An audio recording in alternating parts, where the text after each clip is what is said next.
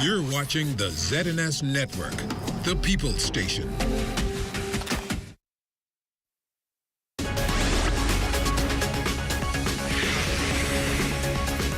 This is the Bahamas Tonight, Northern Edition.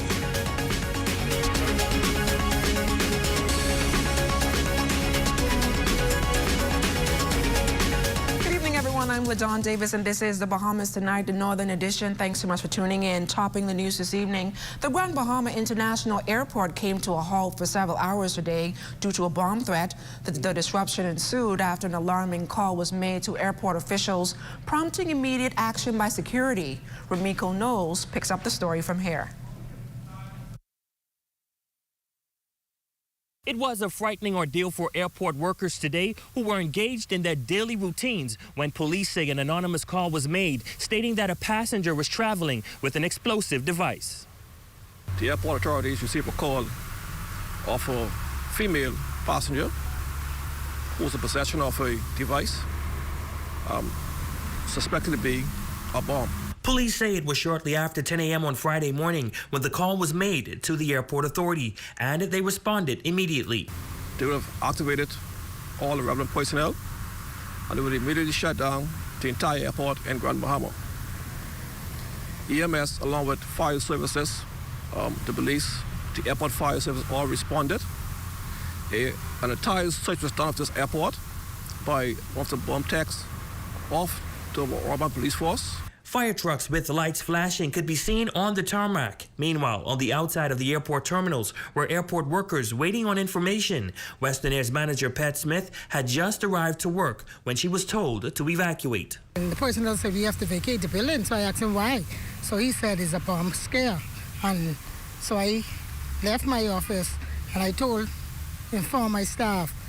And when we get outside, the police was coming in to let us know that we had to clear. Flight plans also delayed as a result of the bomb scare. So we had a flight booked for 1 p.m. To NASA, and we've just got here and they've just told us there's a bomb threat. So we've been just told to evacuate and hold tight until we've been informed to go back. So far we've been treated quite professionally. We're just told to hang back until the situation resolves. Obviously security is priority. Police also tell us that no arrests were made during the search. I can say that a call was made to an administrator where she was given certain information. And as a result of what she received, she would have passed it on down, and that's why we're here today. Now, bomb squad officials conducted a search of each of the airport buildings, and once it was deemed safe for everyone to return to work, operations resumed. For the Bahamas Tonight, the Northern Edition, I'm Ramiko Knowles. As the countdown continues for the relaunch of Bahamas Air's flight from Raleigh, North Carolina to Freeport, officials are making significant strides in attracting more passengers for the seasonal flight route. Raven Davis visited a broadcast media company in Raleigh and has the details in this report.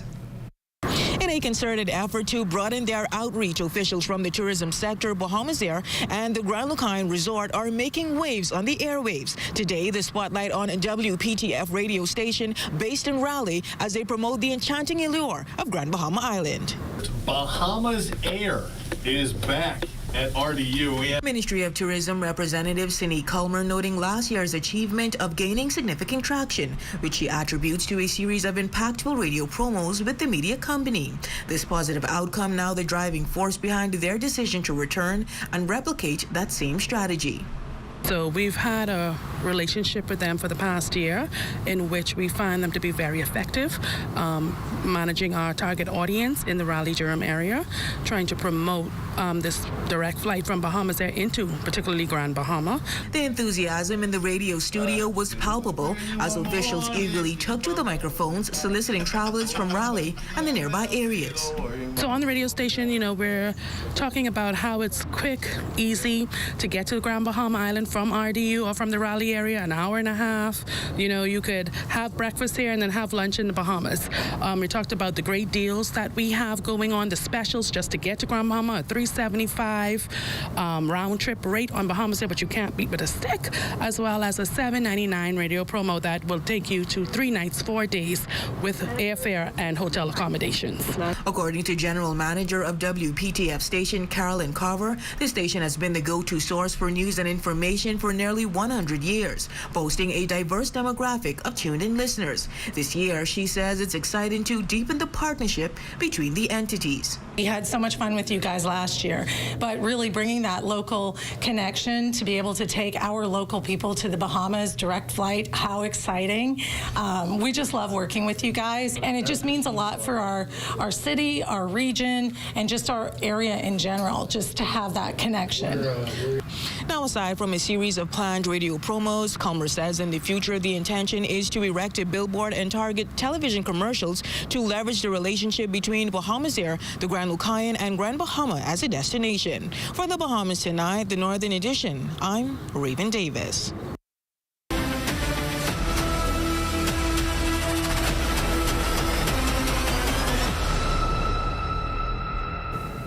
The advance poll for the West Grand Bahama and Bimini constituency by-election is set for November 15th.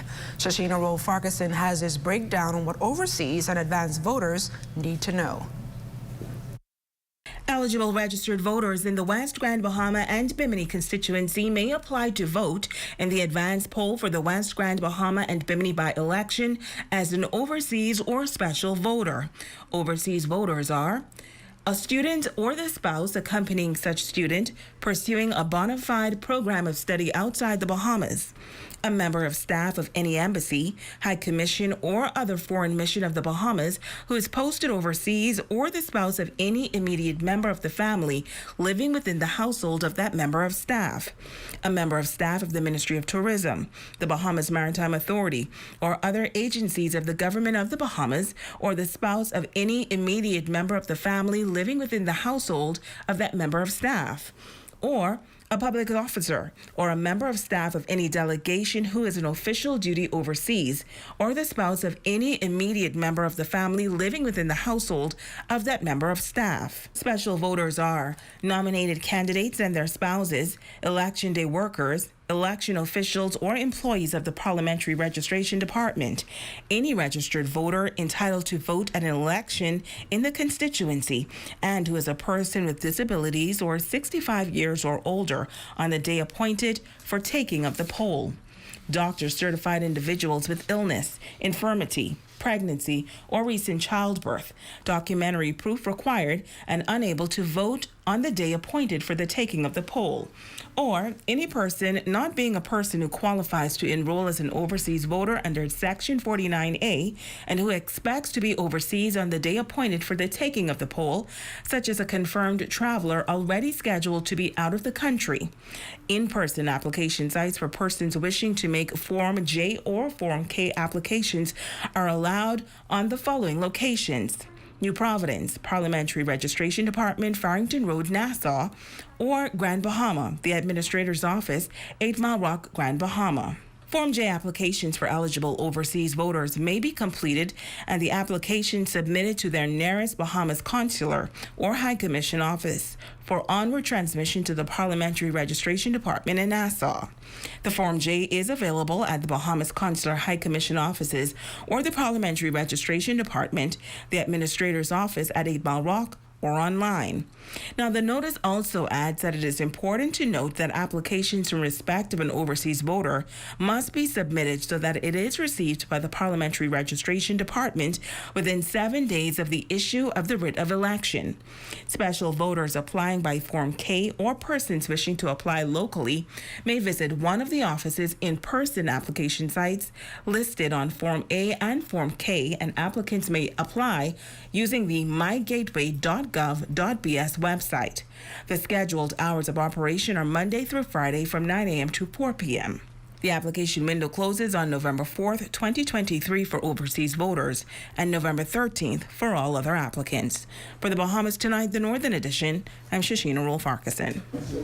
Registered voters in West Grand Bahama and Bimini will have an opportunity to cast ballots at these various polling divisions on Wednesday, November 22nd. Polling Division 1, 2, and 3, the Bight and Deadman's Reef, is at the West End Primary School. Polling Division 4A, A through L, 4B North, M through Z, and Polling Division 5, Holmes Rock South, will all take place at the Holmes Rock Primary School. Polling Divisions 8, 9, 10, and 11 are in Bimini. Polling Division 6, Seagrape, and Polling Division 7 in Jonestown will vote at the Martintown Primary School. Polling Division 12 is at Russell and Martintown Primary. Polling Division 13, Pinedale, and Polling Division 14, Hannah Hill are all at the 8 Mile Rock High School. For 3 years, the Small Business Development Center has partnered with the United States Embassy to host the Academy of Women Entrepreneurs workshop. This year, Grand Bahama female entrepreneurs will experience a 17-week presentation geared towards advancing business and economic stability. Innovations Manager Bria DeVoe is encouraging women in Grand Bahama to apply.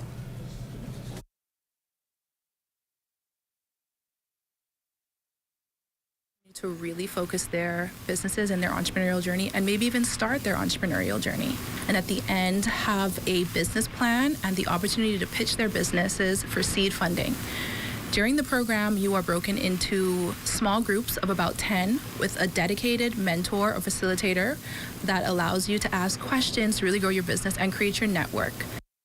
The Innovations Manager says while seed funding is a plus, the real focus is on business expansion.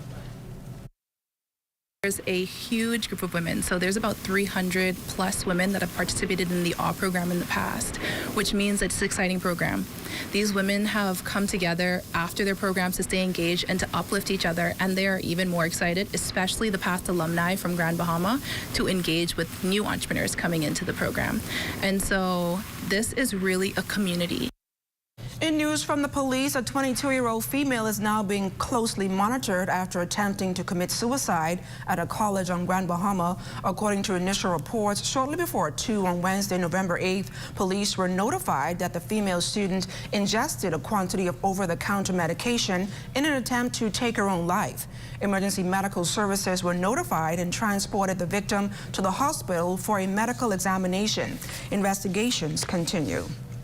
Police are also investigating the circumstances surrounding an armed robbery at a business establishment in Marsh Harbor, Abaco. According to police reports, shortly after 1 p.m. on Monday, November 6th, a female cashier at the business establishment reported that a slim-built male of dark brown complexion, wearing a gray hat, gray shirt, dark-colored pants, and dark shades, entered the establishment, produced a firearm, and demanded cash. The culprit was able to make good on his escape with an undisclosed amount of cash. Investigations continue. Police officials reissuing an all-points bulletin for a number of persons wanted for various reasons on Grand Bahama. Jay Philippe reports. Men. Sean Jagninson alias Doka of number 3, a Munson Lane Freeport is wanted in connection for stealing by reason of service. He stands 5 feet 9 inches tall, weighs 220 pounds, light brown complexion, average build, and brown eyes. Police are also searching for Christopher Clark of number 86 Abaco Drive, who was also wanted for stealing by reason of service. He stands 6 feet 1 inch tall, weighs 300 pounds, light brown complexion, and heavy built. Officers from the 8 Mile Rock Police Station are also still busy searching for Kareem Oquindo Burrows, alias Kareem Oquindo Roll of Hebron Town, 8 Mile Rock, in connection with causing harm. He stands 6 feet 6 inches tall, weighs 145 pounds, dark brown complexion, slim built with dark brown eyes, hairstyle black, afro faded. In addition, officers of the Criminal Investigations Department are also searching for Vivian Keith Van Koenig of number 21 Canby Drive in connection with fraud. The 31-year-old stands 6 feet 3 inches tall, weighs 160 pounds, dark brown complexion, average built, brown eyes. And finally, officers from the Central Police Station on Grand Bahama is searching for Antonio Johnson, alias Montana, of 160 Candlefish Street, Freeport, for bail violation. Johnson stands 5 feet 11 inches tall, weighs 180 pounds, slim built, dark brown complexion with brown eyes. Anyone spotting any of these 5 men are asked to please approach with extreme caution. Dial police emergency immediately at 911, National Crime Prevention Office at 302-8430 or 1, Crime Stop us at 352-1919, 350-3106 or 9, Family Islanders please dial 242-300-8476. Reporting for the Bahamas Tonight, the Northern Edition, I'm Jay Philippe. Thanks a lot, Jay. And when we come back, a number of businesses recently in the spotlight through collaboration. That story, sports, and more when the Bahamas Tonight, the Northern Edition, continues.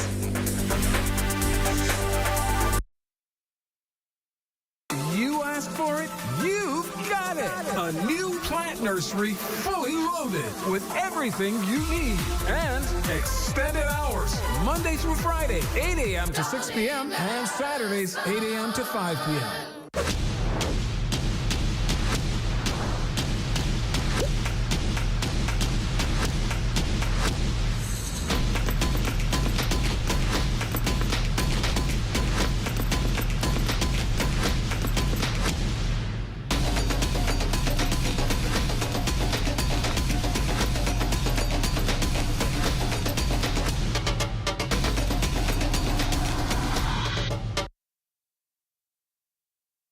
List your home in Grand Bahama with H.G. Christie. Visit their new office in the Port Lucaya Marketplace. H.G. Christie, celebrating over 100 years of service. Your #1 news team covering the North. The Bahamas Tonight, Northern Edition.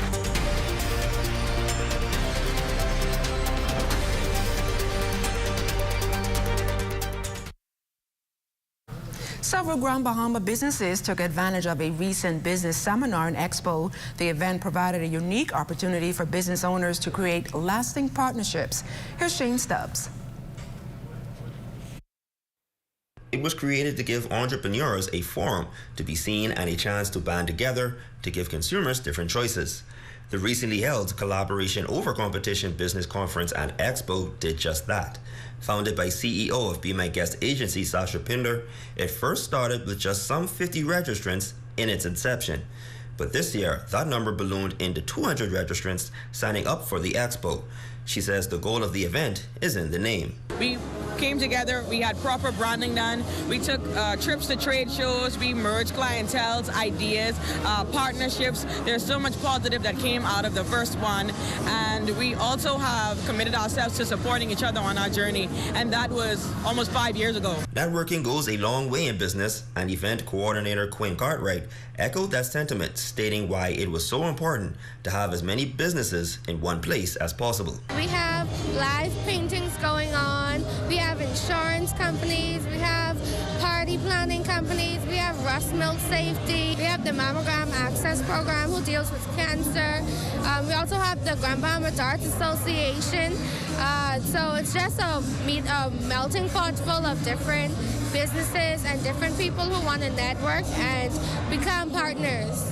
An event partner, Canoe, played a huge role in getting the businesses registered while providing a gateway to generate some revenue.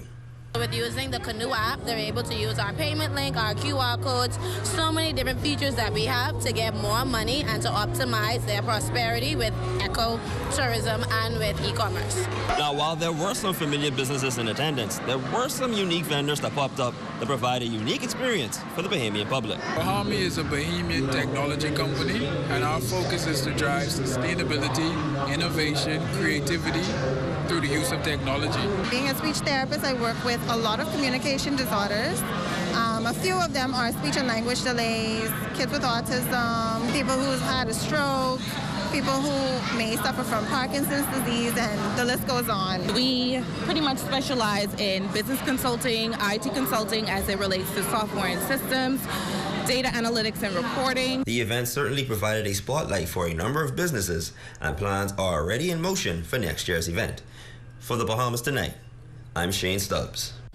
The King Hiram Lodge making a special donation to the Hugh Campbell Primary School Special Needs class. The lodge discovered that the classroom was in dire need of several appliances and made every effort to ensure that the class received them. About a month ago, we were at another function assisting with a back-to-school function. And Ms. Lang, whom I've known from primary school, said to me that, she's a teacher and her class needs assistance as well. And she said, will be asked what type of assistance? And she said that, they may need a mini fridge and a microwave because their class is a unit. And so they would want to keep the children within the unit. We're always giving back. Recently, we gave back clothing items that the public may have seen. We've given back to lunch programs or school programs or their breakfast programs, which is a major thing right now with the government, with seeing that children are educated and fed. Special needs educator Daslin Lang thanked the lodge for the generous gift.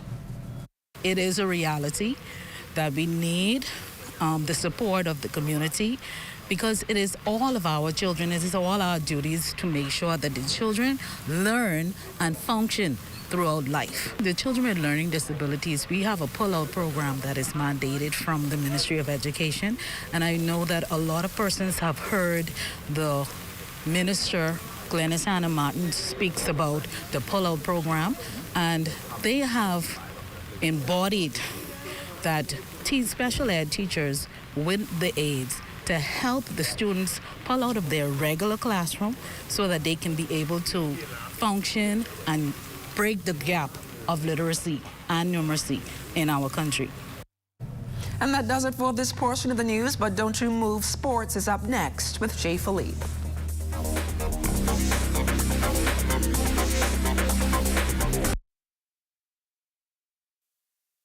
Every Sunday from noon until 4 p.m., join us at Portobello's Restaurant at the Grand Lucayan. For a delicious full buffet spread, call 373-1333 for more information.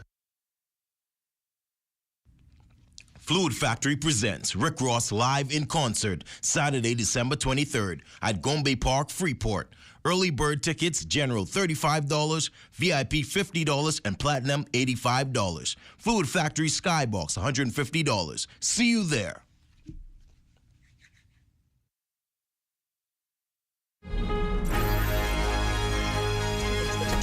Health officials announced early on that the curve of the and Q.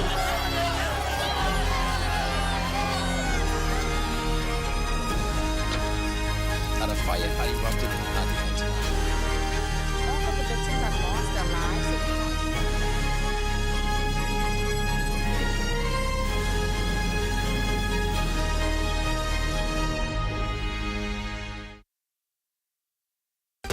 Your #1 news team covering the North.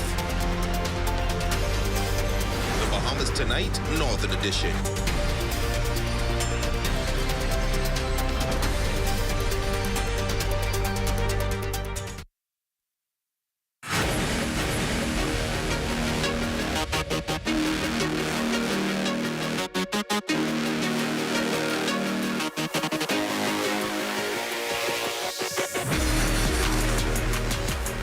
On the heels of the Tip-Off Classic, another basketball tournament is set for this weekend at St. George's Gym.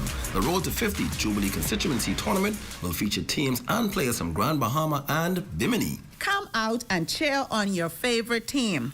Who will win? Will it be Team Marco City, Team Pine Ridge, Team Central Grand Bahama, Team East Grand Bahama, or Team West Grand Bahama? Admission is free, Grand Bahama. Let's continue to celebrate our 50th anniversary in grand style. There's a great constituency games. You get to see your top players throughout the island of Grand Bahama absolutely free, so you can't beat that. But there'll be jerseys provided for all athletes. We would like to also state that we have our trophies. All of them are on island, ready to be distributed to the top teams. Championship action will be played on Saturday night. Switching gears now in sports, course in the Grand Bahama Volleyball Association night league games played last night at the YMCA. In men's play, the Aces defeated the defenders in 2 straight sets, 25-20, for their second win of the season.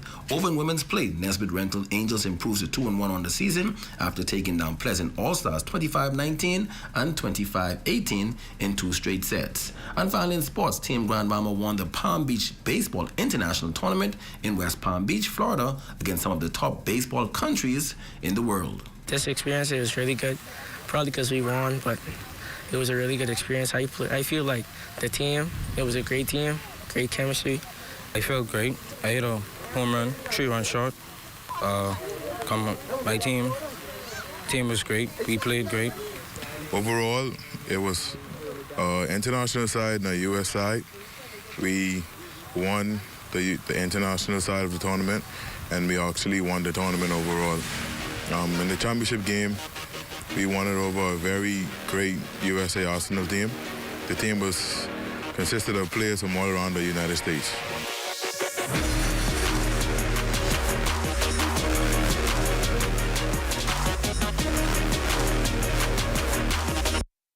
You're not going to do very well in this court if you keep cutting me off.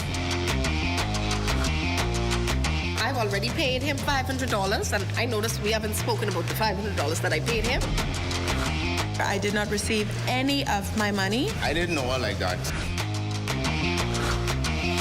I ask the question and then you answer. But I spent that on my car. Mr. Rowe, that is the order.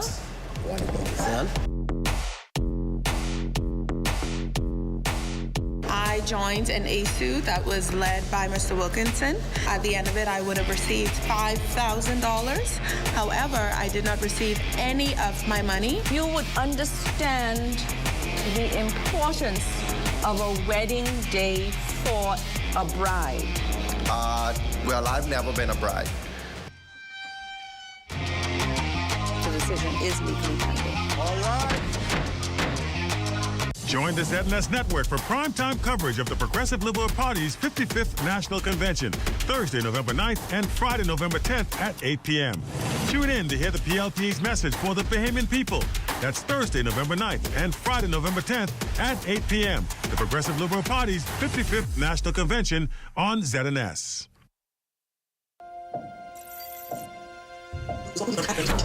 Health officials announced early on that the curve of the fourth wave has been flat. Standby talent. 2 and cue. We have a dynamic team of diverse, enthusiastic journalists committed to uncovering the truth and delivering it with zeal and integrity. Confirms that the victim's body was found by an individual who was involved in the search party. We tell the heartwarming tales of resilience and success, from local politics to cultural events. We have it covered. We have Azure coming live from Bimini tonight for our top story. We are your trusted source in the North. We are ZNS Northern Edition. Shalom, I'm Arthur Bailey, apostle and overseer of Arthur Bailey Ministries and House of Israel International, inviting you to join us for Searching the Scriptures on this station every Sunday at 9 a.m. I look forward to searching the Scriptures with you and your family. That's 9 a.m. on Sunday. Check it out, and your life will never be the same in Yeshua's name.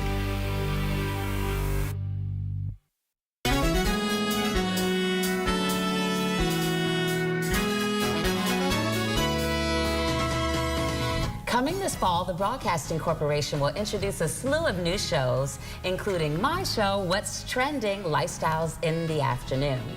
Here's my producer, Tanya Smith-Cartwright, who will shed some light on what to expect. Stacy, I cannot tell you how excited I am. We're going to be dealing with entertainment, romance, fashion, travel, gardening. You're going to have a DJ. Okay. It's going to be just totally fabulous, and I cannot wait. I have a question for you, though. Okay. Are you as excited as I am? I am so excited. I can't even tell you. Fabulous. I mean, social media, you're going to be killing it. Trust me, I can't wait, and I'm sure the public can't wait either. Well, we are very excited around here, and we want you to tune in to What's Trending Lifestyles in the Afternoon.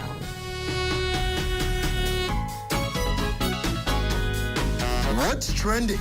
Coming this fall to ZNS Network, Lifestyles in the Afternoon. I'm Kim, an all-around busy person, but I'm also a foodie.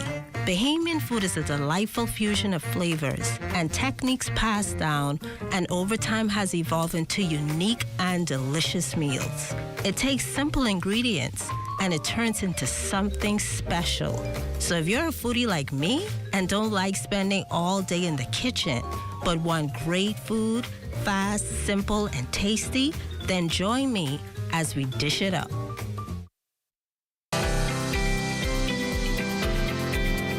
I can see it. I can feel it.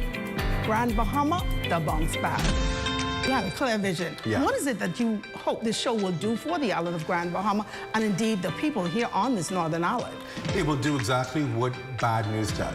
It will versus that and let people know that all hope is not lost. In the person of the Honorable Prime Minister Philip Brave Davis, right? He's doing an excellent job. I'm seeing major hotels. I'm seeing large cultural shows. It's time for us to actually invest before we can ask someone to invest. There's a greater good, and there is something bigger than me and you.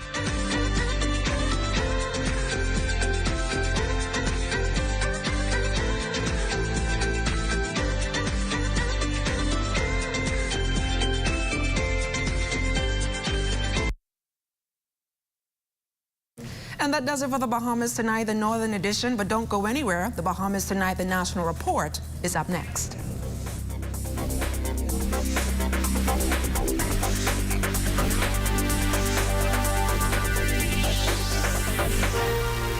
Coming up in the Bahamas Tonight, the National Report, PLP decides chairman. Witnesses recalled in Gibson trial. Shantytown demolition continues. And in sports, champions crowned in high school volleyball. The Bahamas Tonight, the National Report, starts now. ZNS News is brought to you by the new BTC. Fiber is here. Faster, stronger, more reliable. Together, we are unstoppable. Switch today.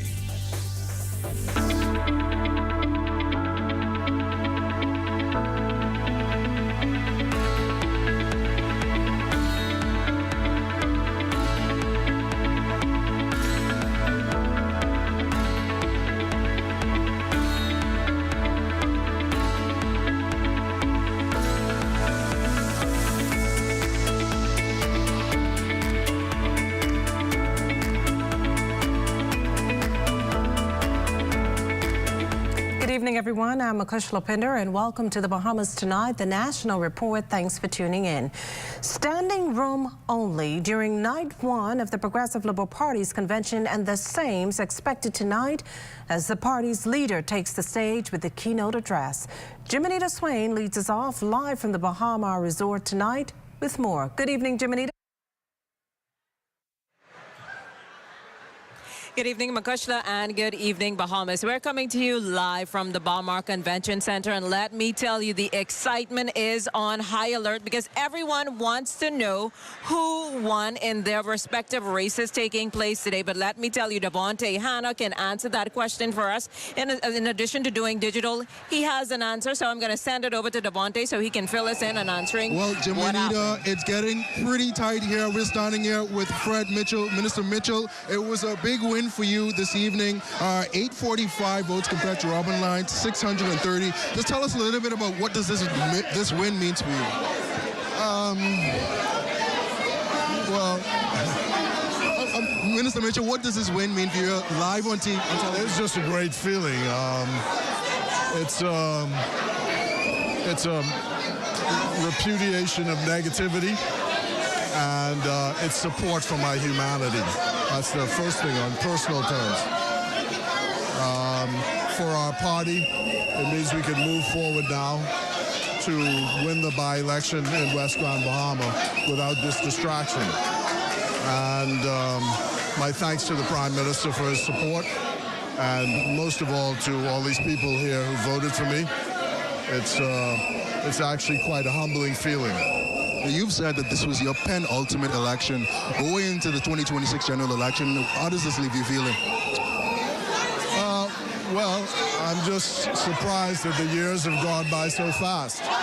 But there are a lot of talented younger people who are able to take over the party while we're still alive, to make sure that it's on a stable platform and build on the progress that we've made so far. What are those specific initiatives moving forward that you want to carry out?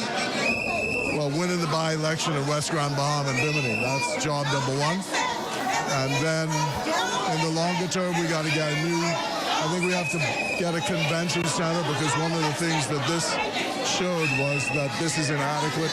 The hotel is inadequate. We need a purpose-built facility for us. And then to get the legislation passed to create the Progressive Liberal Party as a corporation.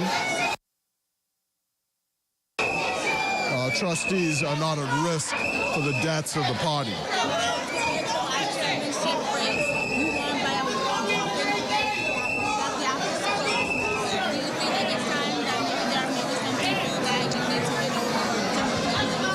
Well, look, Frank Edgecombe, who was one of my predecessors in Foxhill, said to me, Brother Mitchell, you only have to win by one.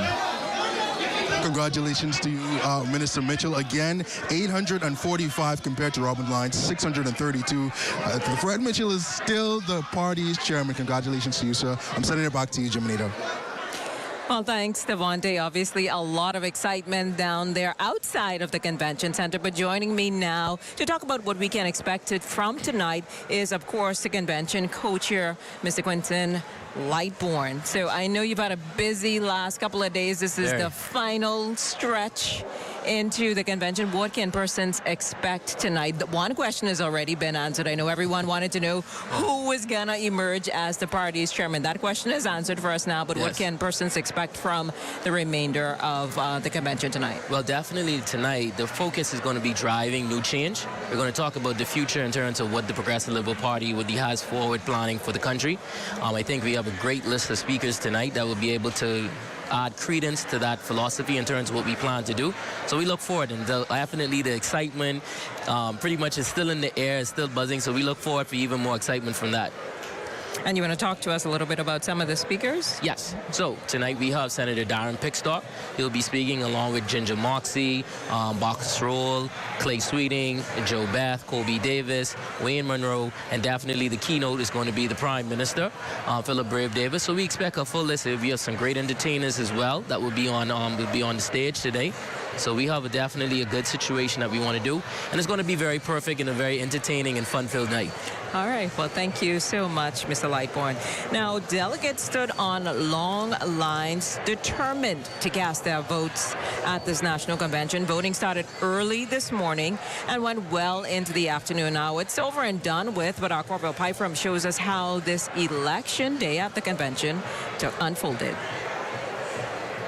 Night one affair may have caused a convention hangover, but that didn't stop hundreds of delegates from queuing to vote early Friday morning. And for Robin, a dawn of a new day.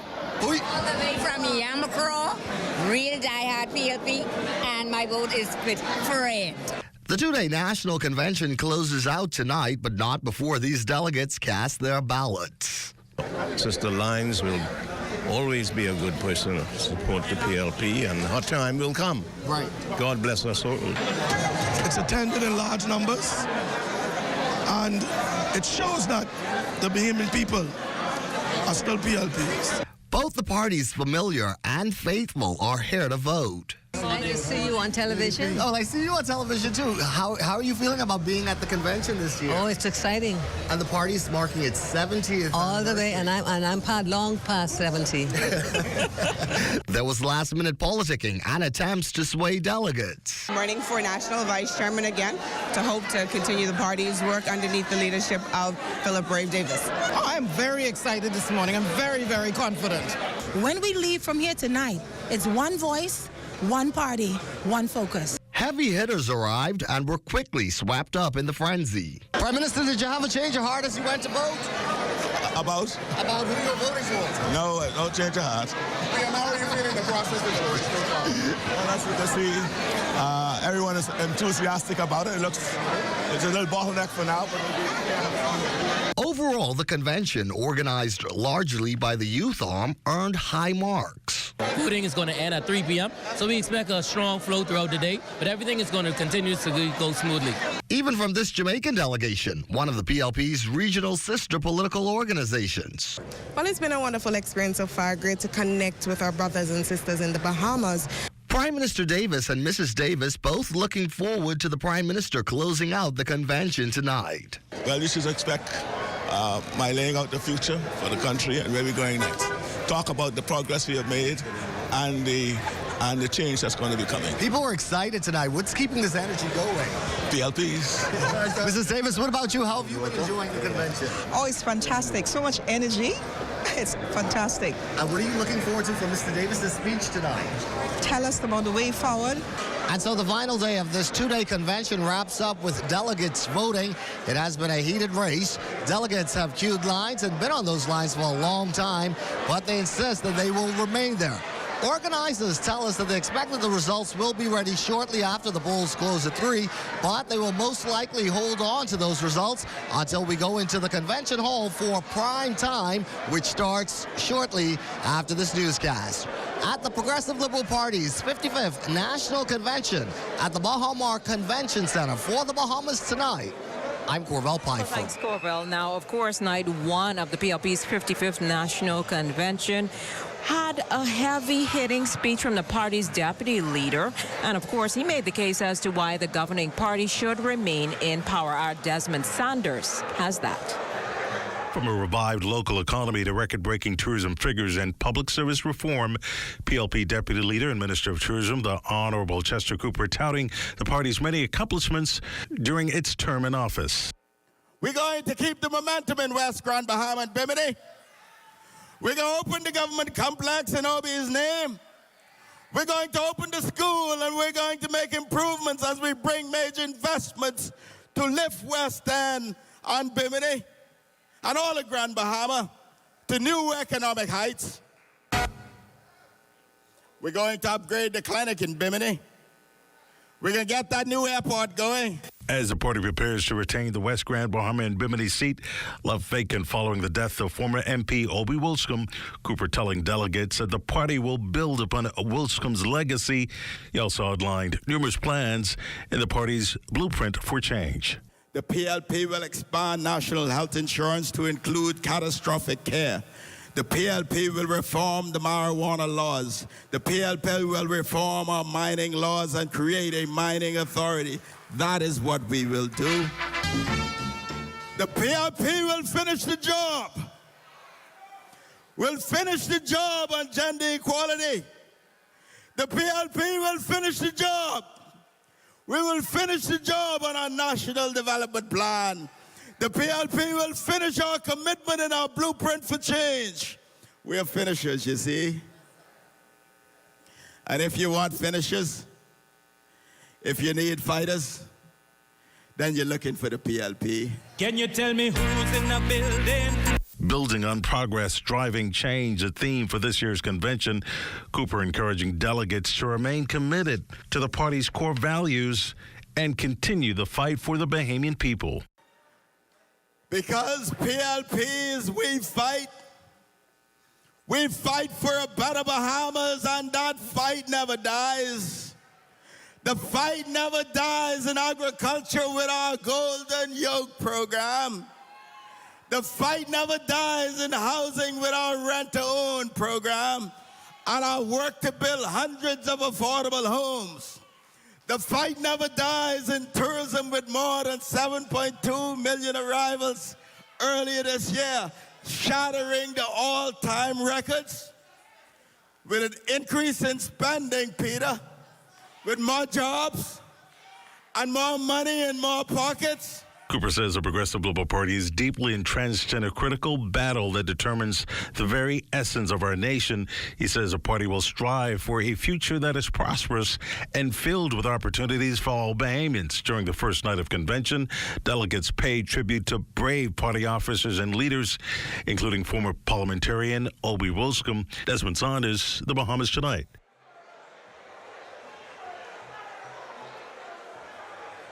Well, thanks, Desmond. Again, we are expected to hear from Prime Minister Philip Davis, who's also the party leader. Later on tonight, he will deliver the keynote address. I want to again say thank you to the convention deputy co-chair, Mr. Quinton Lightbourne, for joining us and keeping us abreast of all that was expected to unfold during these 2 days of convention. Again, we will keep you covered and on the digital media aspect, so make sure to tune into those platforms and on radio as well. But for now, I'm Jiminita Swain. I'm going to toss it back to you in studio. Makushla. Well, thanks, Jimmy. And still to come, youths dominate the PLP's convention floor. You're watching The Bahamas Tonight, the National Report. There's more news in a moment. This portion of the news is brought to you by folk called Smart Pass, the smart way to pay at the pump.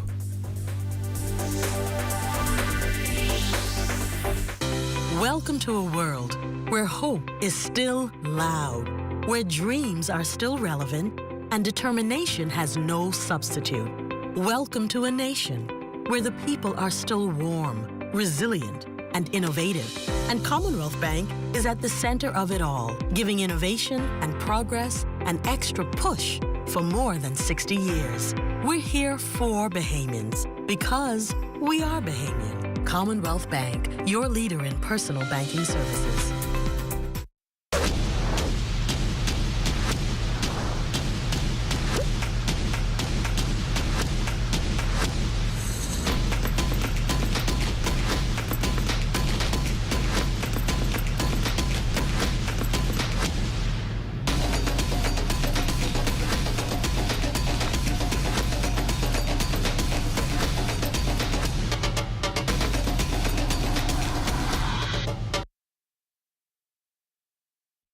The new KFC nuggets have arrived.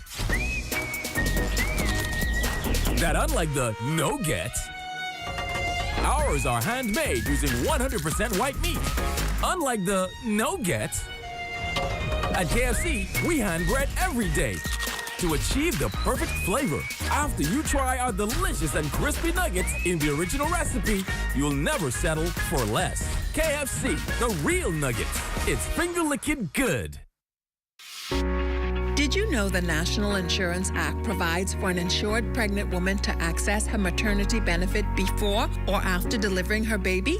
Expecting mothers are entitled to 13 weeks of maternity leave, which can be applied for by completing the Med-2 claim for maternity benefit form. Section A is completed by a registered physician or certified midwife. The medical practitioner certifies the expected or actual confinement period, signs the form, and affixes their official stamp. Forms completed by medical practitioners outside of the Bahamas must be accompanied by the physician's business card. In sections B and C, the claimant provides personal and employment details, declares their last day at work, signs and dates the form. The Med-2 form is always accompanied by Form Med-4 or Employer Certificate, which is completed by the employer. Both the Med-2 and accompanying Med-4 forms must be submitted within 3 months from the first day of confinement. Forms submitted outside of this period are considered late and will be subject to review by the Late Claims Committee. Before submitting forms, check that all fields are accurately completed. Incomplete forms or forms with incorrect information will delay the processing of your benefit application. For more information, visit the NIB website at nib-bahamas.com.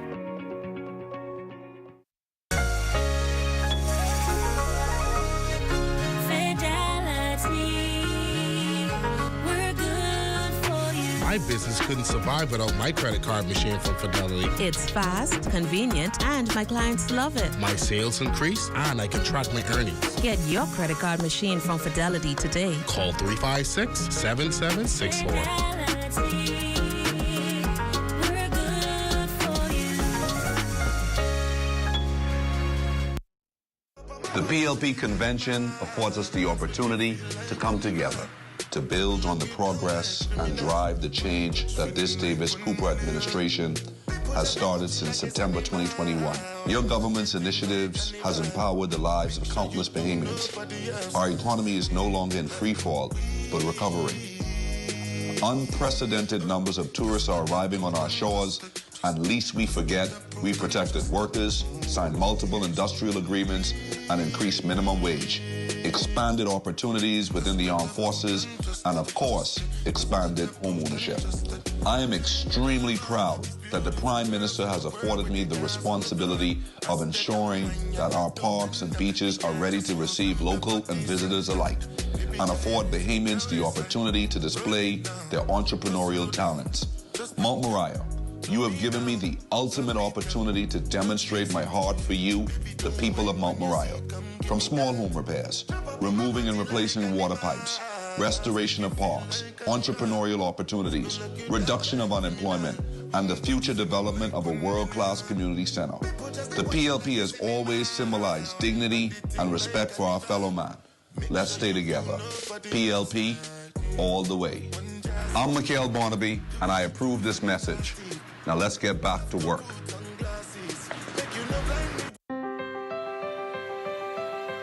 Mario thought he could have his cake and eat it too.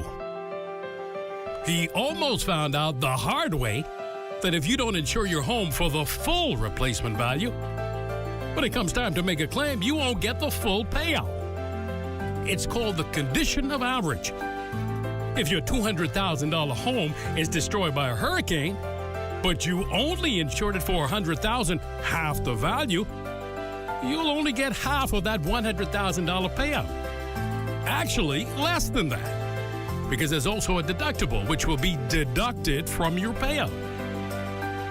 Check your home insurance policy for the condition of average clause and ask your insurance agent or broker how condition of average would affect you. This message was brought to you by the Insurance Commission of the Bahamas, protecting the interests of policyholders.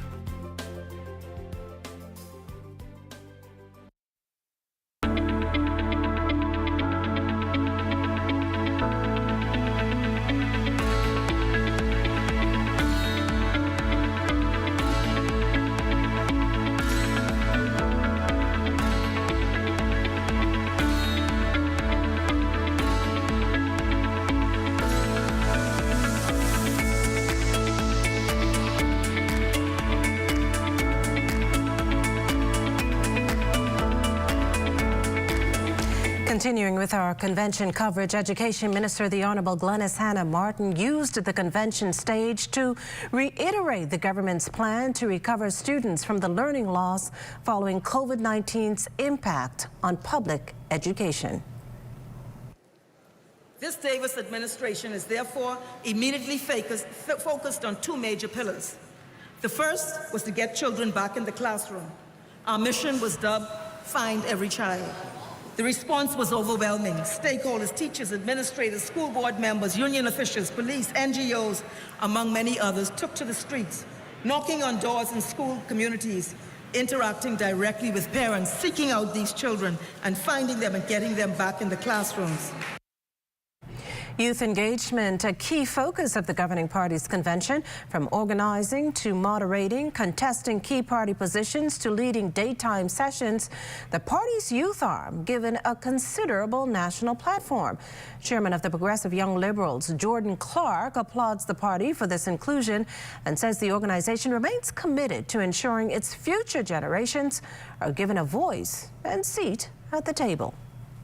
We would like to see more political support when it comes to pushing more PYL members in the Senate, allowing more of us to get into the to run for the House of Assembly. Mind you, we do have members from PYL that are there now, but I wouldn't be angry at seeing a bit like 2-3 more faces, because the youth representation is who we represent the majority of the voting delegates in the country. Marcellus Hall joins us in studio with a check on what's coming up in sports. Marcellus? Coming up in sports for this evening, GSSSA Volleyball Championships will give you some details on who took home the crowns just ahead in sports.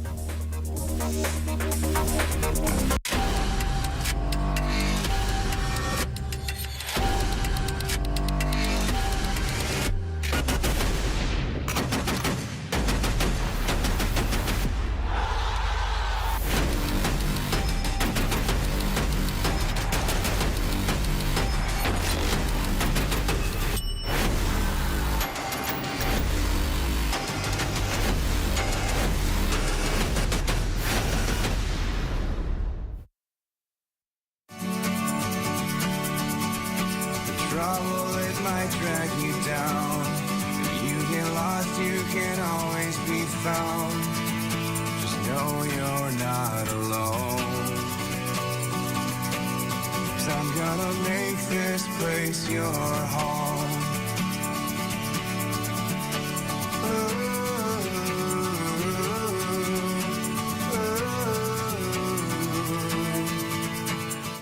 Whether you shop in the morning or in the night, the specials are always right at Super Value and Quality Supermarkets. Healthy Choice Soups, assorted 15-ounce, $2.29. Robin Hood flour, 5.5 pounds, $4.99. Distinction Evaporated Milk, 14-ounce, $1.19. Russet potatoes, 5-pound bag, $4.99. Whole chickens, $1.99 per pound.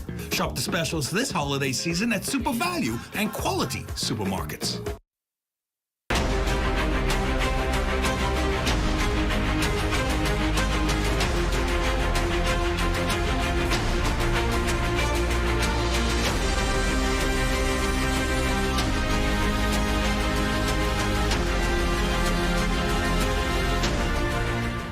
Despite a showdown that saw two residents standing between tractors and their homes, Shantytown demolitions will continue as planned.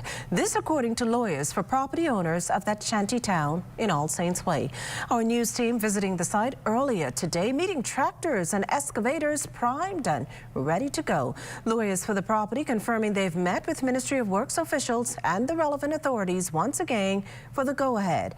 Telling ZNS News the law is on their side. When we came last time, you had representatives from the pastors who represent these persons in this community asked us to give them like a day or two notice. So yesterday, we served an additional notice on everyone on the Shantytown to let them know that we are coming back today to begin demolition. Well, as far as former Christian Council President Reverend Patrick Paul sees it, it's the government's job to ensure society remains civil, and this in the face of ongoing Shantytown demolitions. Reverend Paul telling our news team that while it's quite unfortunate the government had to make such a move, it must be done. He is, however, appealing that these exercises be humane. If we have any group of persons or people that come in and seek to violate the laws of the land, then you are going to create anarchy. And so in that, while I must tell you, I really feel bad on one end with respect to those persons who've been displaced. They do not have any place to go, etc. But we have to ensure to maintain the law of the land. And so I want to really commend the government, but I also want to commend them. And then I also want to ask them to be also indeed very charitable to ensure that those persons who no longer have any place to stay, that they have some place to stay. The corruption trial of Long Island Member of Parliament Adrian Gibson continued this afternoon. Water and Sewage Corporation Auditor Vernique Johnson was initially questioned by the prosecutor in reference to a vendor purchase audit examining a number of projects under contract. Under oath, Johnson was asked in late December 2021 by then WSC CFO Diane Saunders a series of questions related to a $1.3 million contract tally where, following analysis, it was determined a number of payments made by check or wire transfer was done to Adams Landscape, Elite Landscape, and Baja Maintenance. Now, during the questioning, it was revealed that the companies were contracted to paint 5 tanks at 2 WSC locations, in addition to repairs and related services to WSC headquarters and another building. The second witness, Detective Sergeant 2914 Bristol, reported that he was instructed to visit a number of locations in New Providence and parts of Long Island to provide photo evidence.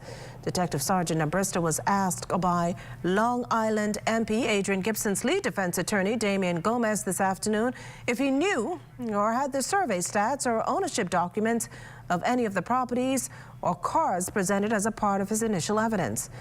Bristol confirmed he had no such documents and was only following a directive in photographing and compiling the images. The trial picks up on Monday at 11 a.m. Well, disappointed but certainly not deterred, says Bernita Adderley, coordinator of the government's National Breakfast Program. Adderley's response to recent social media backlash condemning the breakfast, namely yellow grits and tuna and sausage and pancakes, as jail food.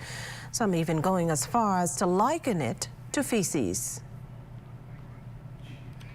As a food scientist, I can actually tell you we have evaluated the meals. We can give you the caloric value as well as nutritive value of every item that we would have selected.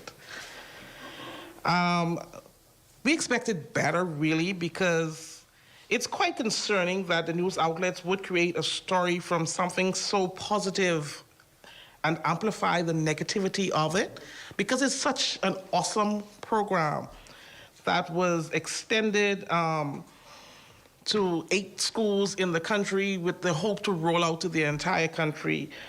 We have done a mammoth task as a steering committee to make sure that everything that we offer to our students is at the best level possible. We have done our part. We will continue to push forward and provide these students with the best that we have to offer. Being mindful of the fact that many students do not have breakfast to eat in the morning. Many students leave home, even though they do have breakfast, they don't have the opportunity or the time to consume such. Well, at last count, some 8,894 hot breakfasts had been served in New Providence alone. The National Breakfast Program was recently expanded to 4 family islands: Old Bight Primary, Cat Island, Rollfield Primary, Exuma, Holmes Rock Primary, Grand Bahama, and Cherokee Sound Primary in Abaco. Well, time now for the poll of the week, and this week we're asking, should jitney drivers be granted a 25-cent increase in bus fare? Well, you can chime in on our social media handles. In case you missed the news or want to stay ahead, subscribe to our YouTube channel or follow us on X, TikTok, Instagram, or Facebook. Good to grow, keeping you in the know, keeping you in the know. God, it's good enough to eat, then it's good to grow.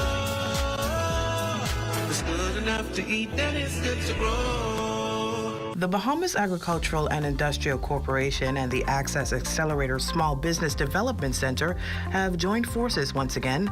Their mission, to provide much-needed support to small and medium-sized businesses through avenues like financing, property access, and partnerships. This partnership actually kicked off in July of 2019, and now they've renewed their commitment. Today, I am elated to see the collaboration between BAIC and SBDC come full circle as we signed another memorandum of understanding. We have provided entrepreneurs with land for farming and touristic development and assist with business plans for their project.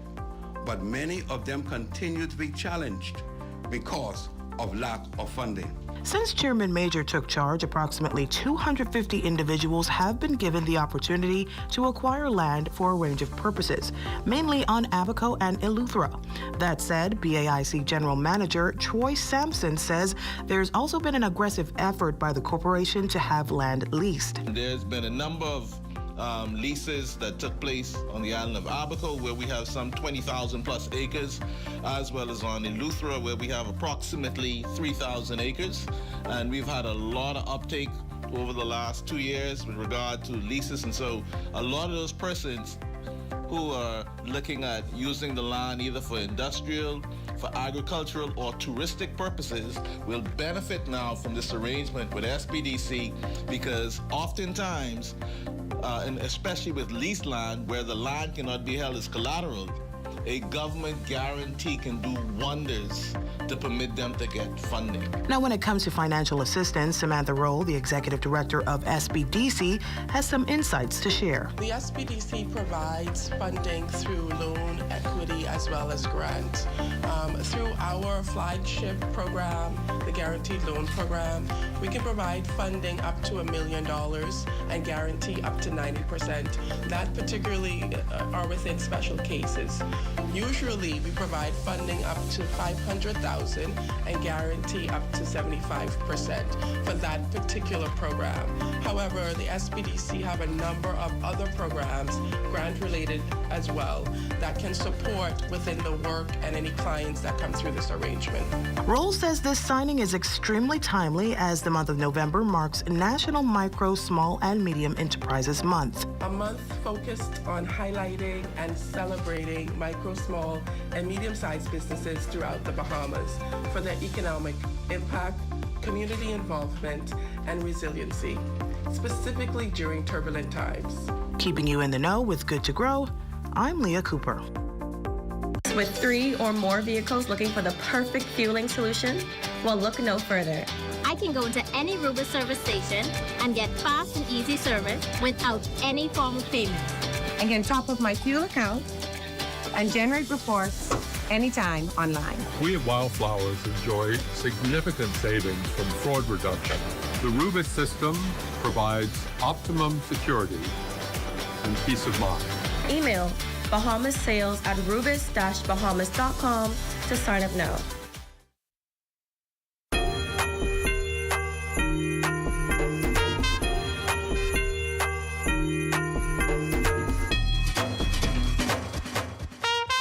It's a different kind of Christmas,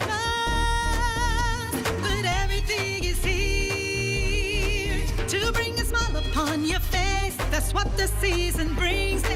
See, Christmas time is the time for your family and friends. Come and shop with us and find everything that you need. Deck out your homes with all we have in store, bringing joy and so much more. And shop Smarty, and shop Smart, and shop Smart. Oh, everything is here at Shop Smart. And shop Smart, and shop Smart. Oh, everything is here.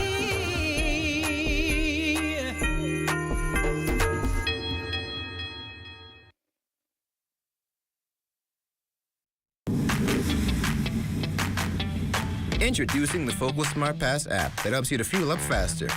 Here's how it works. Download the app on the App Store or get it on Google Play and create your profile with payment details. Visit your nearest Shell station. Open the app, scan the pump's QR code, select your payment amount, and begin fueling.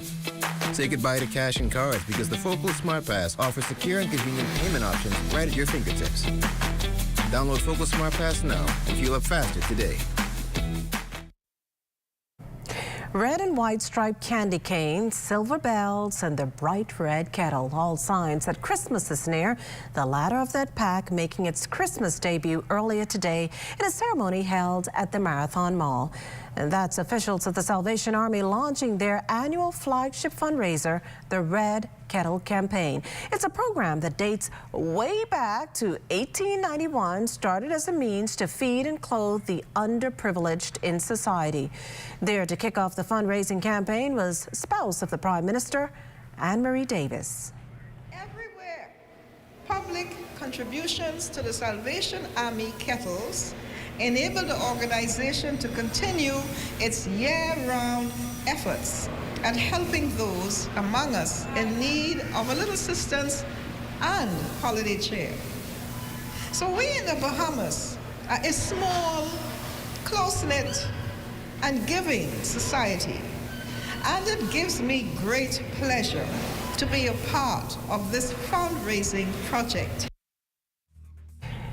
You're watching the Bahamas Tonight, the National Report. There's more news in a moment.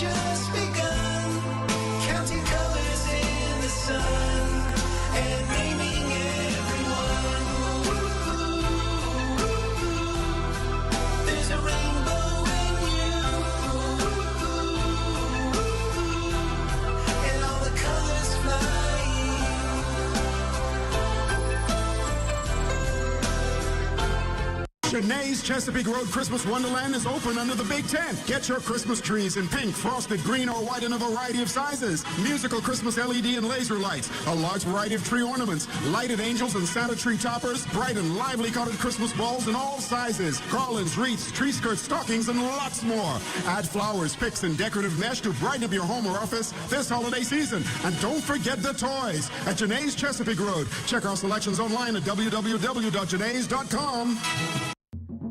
For hurricane season, we got impact windows and doors. For protection, just come to our store. Plus we got tiles to pretty up your walls and your floors. We'll help you brighten up for that big bad storm.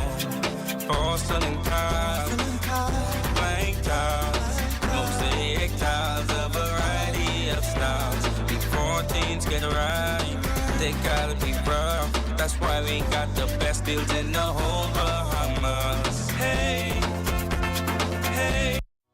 Health is the greatest gift.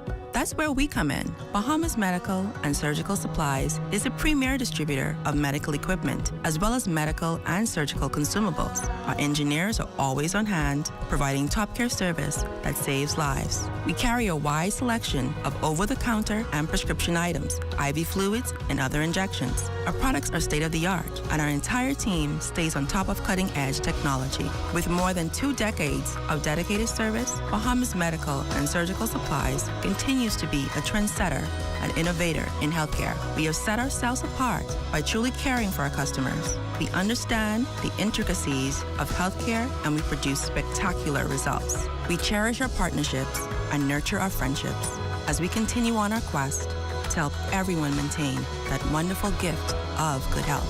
Find us on 95th Terrace, Centerville, and now located in the Lucaya Shopping Center of Freeport, Grand Bahama.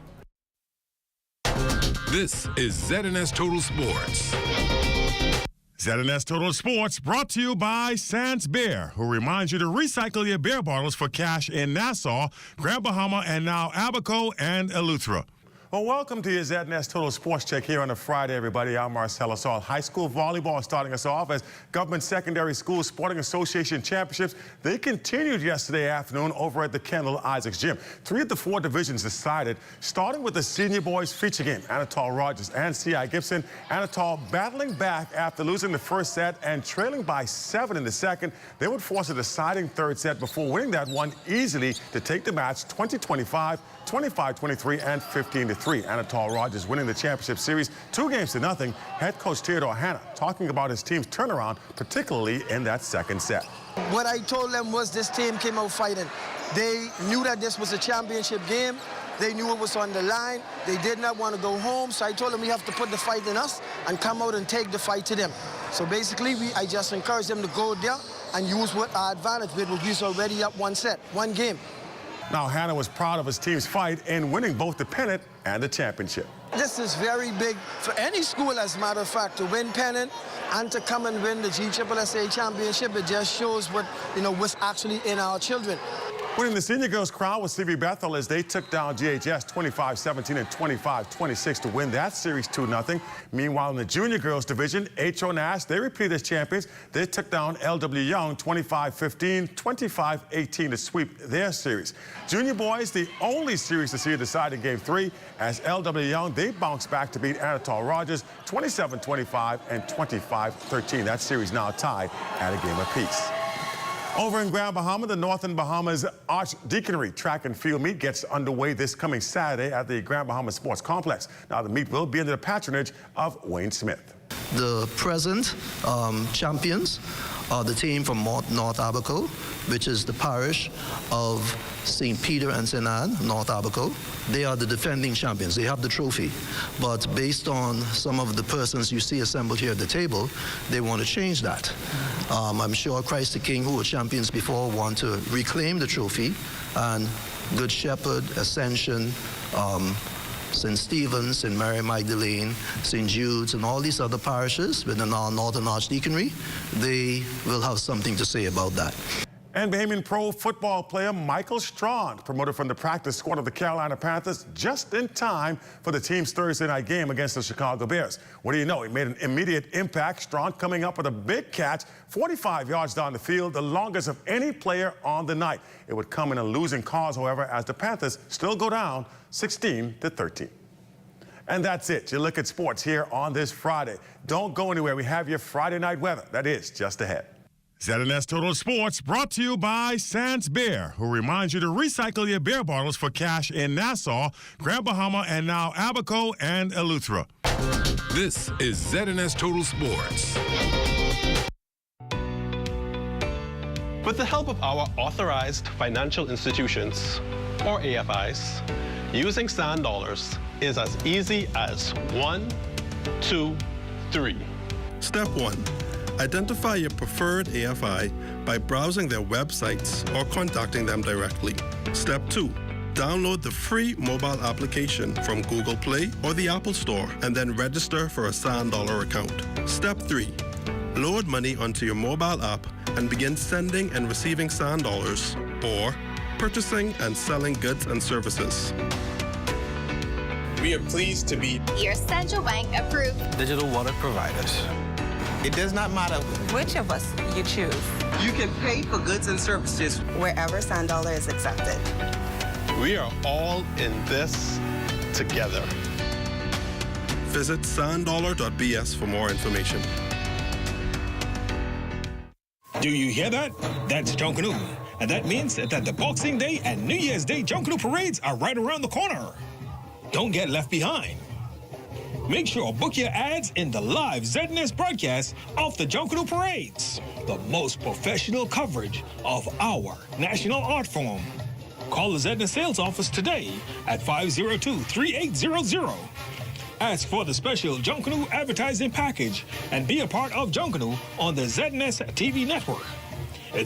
Join up for life insurance. Secure the ones that you love. Join up with Family Guardian. We offer full protection. Join the family. Join the family. Family Guardian. Protect the ones you love. A friend that you can trust. Family Guardian. First we plan, then we innovate, then we build. At Bahamas Striping Group of Companies, we are committed to quality, to safety, and to service. We know that the road you take is just as important as your final destination. At Bahamas Striping Group of Companies, it is our job to make sure the road and the ride are as smooth as possible. From striping roads to building them, we are the right choice, the trusted choice, the only choice to help you build your tomorrow.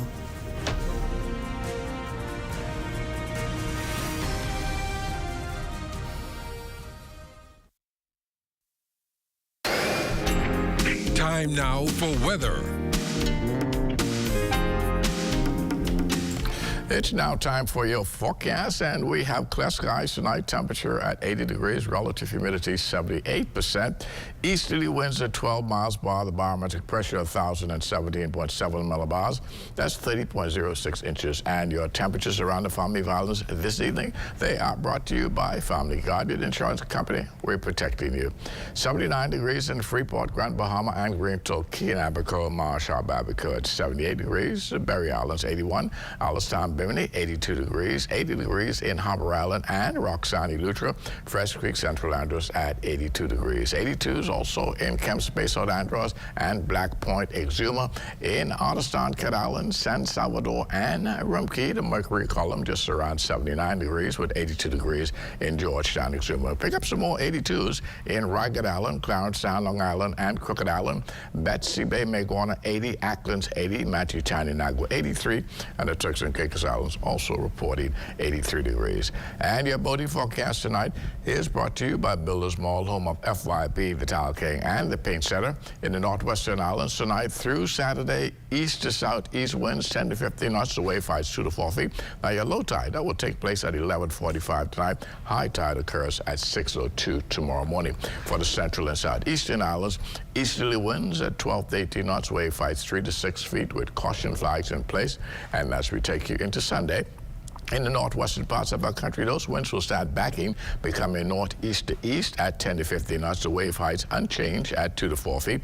High tide 6:40 in the morning. The low tide will take place at 1:05 in the afternoon. For the central and southeastern islands on Sunday, easterly winds once again at 12 to 18 knots. Wave heights 3 to 6 feet, maintaining those caution flag. That's going to do it for your boating forecast. It's time now for your international temperatures, and they are brought to you by Royal Star Assurance.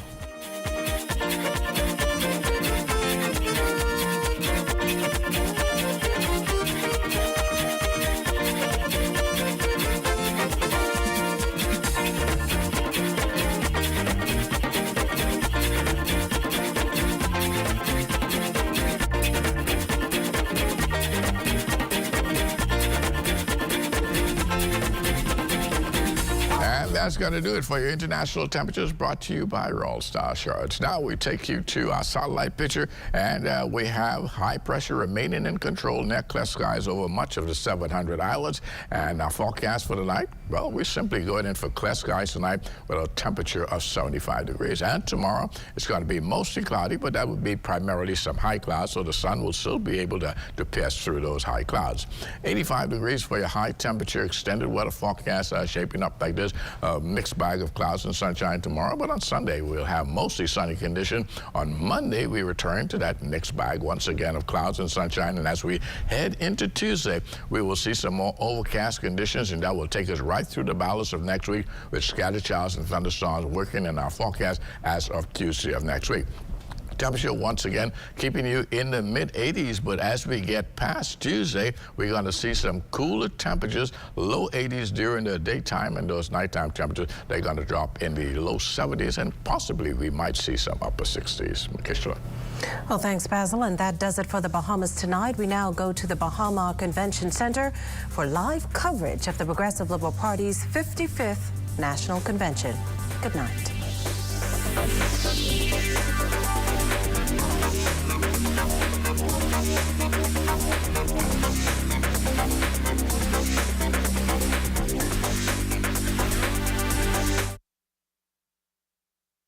First, Lieutenant Pindling led the PLP to a Tory rule. Then he brought us to independence. 10 hours ago, here at historic Fort Charlotte in Nassau, the Commonwealth of the Bahamas entered upon a new status in its long and beautiful history. After 25 years, a new leader emerged to take the PLP into the 21st century. The common man knows what he has always known, and he has always known it to be true. But when you get right down to it, the PLP is the only party that has ever looked after the common man. The only party that stands up for the common man. And the only party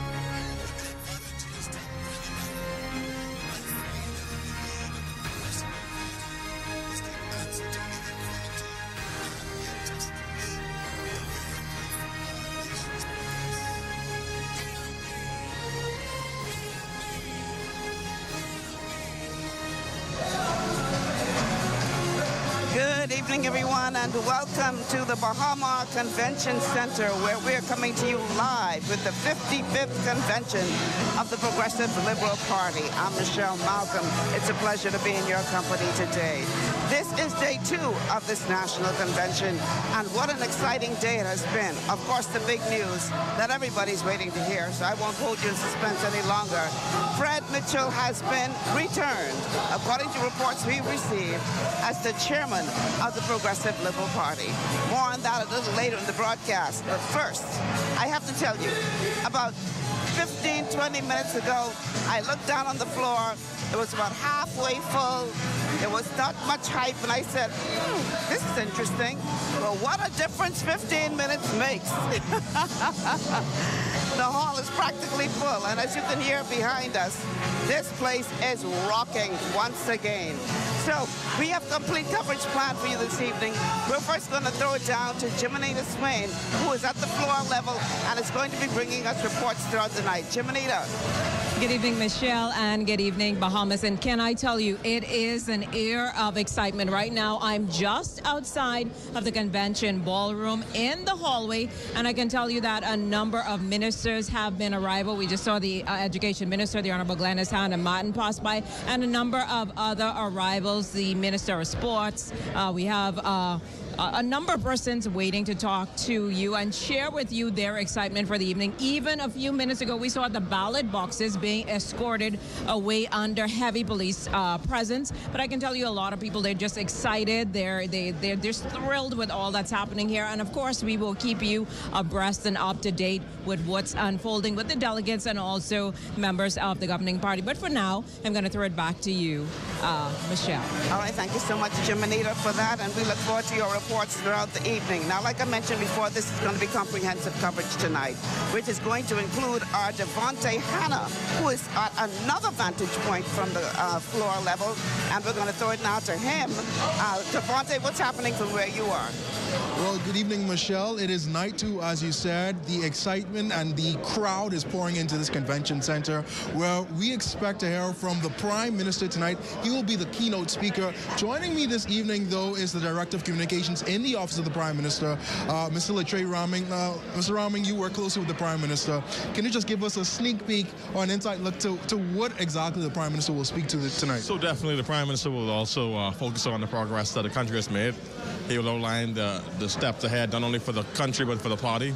As you're aware that we just would have completed a very heated contest in the election, in this electoral process for the candidacy for chairmanship.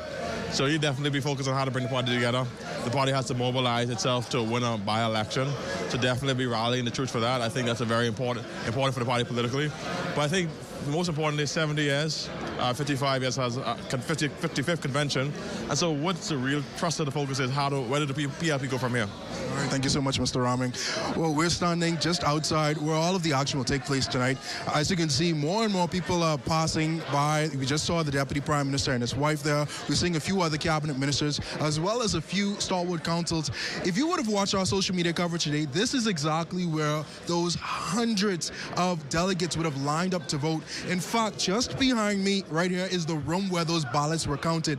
And we heard just moments ago some of the results, but some of the positions that were contested today, obviously National Chairman, Leadership Council, Vice Chairman, Deputy Vice Chairman, those are some of the positions that needed to be filled this evening and in this convention center. And as you heard from Director of Communications, Lisa Rahming, the Prime Minister is going to speak to unity, and that is something that the chairman, the re-elected chairman that is, has been speaking to for the past few weeks. Of course, we're going to stay live for all of the action on Facebook and YouTube, but if you cannot log on to a stream, you can go to our Facebook, YouTube page, our TikTok, our Instagram, our Twitter for minute-by-minute coverage of all that is happening here at the 55th National Convention of the Progressive Liberal Party.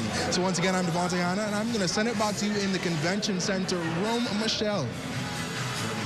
Thank you, Devontae. Certainly ZNS has got you covered. ZNS has got you covered. You've got the best seat in the House.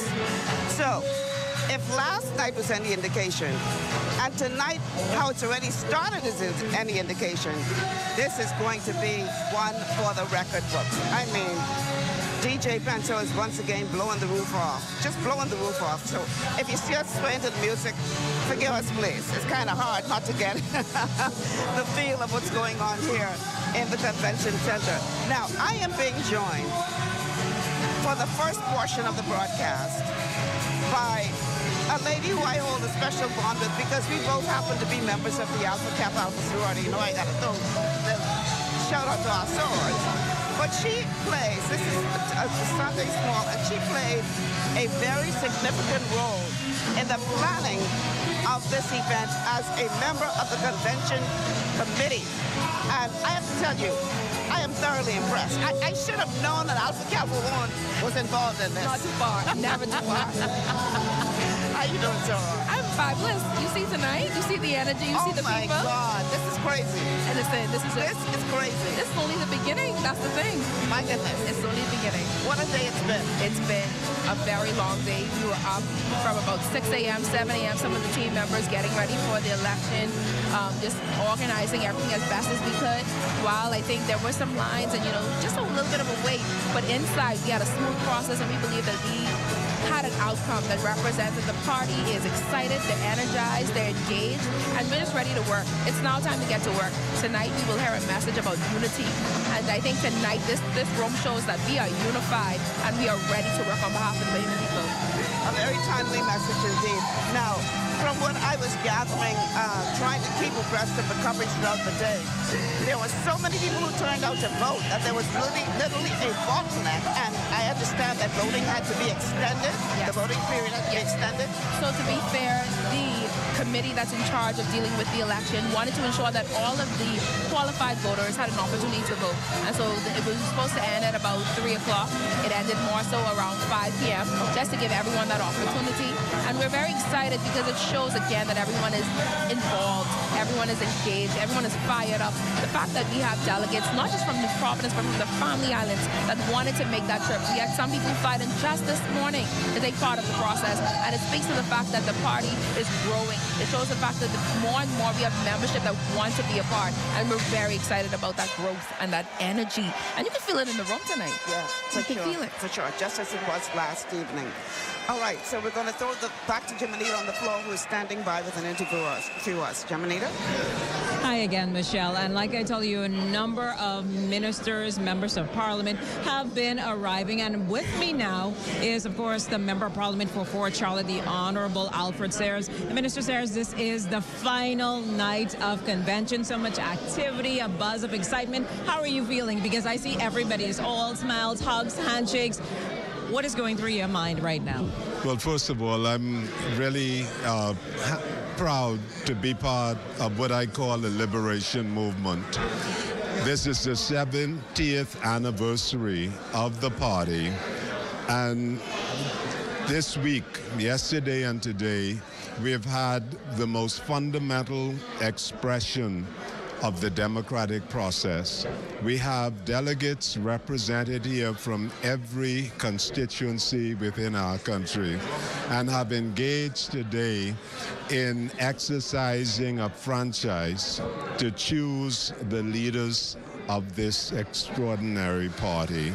Now, we know that the hottest race, the hottest ticket was that of the chairman, and we know that Minister Mitchell has been returned to that position. Are you so surprised by the results, and what's next? What's going to happen now as the party, I guess, refocuses?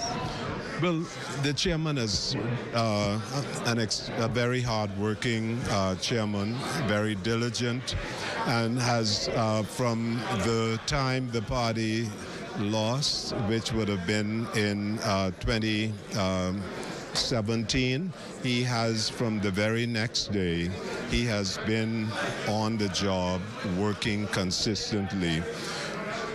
Of course, we had a vigorous contest. The contest is over. It is time for everyone to come together now, and next week we have to be in West Grand Bahama and Bimini and really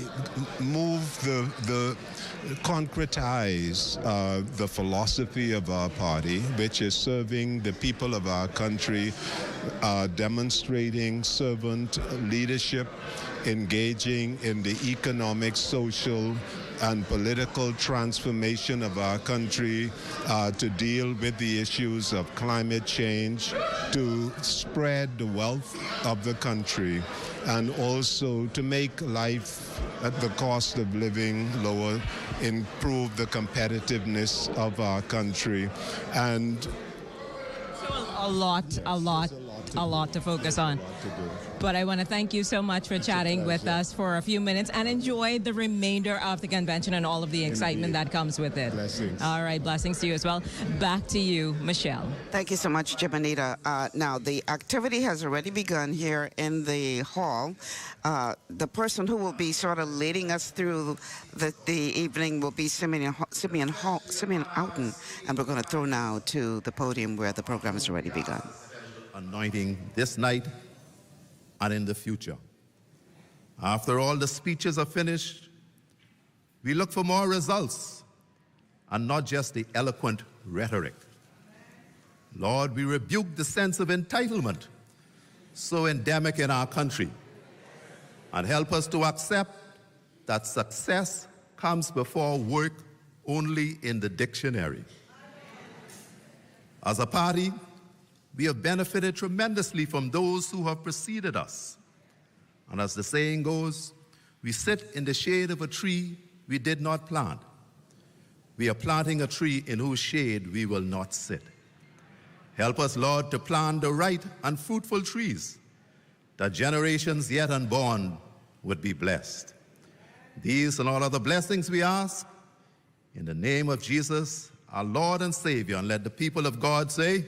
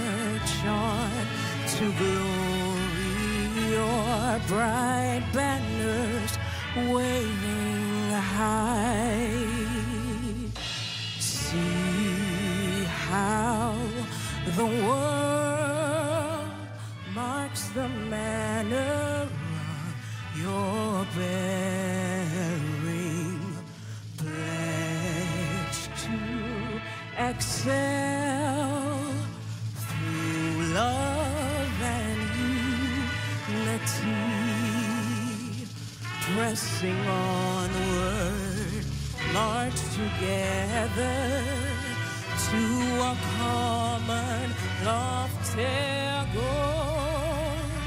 Steady sunward, though the weather hide the wide and treacherous shore. Lift up your head to the rising Bahamas, till the road you've trod lead unto your God. March on, Bahamas. Can you tell me who's in the building? PLP. Say who's in the building? Who's in the building? Who's in the building? Who's in the building? PLP. Who's in the building? PLP. PLP. PLP. Danielle, please come. I don't think y'all was ready. Y'all didn't hear him. He said, PLP. PLP. PLP. Now y'all sound ready. You may be seated. It's good to be in our 55th convention, 70 years as a great political party, and there's no convention like a PLP convention. Let me say it again. There is no convention like a PLP convention. And you've come from all across our beautiful country, and we're glad that you can join us via media, hard and social. But I'm telling you, we felt the party last night. We had a great time last evening. But I can assure you, what is going to unfold this evening is going to be mind-boggling, and we're going to take it straight into Grand Bahama and Bimini. We got to keep on rolling, baby. Roll, baby. We got to be brave. It's time and winning time. Ladies and gentlemen, it is such a pleasure to be here tonight. Listen, the last time I saw all this much gold, all this much royal blue, listen, we sailed into victory. It is my pleasure to be here tonight, and I am Danielle Gibson, and I hail from the beautiful island of the sugarloaf pineapples, the island of Eleuthera. I want to know if Eleuthera is in the house tonight. Eleuthera, can y'all hear me? That's what I'm talking about. The family islands are definitely represented tonight, and I know we're going to do a roll call. And right now, we are going to get this ship sailing. To our party leader and Mrs. Davis, to our deputy and Mrs. Cooper, to our newly minted chairman, party officials, executive delegates, those who are visiting from Bermuda, Jamaica, the Turks and Caicos Islands, and those who have come from all over our Commonwealth, good evening. It's a profound pleasure of mine to introduce a friend of mine, a man who stands with you thick and thin, a defender of the poor, one whose word you can trust. I call him my friend. We call him the dreaded one. We had an election process. He was returned as chairman of the great Progressive Liberal Party. Stand, help me make welcome Frederick Audley Mitchell, our chairman. Who's capable? Experience. Oh yeah. Oh yeah. Come on, delegates. Let's go. Listen, every PLP, we ain't come to fight. Hey, we come to make the choice right. Yeah. Wait up for me now, watch you run Bahama land. Everybody know Fred is the chairman. Everybody Fred, support Fred. Chester, support Fred. Fred Mitchell, he never scared. He never scared. Reform, restructure. Fred Mitchell is PLP. Fred Mitchell Tuesday. What we doing? We moving ahead. Big friend, tell them this. Cause we know what to do to set us on our way to win us this election in 2026. Moving on. PLP!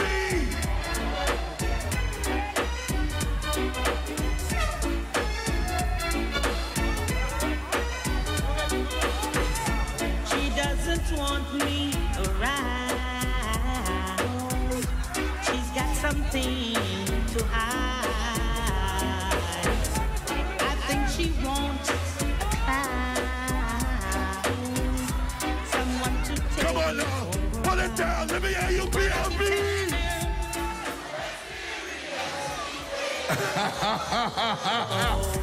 To experience some. To experience the taking some and I know it's not enough. Oh my God! Who's in the building? Say who's in the building? Who's in the building? Who's in the building? All right, after the ladies were making fun of my dance last night, I'm not doing that again.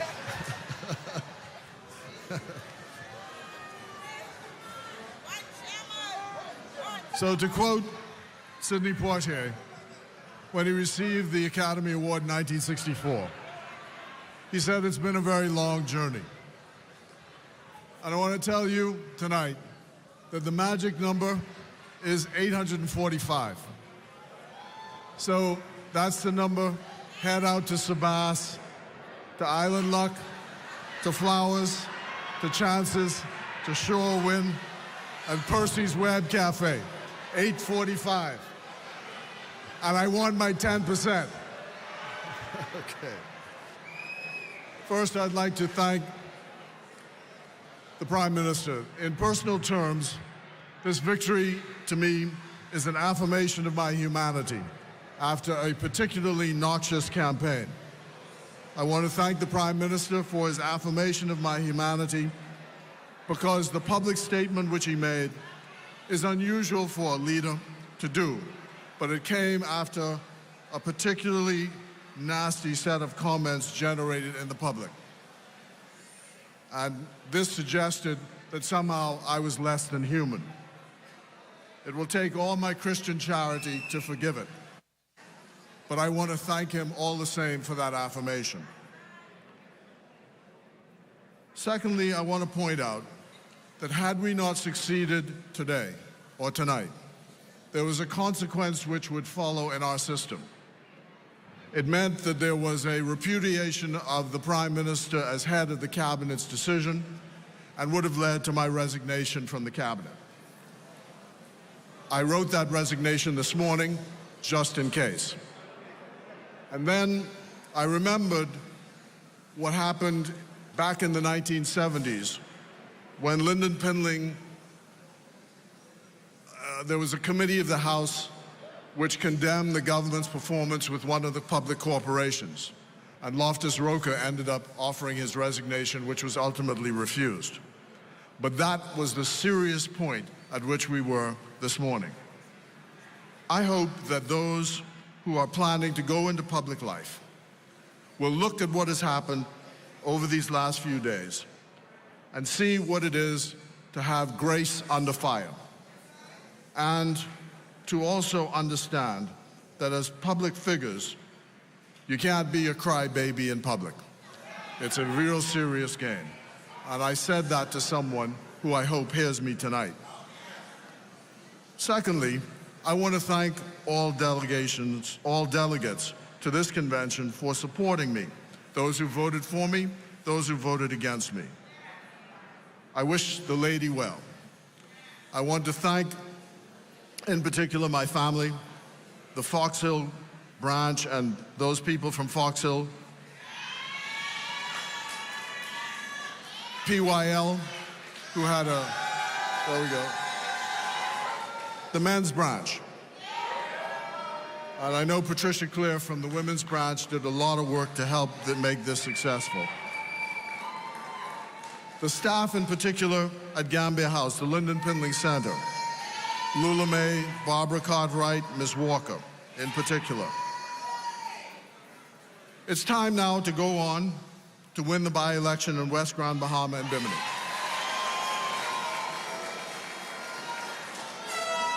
And then the general election in 2026. PLP, all the way, PLP, all the way, PLP, all the way, so sad, so done.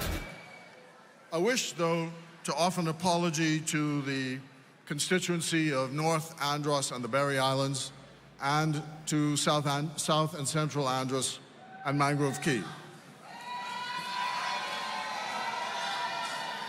Last evening, in the crush of my calling all the names of members of Parliament, I omitted the names of those two members of Parliament, Leonardo Lightburn and Leon Lundy.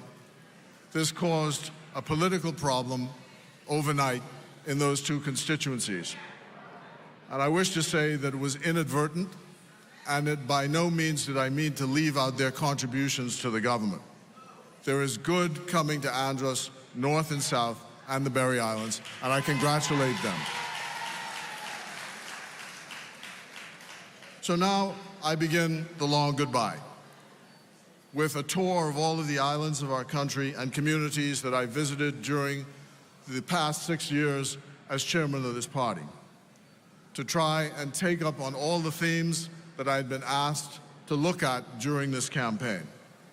It was a real special honor, privilege, and pleasure, the job of my life, to be chairman of the Progressive Liberal Party.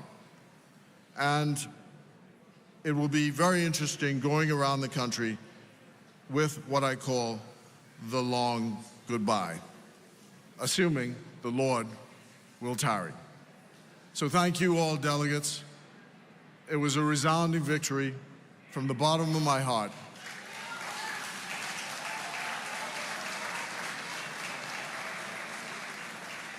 And I always like to remember this.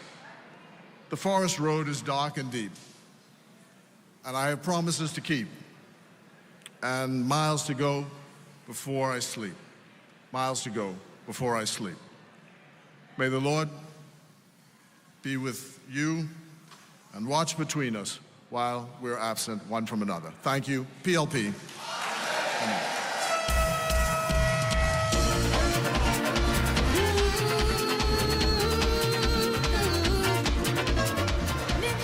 All right, you heard it yourself from the newly returned chairman of the Progressive Liberal Party, Mr. Frederick Mitchell. I found it very interesting this Sunday that he said that had he not won today, he would have tendered his resignation because he would have seen that as a repudiation of the Davis administration. Quite a lot was riding on that race today. A lot was, but here we are, as you can see again. We're now at a point where the work continues. I think the feeling in the room, the feeling today even, as people voted when they came out, it was a matter of, okay, it's time now for us to get to work. We've casted our vote. We've made our voices heard. Now it's time to get to work. And I think that speaks to how important these elections are. We can't take anything for granted. And when it's all said and done, we have to move in the betterment of the Bahamian people and the PLP at large. One of the things that he said that I thought was of note was he wishes the lady well. What is in the future for Robin Lyons? Will she continue to be his deputy as far as you are aware, or you are not sure? So the deputy chairman was elected, well, uncontested, and that was Mr. Obi Roberts, so he will serve in that capacity. Okay. Her future, I can't say exactly, but I know one thing's for sure, as a good friend of hers, is that she's a real PLP, a good PLP. She's not going anywhere.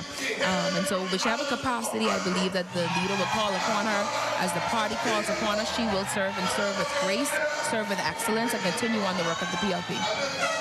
So this is going to be interesting to watch with Mitchell at the head as chair and Obi Roberts, who comes from a legacy of strong chairman, as his deputy going forward. And the party believes that that team will be the one to take them into victory, not just with this by-election, but for the next general election as well. Yes, I think today, based on the votes, as Mr. Mitchell said, 845 is the number, shows the support from the delegates, and it shows that we are getting ready for that election, and we're going to win. We're focused on the two-term. All right, next at the podium is Senator Daren Pixley. We're going to throw it there now for more live action. Look at the people!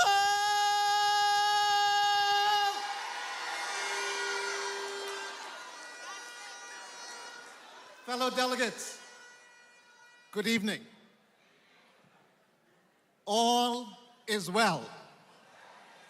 I said, all is well.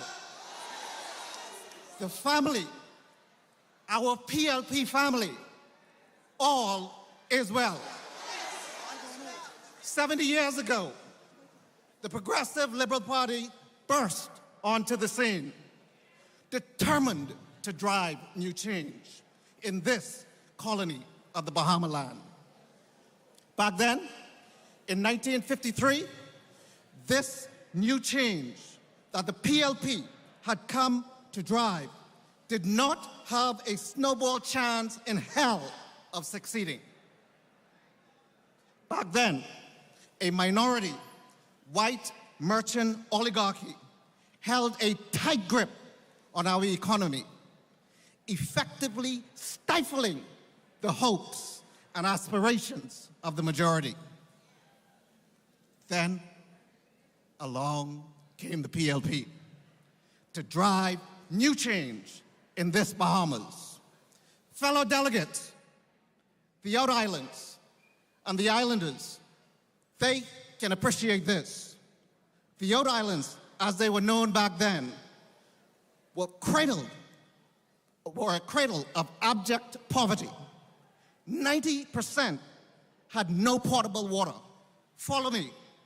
No electricity, no airport, no clinics, no fire engine, no ambulance, no dentist, no hospitals, no morgues, no pharmacy, and no trained meteorologists to warn anyone when a storm was barreling down on any island.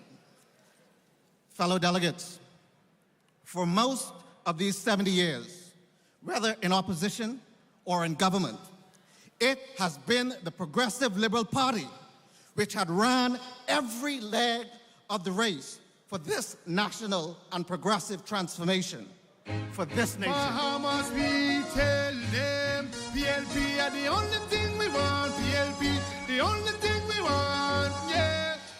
It was up to the PLP to transform this nation. Now, the baton is in the hands of our capable, caring, and experienced Prime Minister. We call him brave, because that is exactly what he is, brave. Fellow delegates, yes, we can continue to find ways out of this mess that Minnis left this nation in. We can debunk the exhausted fairy tale of fuel hedging the F&M keeps running on with. 4 years of a mediocre F&M administration with ice water in its veins. The F&M lied themselves into office saying no VAT, then increase it by 60%. And then they lied themselves out of office with dreams of a subdivision that did not exist on the land they did not own and no money that they have in their pockets. They lied about it being the people's time, and then they tried to swing the people again when Minnis said, next time would be the poor people's time. You hear me? Next time would be the poor people's time. Who in their right mind could ever trust the F&M again? Who in their right mind can ever trust the F&M again? F&M can't sell me no more dreams. They sell dreams about renewable energy. But we are the ones actively exploring alternative energy solutions to drive down the cost of electricity and the cost of living. The PLP is driving the change this nation needs. Prime Minister Davis recognized that a child with an empty belly cannot expect to grasp the lessons. We drove new change, and today, hundreds of kids get a healthy, nutritious breakfast and lunch. You hear me?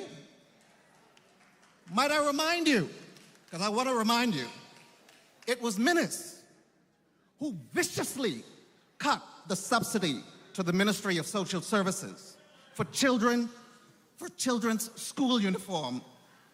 I said he viciously cut the subsidy. My Lord, what a time.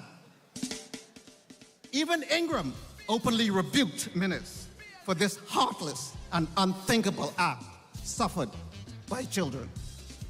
The PLP will continue to break records in tourism arrivals by sea and air, proving that the world still believes it's better in the Bahamas. Thank you, Deputy Prime Minister. Fellow delegates, just a week ago, we passed the Consumer Protection Act 2023. Consumers can now leave complaints and have them heard and addressed. Businesses can no longer recklessly raise their prices at the expense of the Bahamian people. Once again, it was up to the PLP to drive new change to protect Bahamians. The challenge for us tonight is to return the passion and the conviction of the courageous PLP fearless soldiers of the last 70 years. Let's go back to a time when being a PLP was about service and not being served. Fellow delegates, this is how we drive new change. By every PLP getting out there as an apostle of our great liberation gospel. Our leader, Prime Minister Davis, is chosen for this 70th hour for driving change. As we drive change, let us be inspired by our shared vision for a thriving, prosperous, and inclusive nation. We are the drivers of this change, and together we will pave the way for the future that our children and grandchildren can be proud of. Unwavering, resolute, together we will drive new change. Thank you. PLP! PLP! PLP! Real vibes, we living in paradise. Gas up the oil, the gas up the oil. Tell them it's gold rush, we say, we vote in PLP, hold it. So last evening, Her Excellency Leslie Miller Bryce urged delegates attending this conference to remember that it is their responsibility to face the music. Tonight, Senator Daren Pixley has picked up where she left off, encouraging PLPs to go back to a time when the party was about service. Would you call that going back to the future? It's definitely the philosophy of the PLP, and we have to get back to that. That was the conversations in our day sessions. A lot of that took place when we spoke about when we spoke to the stalwarts, when we spoke to the delegates. We need to get back to that fundamental spirit of service. Even when you heard Reverend Palacios spoke, he said, let's rebuke that spirit of entitlement. Right. Let's get to that place where we're not talking just about all of the rhetoric and making it sound good. We have to yield the results that people are expecting. And I think that's the mandate we've received from the delegates and the stalwarts and every party supporter that came to the convention this weekend. What they said to us, let's get to work. One of the things Her Excellency spoke of was let's have the hammer, let's have the helmet, let's make sure that we are ready and prepared and getting to work on behalf of the Bahamian people. And I think this is exactly what this convention is all about. Yes, we've spoken a lot about the chairman race, but it's really about resetting and re-energizing our people to get back to work so we don't lose focus and that we come out of this even better and prepared for 2026. All right, coming next to the stage will be the Honorable Ginger Moxley, Member of Parliament for Pine Ridge, and Minister for Grand Bahama. Obviously, I'm being corrected. Bacchus Roll, the Member of Parliament, is up next. Is that correct? Yes, yep. Bacchus Roll is at the podium. And so there's been a slight change in the program. Dr. Stroll is a Member of Parliament for South Beach and the Parliamentary Secretary in the Ministry of Works and Family Island Affairs. So he has his supporters there with him on the stage. And this is his first go-round as someone serving in this capacity, correct? Yes, it is his first go-round, and he comes with a lot of energy. I think he's very passionate about helping people. In my time, I've had to work with him, and as we prepare for this, and you can see all of his supporters behind him. They see and feel his work and his passion for them as well. All right, let's throw it to the podium where Mr. Bacchus Roll, Member of Parliament for South Beach, and Parliamentary Secretary in the Ministry of Works and Family Island Affairs, is now addressing the convention.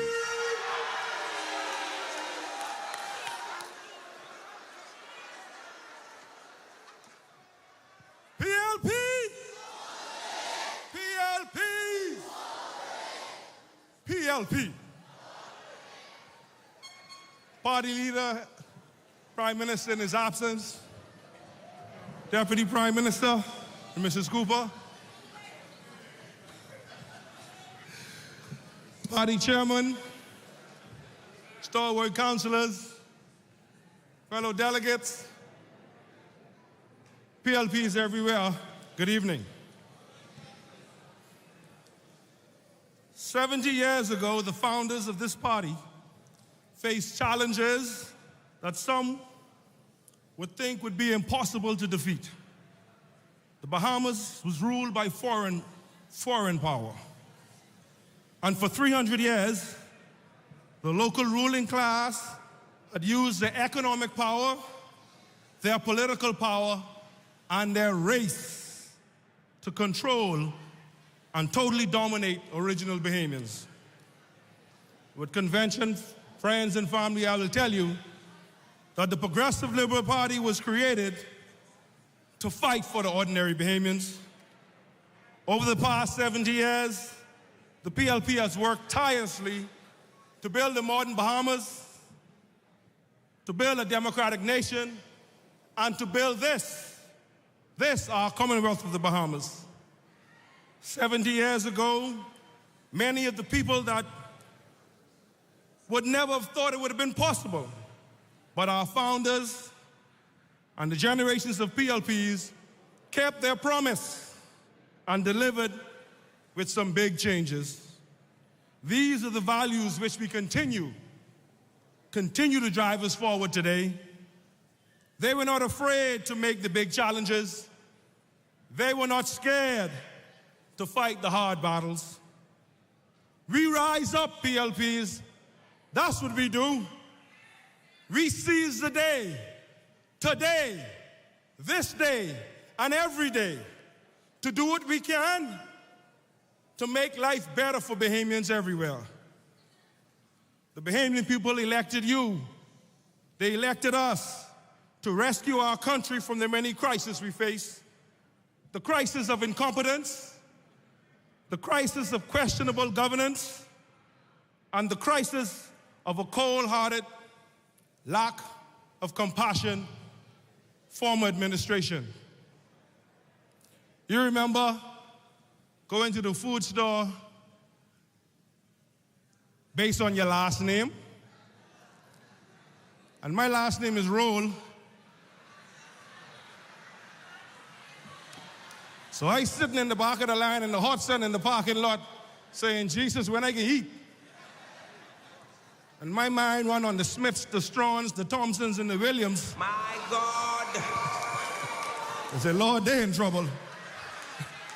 But in the new day, we immediately went to work. We started implementing policies for our blueprint for change. People said it was just a booklet full of promises. But I'm here to tell you, we are proving them wrong every day. There's still a lot to do, but doggone it, we've done a lot. And we are determined to build on that progress. Ask the people of South Beach, the people who have put their faith and trust in me to represent them, they'll tell you, for more than 10 years,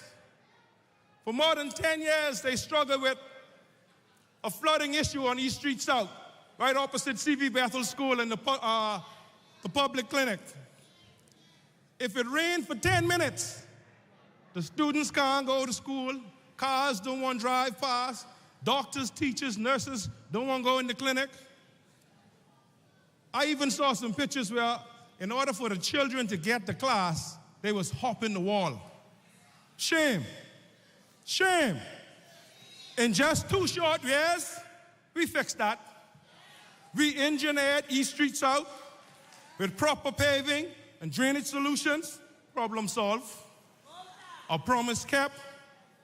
A change delivered. PLP, all the way, PLP, all the way, PLP, all the way, so sad, so done. Discussions are currently underway for the improvement of a bus system for the residents of South Beach, those that are deep south, particularly those that live Marshall Road, Tranquil Circle, Pastel Garden, Fake Gardens. Soon and very soon, you ain't got to walk 3 miles just to catch a bus. After years of closure, with the help from the Honorable Mario Boleg, we opened the South Beach pools. Quick, just like that. All the way. I mean, why you couldn't do it? We ain't just opened the pools, we're making use of it. And we had an adult learn to swim class with over 60 persons finished the first cohort, and another cohort to begin early next year. We introduced lifeguard training for high school students at C.V. Bethel and Anatole Rogers, using the same South Beach pools that you had closed up. Why you couldn't open the pools? We ain't got enough for the pools in South Beach. Our Dream Builders program is the mentorship program set to open on November 13th. We launched this program seeking to support residents with continuing education, job readiness, and of course to support their dreams and ambitions to become entrepreneurs. Advanced discussions are on the way for the South Beach Cultural Market Fish Fry. This is the one that will bring economic empowerment to the community of South Beach. Stay tuned, South Beach. Stay ready. Stay locked in. We coming to get you. South Beach, you out there? South Beach, you out there? Rich Beach! Rich Beach! Rich Beach! PLPs! PLPs! PLP!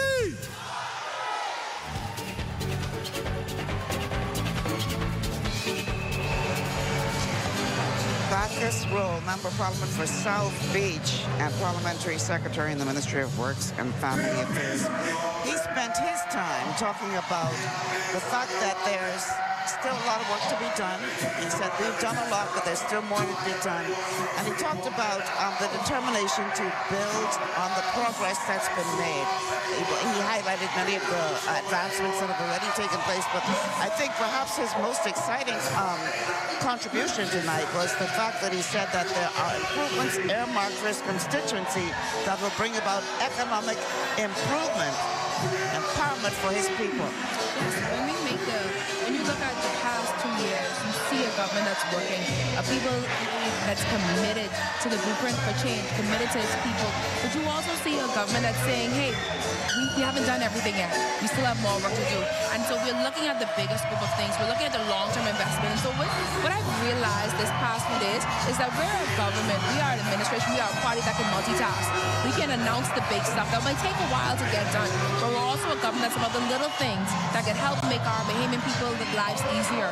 As simple as opening of a pool that helps to make your life safer, more enjoyable. Just by jumping in a pool or learning safety tips for your family, those things do make a difference. So while we do the big stuff, let's handle the small stuff, and we're doing both of them, and we're building on the progress together.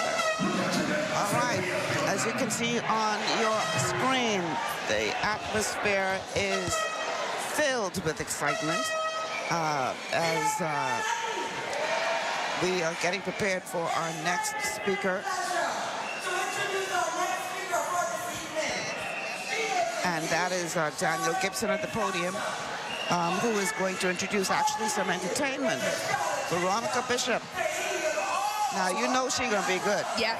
We all get dancing. We've been dancing from 7 o'clock. Will we dance? Till we get to that.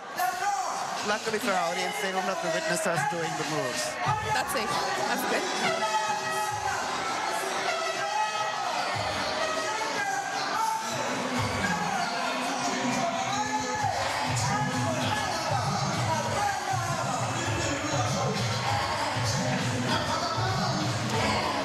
So there's been a change yet again in the program. Now we're going to hear from the Honorable Ginger Moxie, who is the Minister for Grand Bahama and a Member of Parliament for Pine Ridge. So I take it we will hear from Ms. Moxie first and then go to Veronica Bishop. Got it. All right.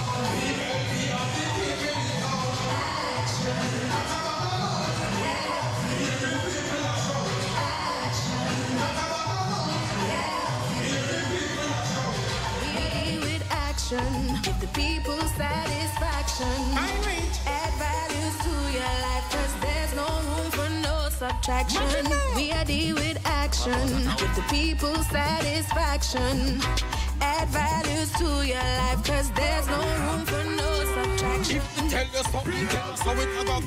Every promise of people feel right, yes, so them are off and a puff like a war, them a go. Just a chat off them mouth and not do no Ginger, Maxi, make them shame. You make people proud, them a shout out a name. Can you tell me who's in the building? PLP.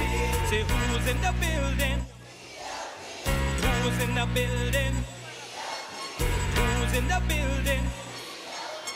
Who's in the building? PLP. That's right. Who's in the building? It's all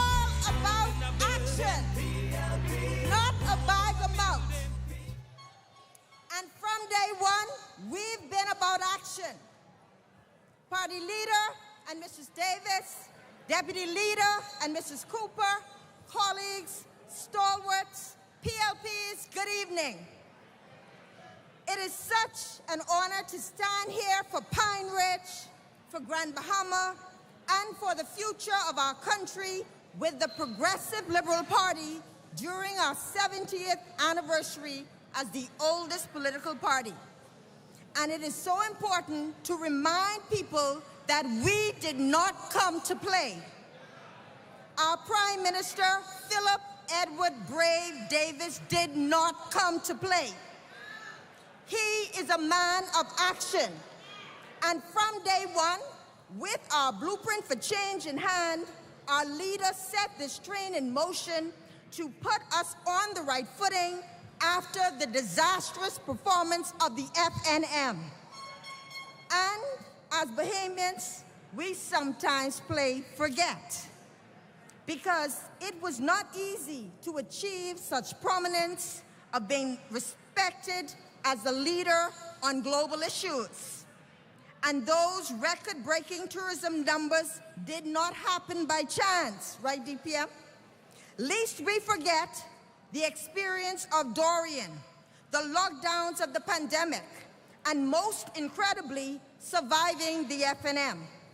You see, I know my people. I talk to them every day. And there are things the people of Grand Bahama will never forget. We will never forget after Dorian, when the FNM left the relief supplies that were meant to help people rotting away. My God. When the generators went missing, leaving our people in the dark while those connected received the help. And I will never forget walking into the Ministry for Grand Bahama with expired, unused food vouchers that could have been used by those who had nothing to eat. No, we will never forget the FNM, the failed national movement. But even before Dorian, what did the FNM do for Grand Bahama or the Bahamas? There is absolutely no comparison with their 4¼ years in office compared to our 2. Anyone remembers Satpal Dona? The fake signing, land grabbing, missing file, Oban deal? That's the FNM's record. That's their legacy. They increased VAT by 60%. We reduced it to 10%. They refused to increase minimum wage. We increased it by 24%. They stopped promotions and increments, and we reinstated it. They did nothing for our seniors. We increased pension. They signed 0 labor agreements. We signed 24 in 24 months. They built 0 homes, and we built over 200 and counting. We've shown compassion for the poor.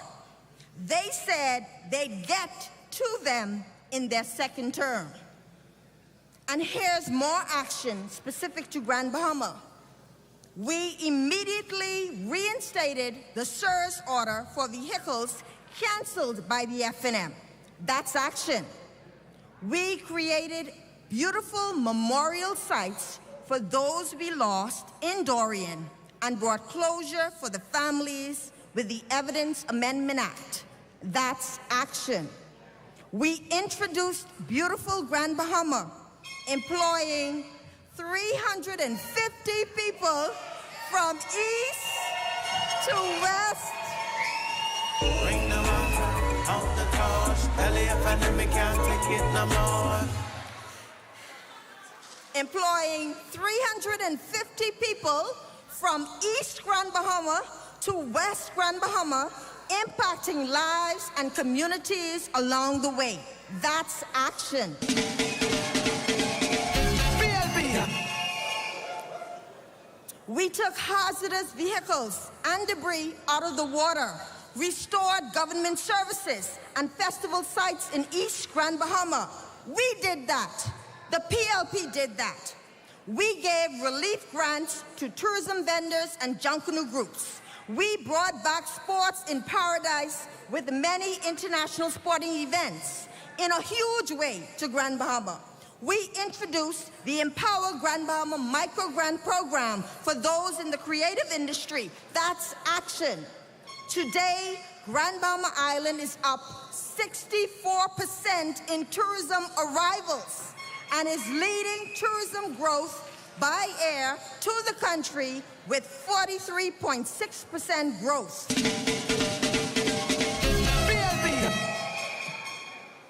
And after Dorian, unemployment level was at 50%. It's now down to 10.8%, the lowest it's been in a very, very long time. Yes, much has been done, but we know that we still have a long way to go. This is why we are so focused on real action, with a commitment to the people that goes beyond theatrical talk, gazing into the cameras, and storytelling poetry. Because we know one thing, the F&M just couldn't seal any deal unless it was a bad one. Grand Bahama gave the F&M all 5 seats and got 5 ministers in return. But the people of Grand Bahama got absolutely nothing. My God. Grand Bahama gave the PLP 2 seats. And with focused leadership, supportive colleagues, and a heart for the people, we have been able to bring new life into Grand Bahama.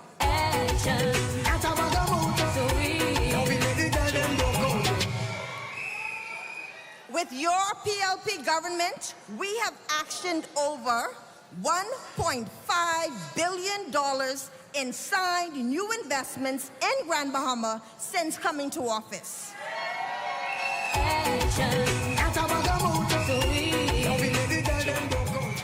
The F&M had 4.25 years to do this and couldn't move the needle. Keep the F&M out. And stay out. The new Carnival Cruise Port that the PLP signed in 2017 needed our return to office to seal the deal.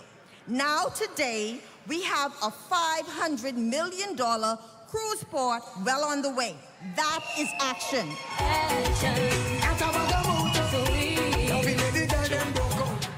We've worked with Royal Caribbean and Carnival to approve the $600 million Grand Bahama Shipyard Transformational Redevelopment Project. That is action. They purchased the airport and did nothing. We made repairs and will soon embark on a world-class facility. That's action.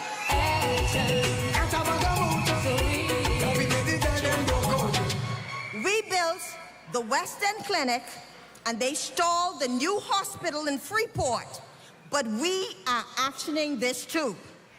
And with our collaboration, we made downtown Freeport come alive.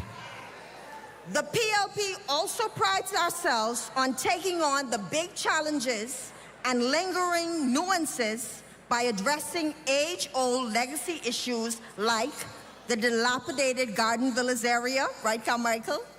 The International Bazaar, the Princess Properties, and reopening of the road between the Bazaar and the Princess.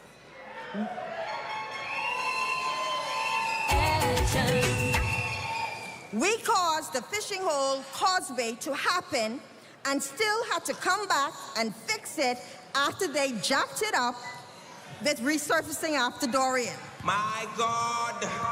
And finally, they stalled the administration complex in 8 Mile Rock that we will open next week, Monday, in honor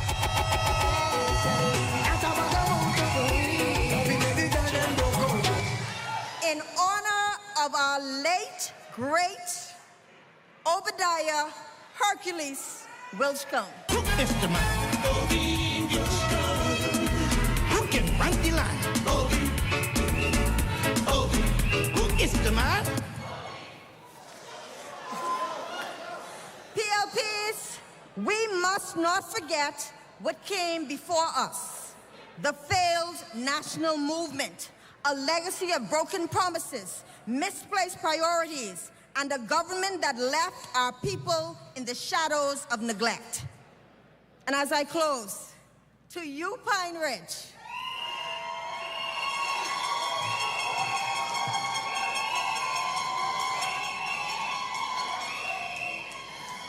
I love you, and I know you love me right back.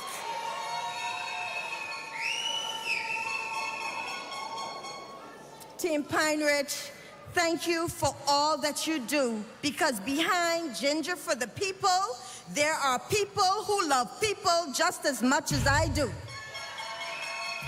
And people who make sacrifices just as we do.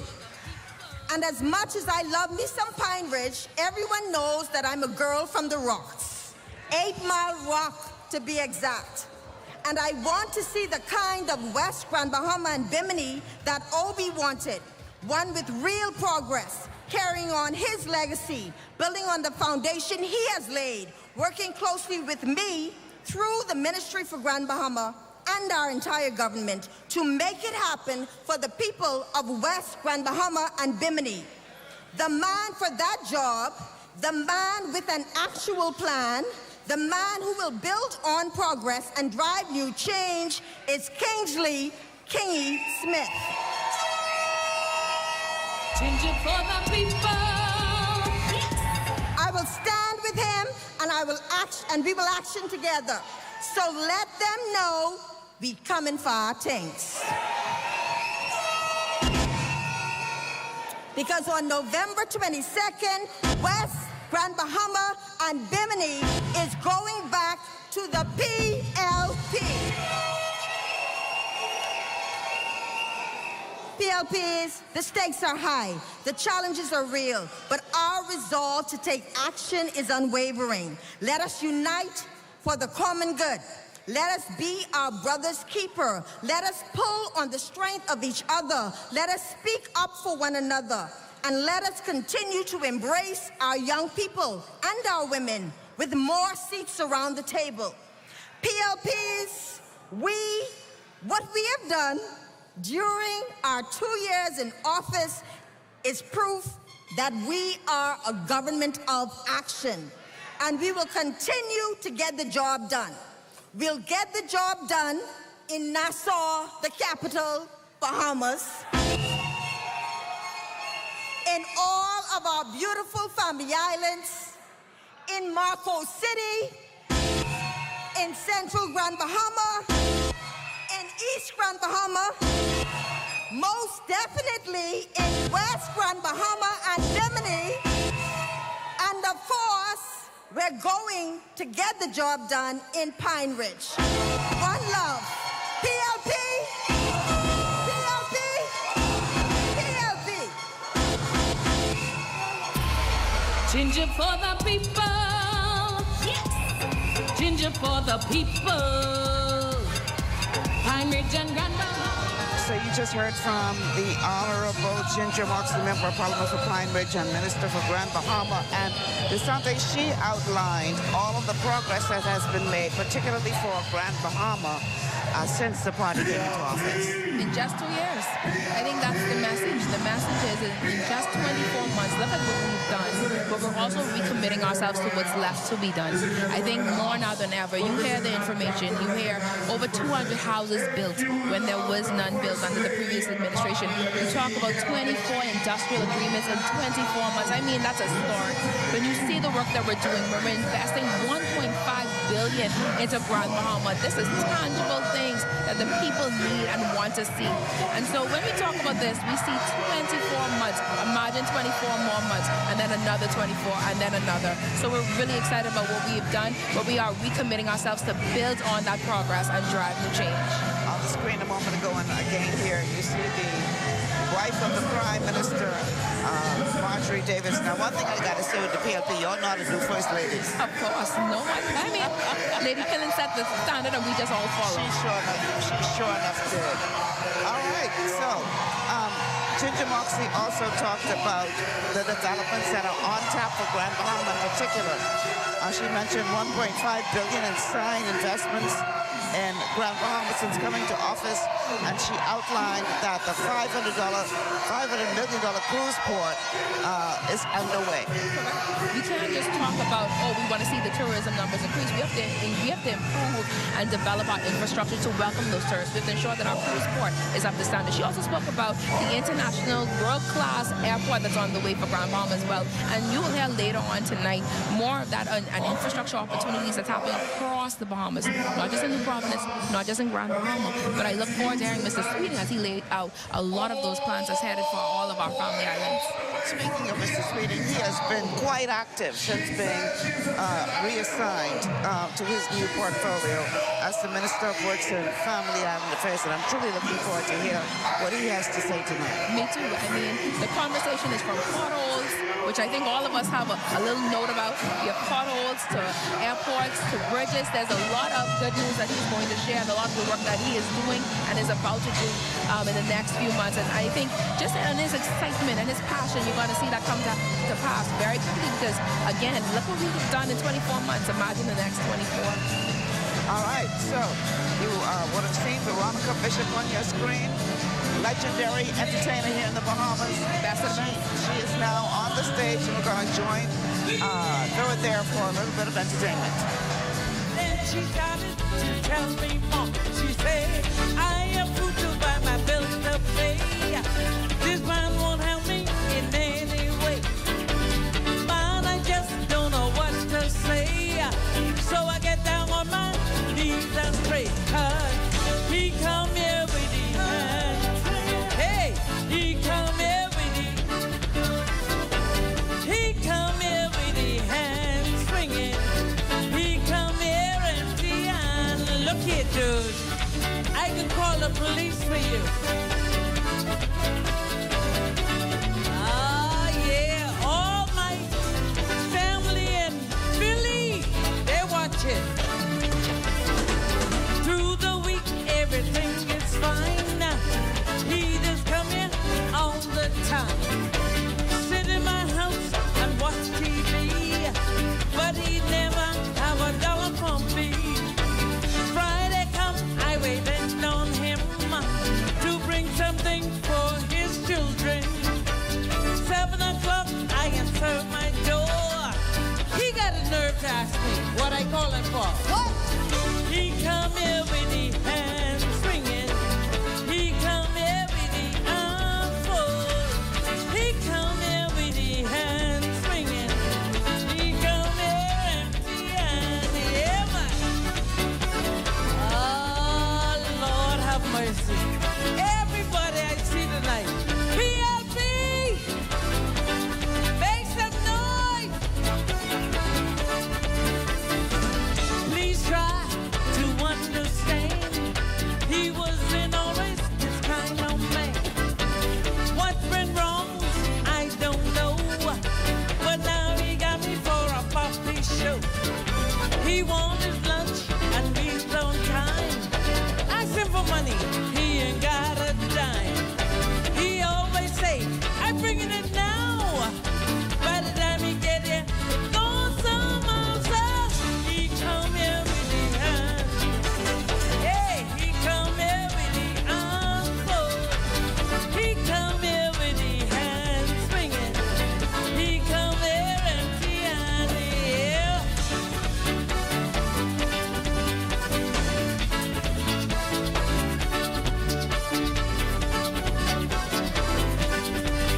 Yeah, man.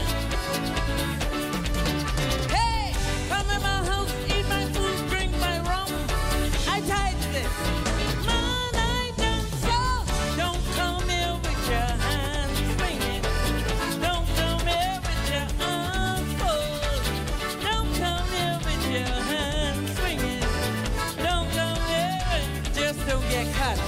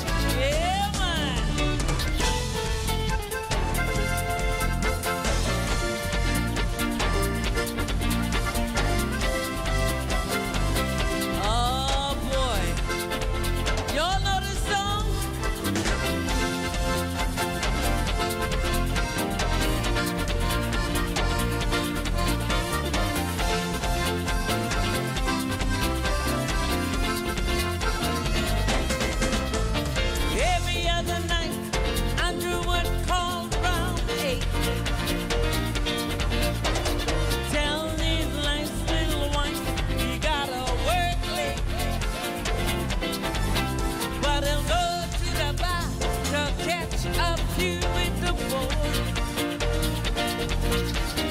Play dominoes, drink liquor, and make noise.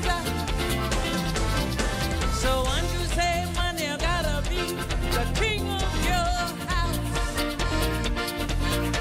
So make up your mind if you're gonna be man or mouse. The bartender shot across the room, even you there. And you send the boy to tell him, I ain't here, bring it down. And she said,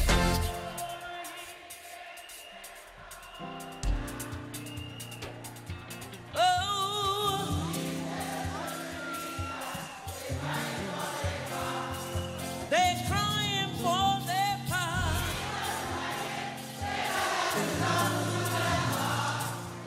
Oh no.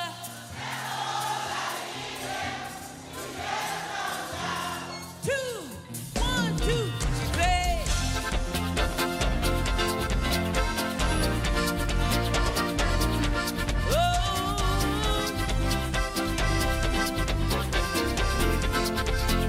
They're crying for their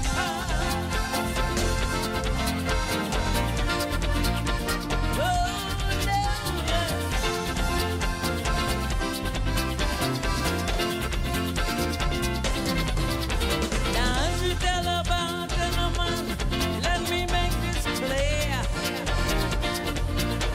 The next time my wife calls this bar, tell her I ain't here. She's having man having fun. Woman gotta leave him alone.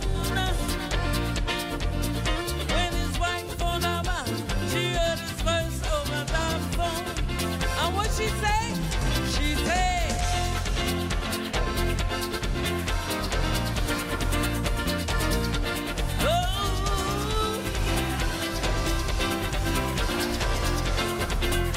they're crying for their past.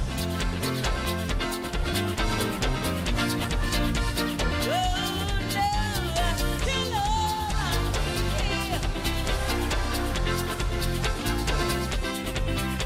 Now you have to make one more stand for the boy. He say I get home before I get known. But as you didn't know it, his wife was still on the phone. She said, Dylan, I ain't here. You better come home. She said,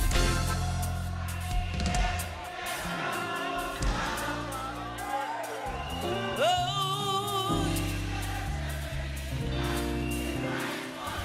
always Philadelphia. 'Cause he wouldn't like it. Oh no.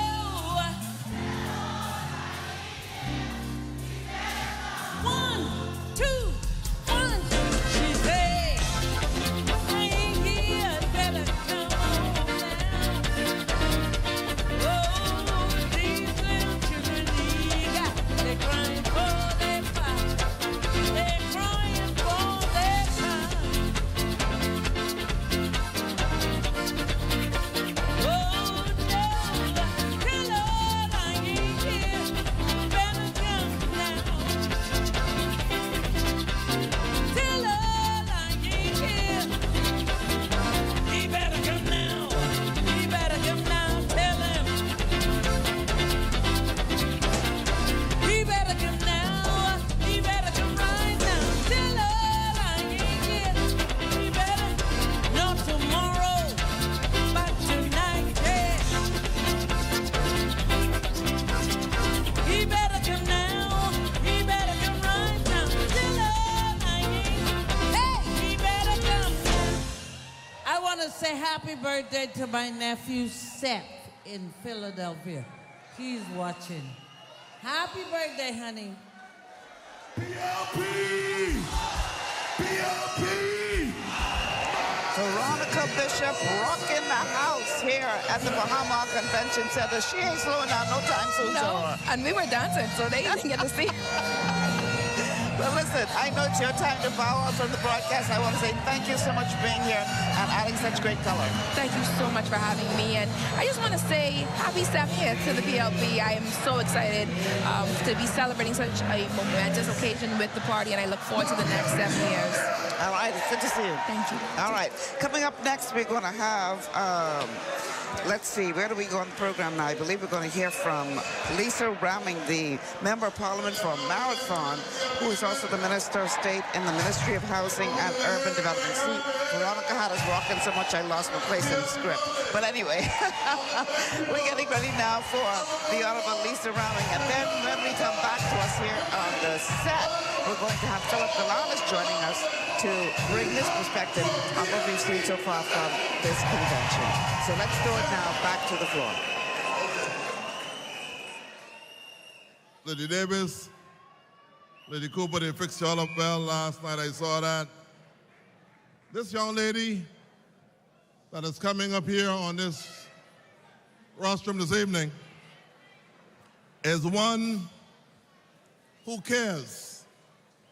She has an empathetic spirit. She's compassionate. She's no nonsense. And I must tell you, there's no pretense in this young lady.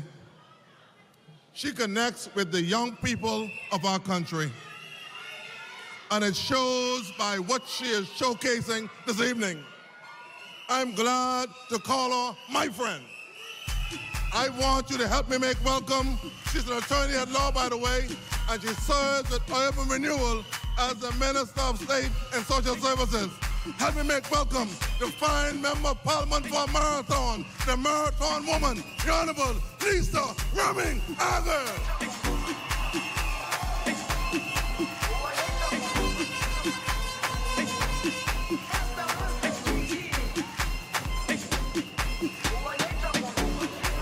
Jerusalem, ikayalami, ilondoloze, uhambe nami, zungangishilana.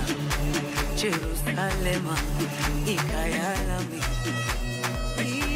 ilondoloze, uhambe nami.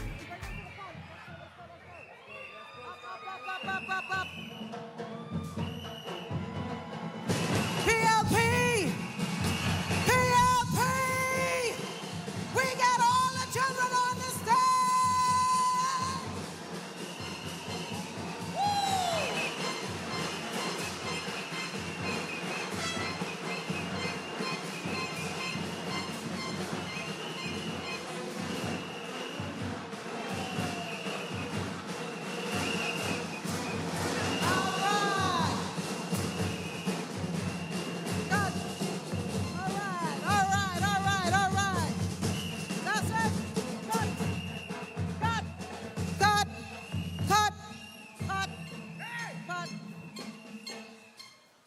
And before you take your seats, and before they leave the stage, not just yet, not just yet, not just yet. Deputy Leader, Mrs. Cooper, Lady Davis, Cabinet, stalwarts, supporters, PLP!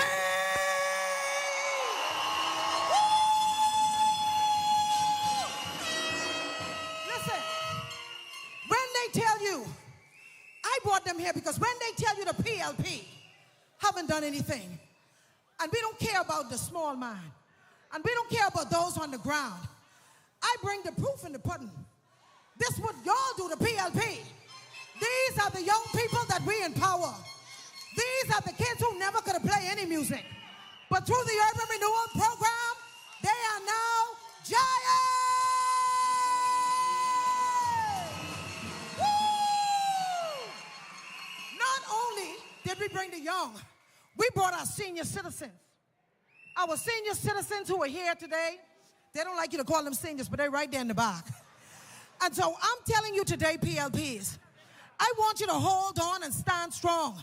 Don't listen to what's going on over there. Don't be distracted. You have all of these people here. These the lives that we touch through urban renewal. And it's because of you. It's because of your hope in us.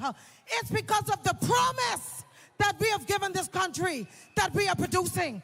And so before they leave, I want you to hear it up for the PLP, the Party of Hope. You can come off as you go. I also, these two young men, you can come off. These are the product of the PLP. We took them and we paid for them to go to the LJM Maritime School rating program. They did so well. They passed that. Then they advanced to the cadet, free of charge. When they finish, they're going to work on the cruise ship, baby. All Bahamian because of the PLP. Thank you so much. Thank you so much. Listen, I'm excited tonight, and I'm going to be brief.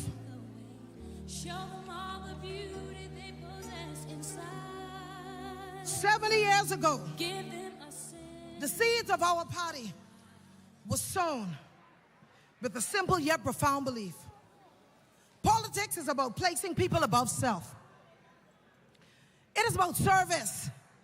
It is about sacrifice and creating a Bahamas where every voice is heard, every dream is valid, and we wipe every tear from every eye. This belief has not been defined, but the Progressive Liberal Party has never just been a political organization. We call it the Center of Hope. There is only one party in this country that provides real hope for the people, and that is the Progressive Liberal Party.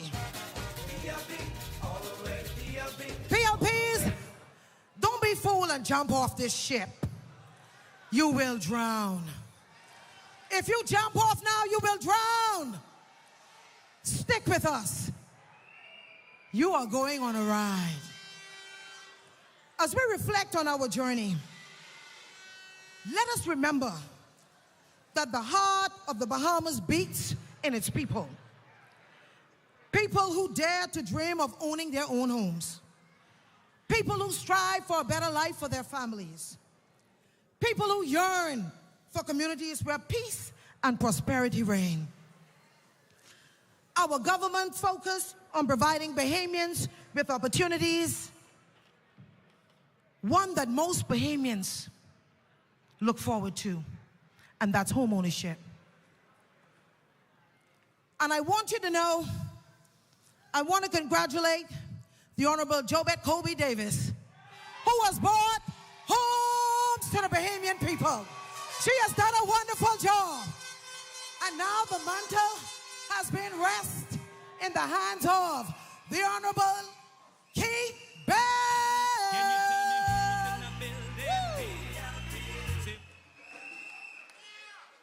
Again, I say to you that the PLP is a refuge center for hope for all Bahamians, including the small man.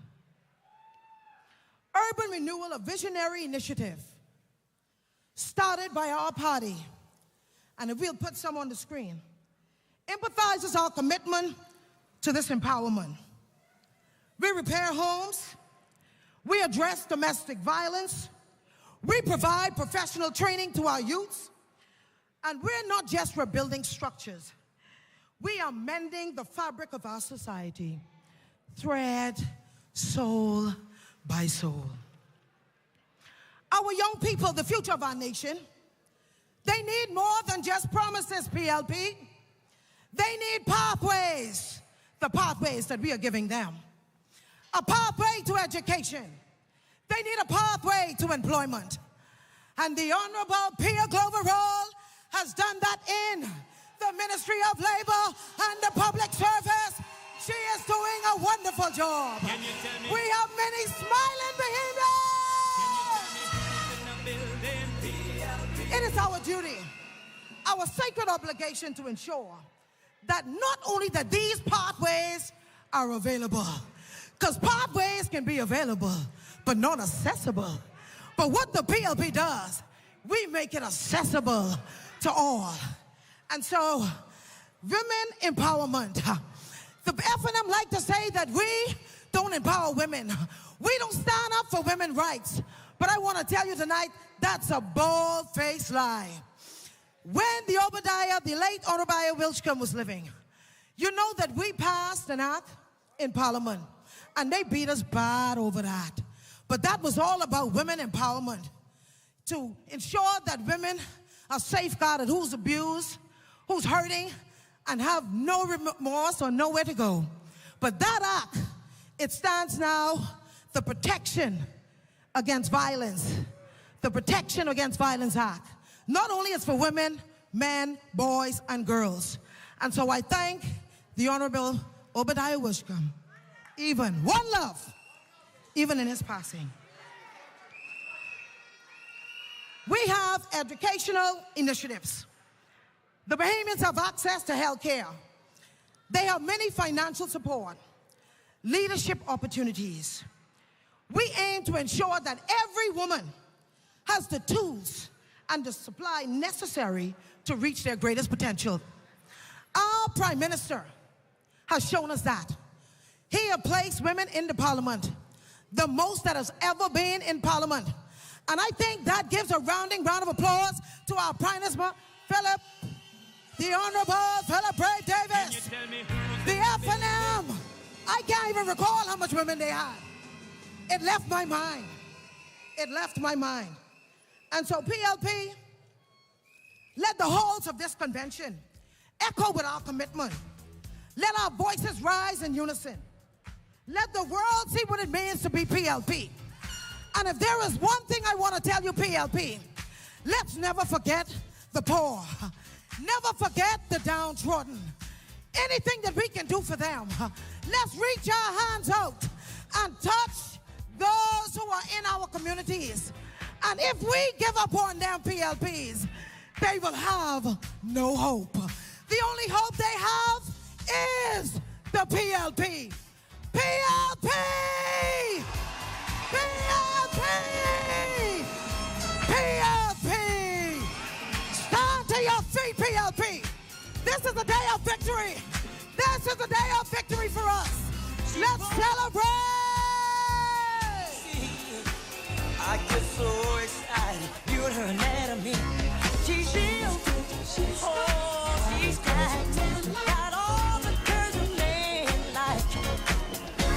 She's ill, oh, she's got all the curves a man like.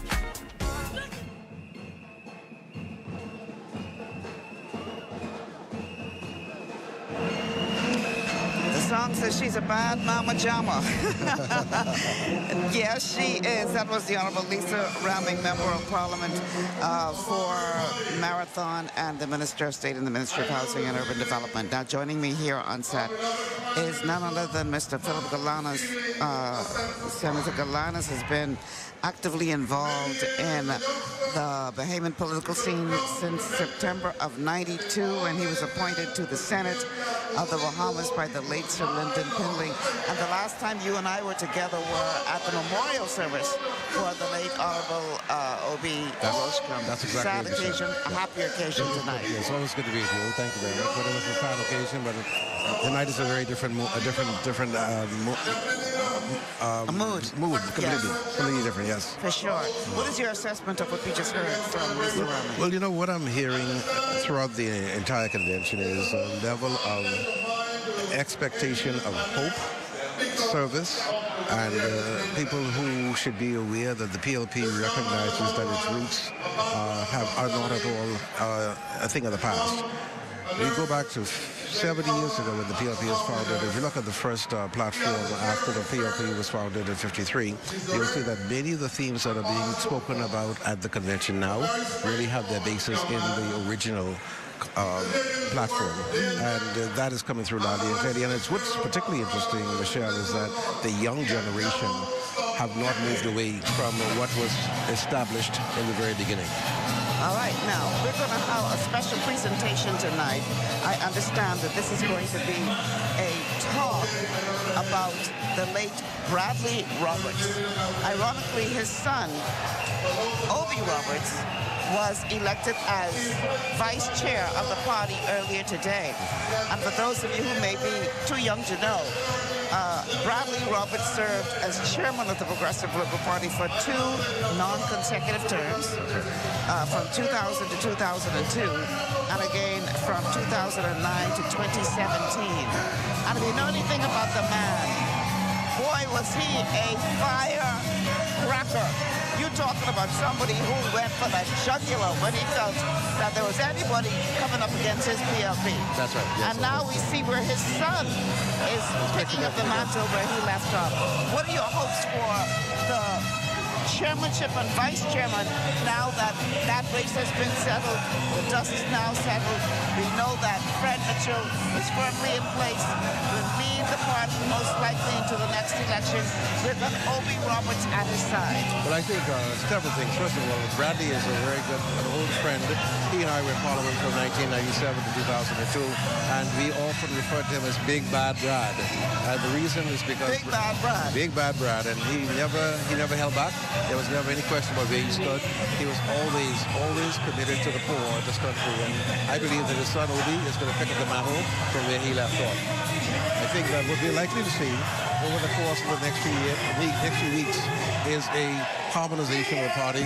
There was some division, there was some rancor among some PLPs, but that doesn't last long. I mean, the people take positions and they support candidates, and that's part of the democratic process. But having come out of that, the PLP will unite, it'll get together. Fred will be very instrumental in doing that. Fred Mitchell, that is, as chairman, and Obie as vice chairman is going to continue the work that Robin Lyon started.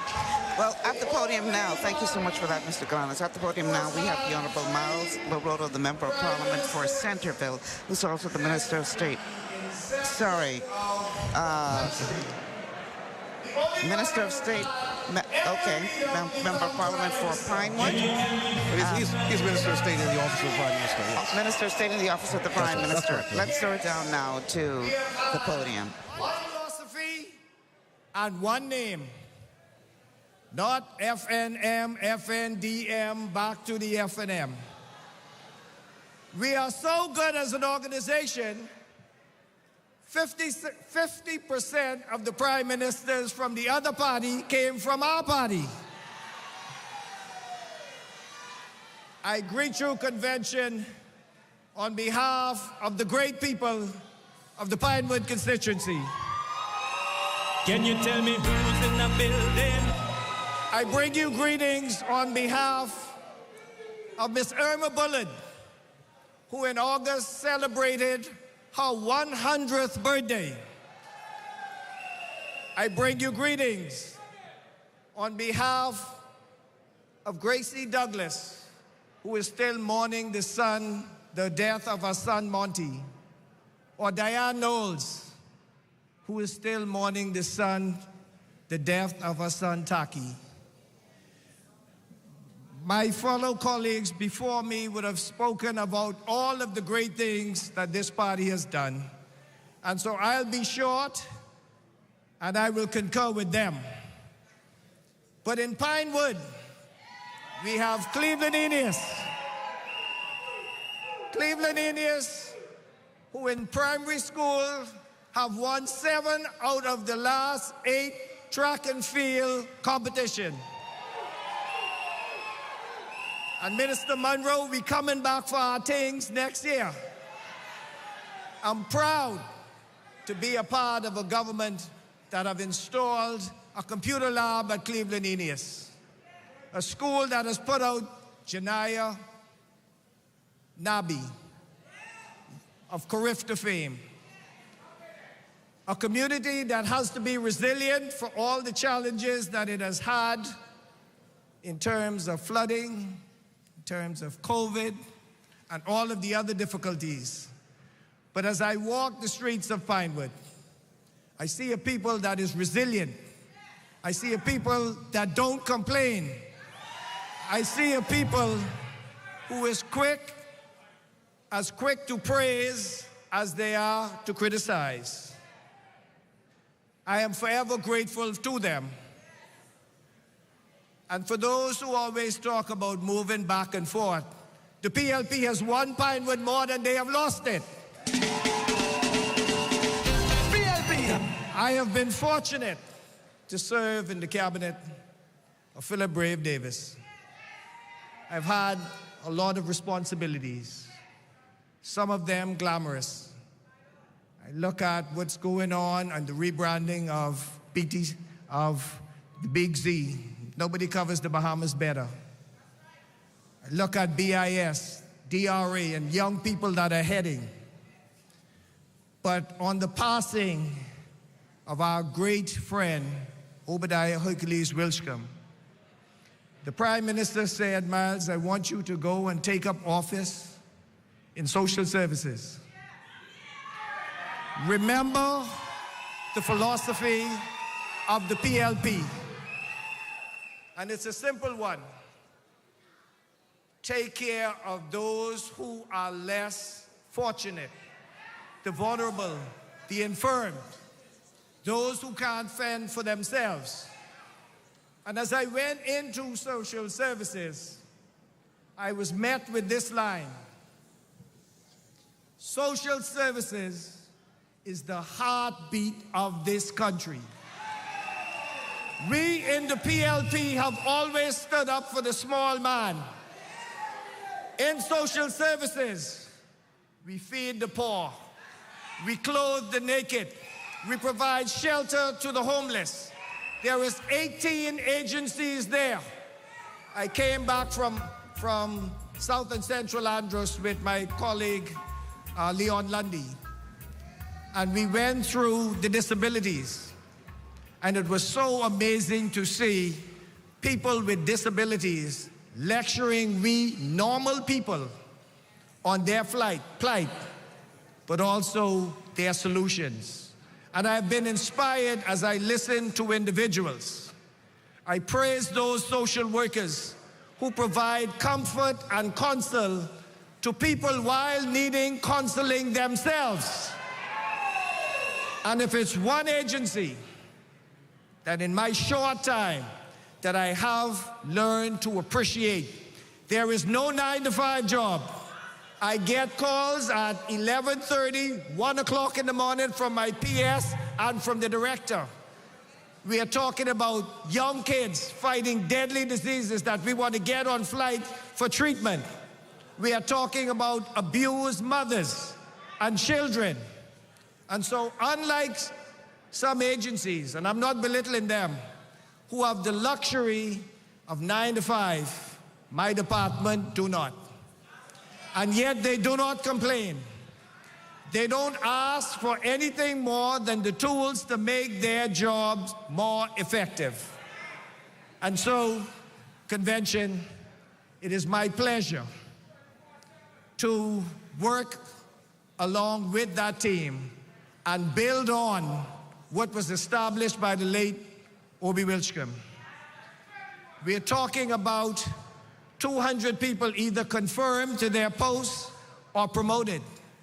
Over 300 homes that has been repaired. And I can speak to this because I was in Grand Bahama this week and last week and the week before. I hear the concerns of individuals, but I also hear the compliments and the love of West Grand Bahama and Bimini for the Progressive Liberal Party. And those of us who went to the funeral there saw the long motorcades from Freeport straight into West End.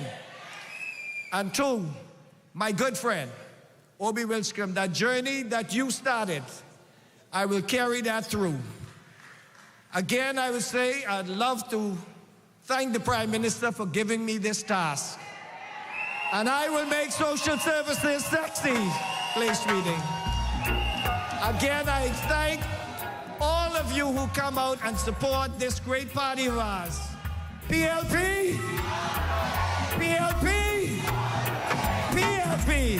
One love, one heart. All right, there you have it, Miles LaRota, Member of Parliament for Pinewood and Minister of State in the Office of the Prime Minister, revealing that he has taken over the mantle from the late Obadiah Witchcomb in the Social Services Department. You know what's ironic about that arm of government is that often it has been seen as the thing that nobody wanted to have. But it seems that if you have a heart for people, the moment you go in there and you see the great need, you are excited about the opportunity to be able to serve, and that's what I heard from him tonight. Well, Michelle, you know, one of the things that Obi said when he was minister is that he finally found his calling when he was at Social Services. And he understood very clearly the importance of being able to provide a safety net for the poor people of this country. If you hearken back to the days, and I want to keep going back to our history with the PLP because there's a common thread that runs throughout. Lady Hannah, former Deputy Prime Minister, the Honorable Lady Hannah, always talked about wiping every tear from the eyes of Bahamians. And what I'm happy about is that we're not just focusing on the economy and tourism and financial services and other things that are critically important, but we understand the critical importance of being able to address the poor of the society. There are, you know, the Bible tells us the poor will always be with us, but it doesn't mean that we've got to accept their plight. And I think Miles Gordon is going to do an excellent job. He's got a lot of energy, has a tremendous vision for how we should proceed. And if he builds on Obi's foundation, he's going to do an excellent job. Well, you know, we hear a lot of talk about our natural resources in this country as of late especially, but truly your greatest resource for any nation is your people. Exactly. Precisely. No question about it. And I think that the PLP recognizes that. We've recognized from the very beginning when in the early days after majority rule, we placed tremendous emphasis on education. We understood that we had to educate our people because that was the future of the country. And what we are now seeing in our society is that Bahamians are leading every aspect of our society because of the commitment to education. But coming back to social services, I think that Miles has a lot of energy. He has a lot of focus. He has had an opportunity to understand government. And I think also, as I said before, Obi set the groundwork. He set the foundation from which he can launch his platform to assist the people who are in greatest need in this country. You know, it's ironic because prior to his death, for the last couple of weeks, Obi and I, along with Debbie Bartlett and others, had an opportunity to work a bit closer together. He was so excited about the way forward for social services. One of the things that we had an opportunity to start to introduce under his leadership was the Social Uplifting Network, called the Sun Network. And it's ironic because often Debbie and I, in discussion about working on that network, said this will be Obi's legacy, having no idea that he would no longer be with us at this time. That's right. And it just goes to prove that, you know, the cornerstone that's often really abandoned or put aside or discarded is the stone that really is the most important of the building. Obi recognized the importance of being able to help the poor people of the society.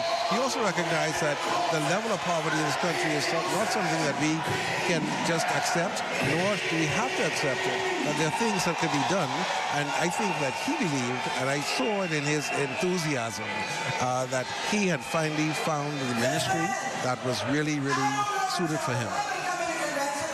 Absolutely. All right, let's go back to the podium, I do believe, for the continuation of tonight's program.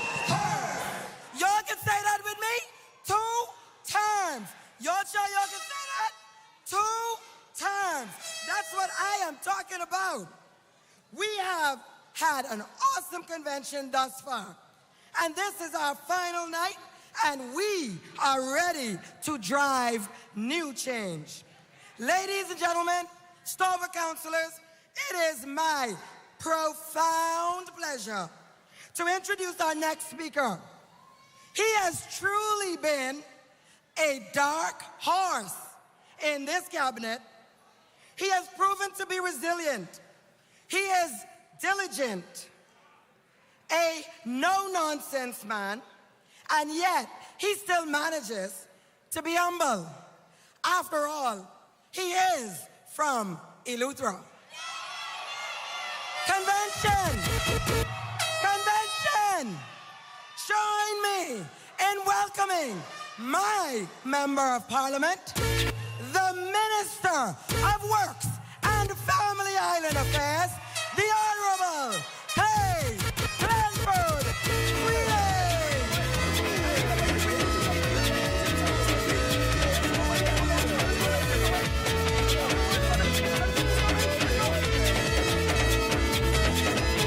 I'm a boatman, a seaman. My work is on the water. We diving, thrown out line is how I survive. My PLP! From Hoggy to Yellowtail, from Jackfish to Kilo Whale, I jump in my dingy boat and I head down the coast. I need a fish to fight, my kids gotta eat tonight, so I do what I gotta do, break some fish back for them to stew. I've been in the trade long, and I was made strong by my father's hand, say get this boy to make your man. What you got a big night, son, you be fine, just keep your eye out for them road groupers passing by. I'm a boatman, my work.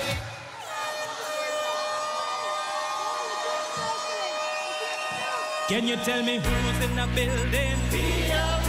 Say who's in the building? PLP. Who's in the building? PLP.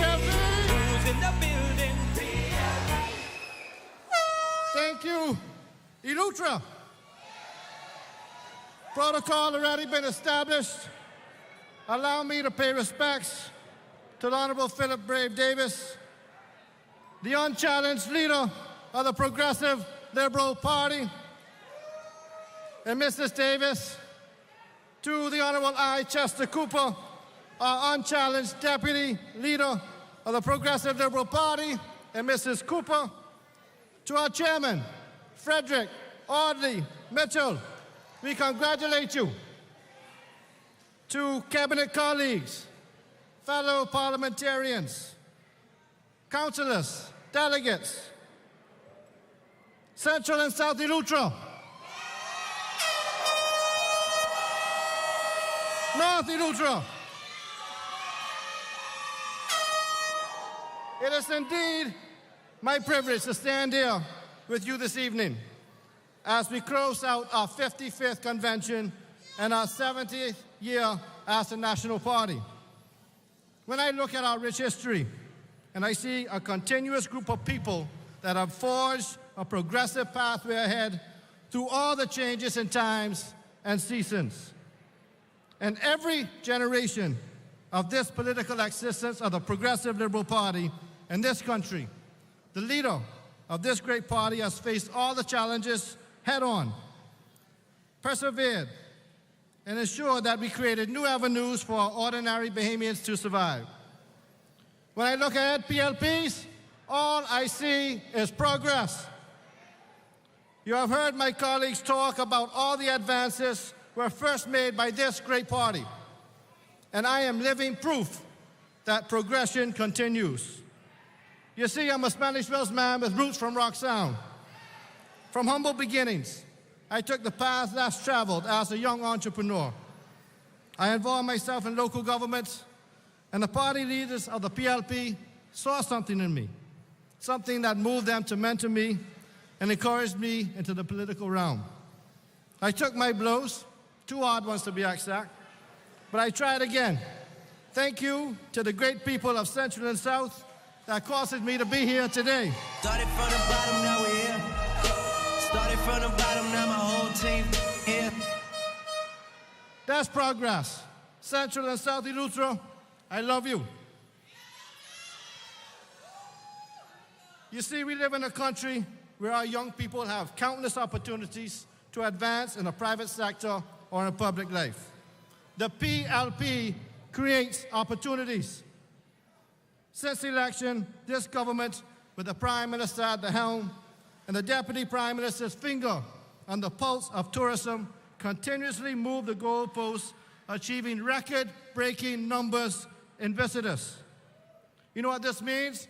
More money on the ground, championing causes on a global scale that affect our livelihood, setting up seats all around the world for you, for I, for our children and their children to be respected and have an opportunity to showcase our Bahamian talent.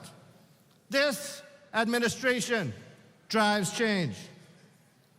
In Central and South Eleuthera alone, we are building subdivisions, providing affordable homes for Bahamians. We are paving roads from the north to the south. We are putting money on the ground. We are building medical facilities, renovating airports, growing the economy. We have invested in packing houses and greenhouses, making giant funding more accessible to family islanders because we understand the need for food security. We continue to be agents of change, ensuring that we develop park systems that protect our natural flora and fauna and to preserve our rich history. In 2 short years that I had the opportunity to be the Minister of Agriculture, I made a commitment to make agriculture sexy again.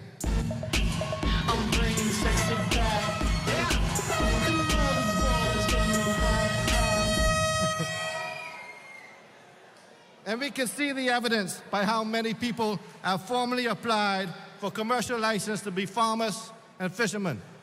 We put $2 million in the hands of fishermen and farmers all across this country, and more to come. We put 30 services online, so that farmers and fishermen across the Family Islands do not have to travel into Nassau anymore. Their applications can be processed and approved in 48 hours. You see, we are a party and a government that continues to drive change. In that same spirit, I sit now as the Minister of Works and Family Island Affairs. Now let me tell you, I am now in a hot seat. But because I represent a great party that builds on progress, I am guided by our blueprint for change and the work of my predecessor. And let me tell you this, Works is working for you. Already,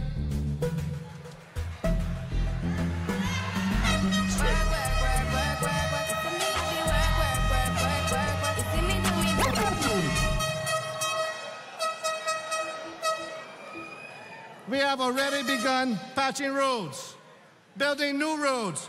Bamboo Town and South Beach, how you like your new road?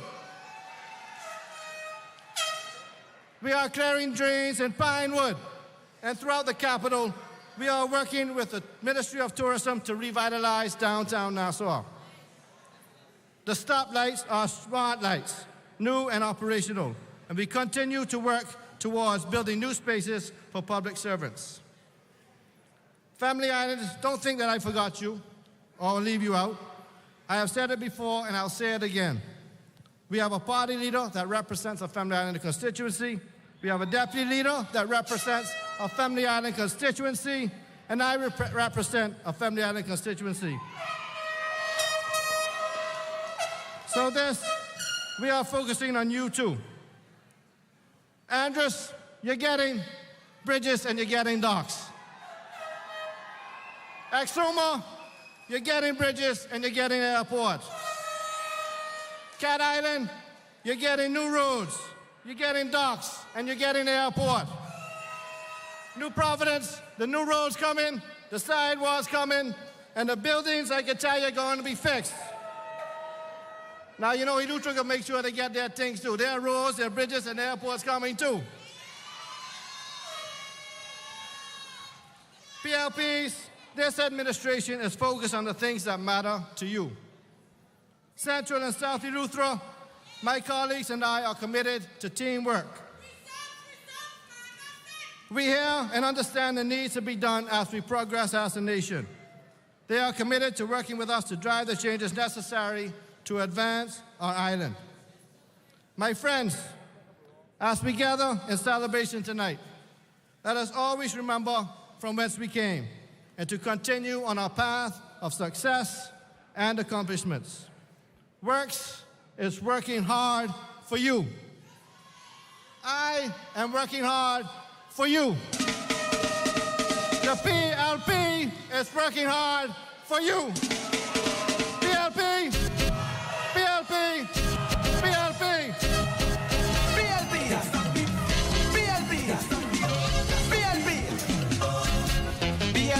done yet? Well, there you have it. The Minister of Works and Family Island Affairs, Clay Speeding, Member of Parliament for Central and Southie, describing his new portfolio as the hot seat. That's right. I thought it was quite interesting that the DJ chose to play in the background. Work, work, work, work, work, work. and he picked up on it. He picked up on it. And he said he's working for he's working for us. But quite frankly, to sit in that seat and handle that portfolio does require someone who has some broad shoulders and is truly willing to put in the work. That's right. And what's interesting about that ministry, if you look at it, Michelle, is that he's not only responsible for public works, but he also has family island affairs. That's a very good marriage if you think about it, because the Minister of Works often has to make infrastructural improvements and developments, commitments, and expenditures in the family islands. And who better to bring to the table the case, or put the case before cabinet as to the kinds of investments in infrastructure that have to be made. And so I think it's a wonderful marriage. Clearly, he is an individual who brought with him his own personal, professional experience in fisheries. And because of the PLP's commitment to the blue economy, he was able to get a few things done and put a lot of money in people's pockets in the last 2 years in that capacity. Now he's shifting his focus, and I believe that what we're going to see is not only the works in the Providence and Grand Bahama, but the family islands will get much greater attention in public works as well. Well, it's off to a great start. So let's see if you'll be able to keep up the momentum. Yes. And speaking of momentum, we're going to throw it now down to the stage where my former ZNS colleague turned musician Gino D is about to take us to another level in entertainment. He's been around for a long time. All right, let's enjoy some of his work. Okay. See everywhere I go, we and the rhythm band, we come to run the line, and we get together, a timber thunder. Hey! PLP! Who are we? Take guitar. You know I come from far. PLP no D. We are the best you see.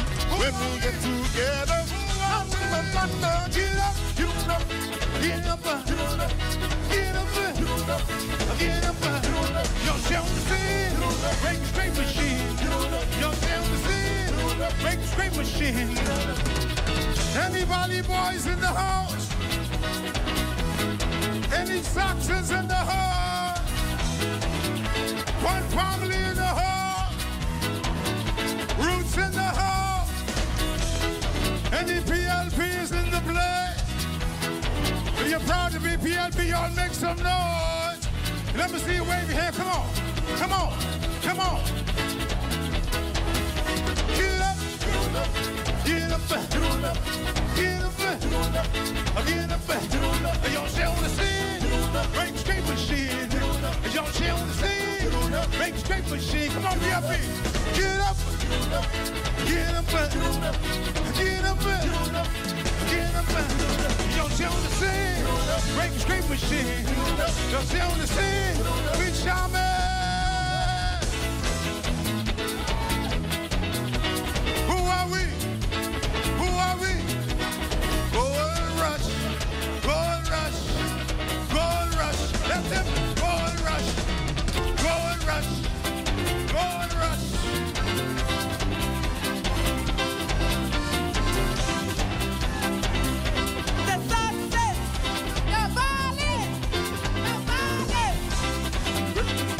Y'all ready? What's up, biggest shot? Jumping, dancing, having fun, and dancing to the Ruskin drum. Rickens, Grapevine, Duncanoo. Hold on, the dunk, you're doing the sponge move. If you're proud to be PLP, put your hands in the air. Sexy girls in their bikinis, polka dot hair to the winning, looking sweet and looking rosy, like a nice striped summer lily. If you're proud to be PLP, let me hear you say yeah.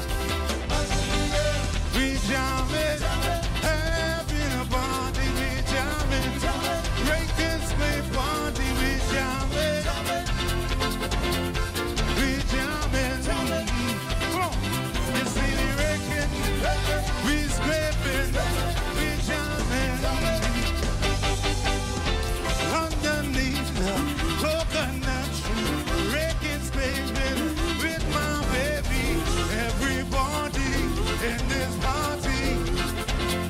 your PLP, say yeah.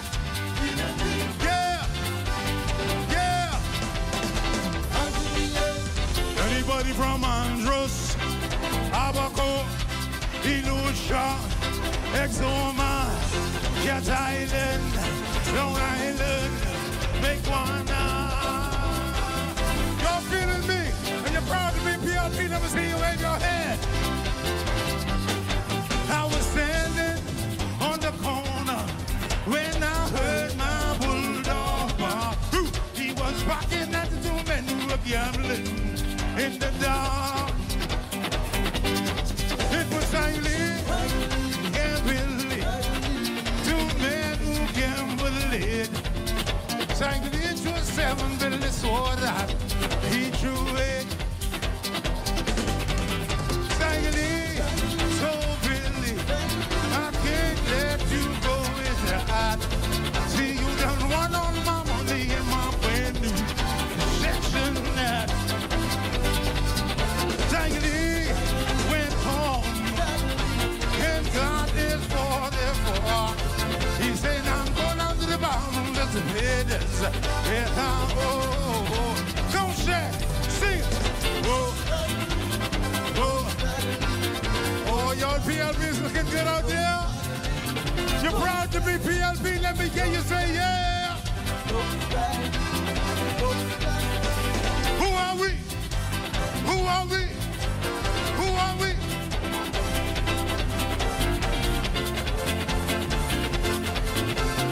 All right, get straight, see that? Come on, Skate.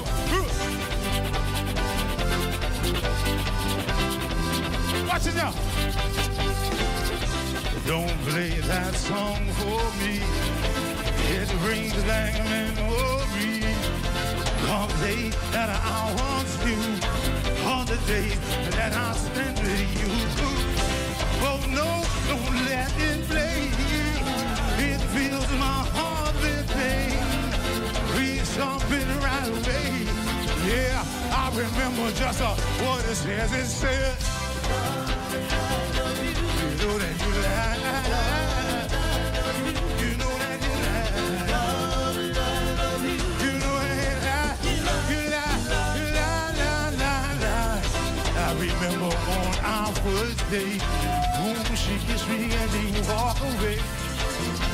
She was only 17. I never thought she would not show me, but baby told me she loved me. She told me she cared. I'll go with you, darling. Almost anywhere, but baby you lie. You know that you lie. You know that you lie.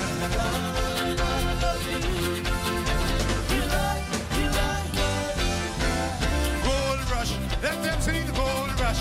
Let them see the gold, gold, gold, gold, gold. Hey, PLPs, I love you.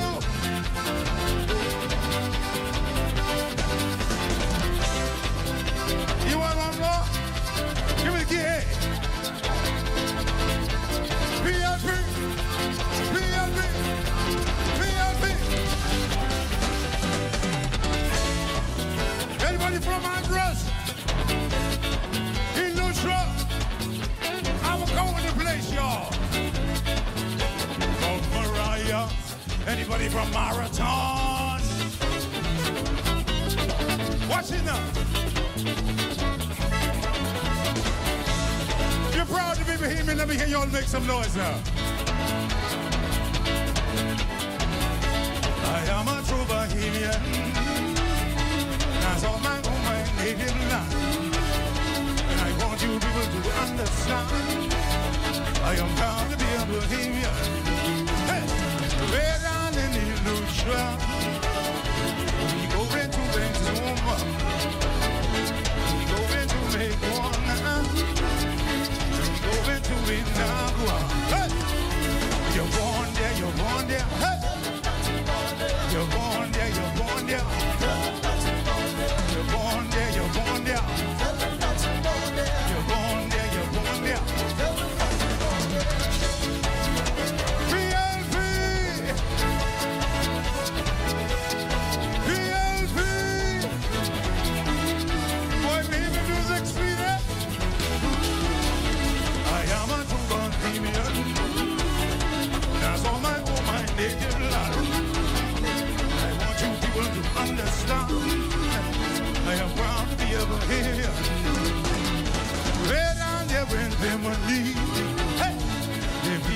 so friendly.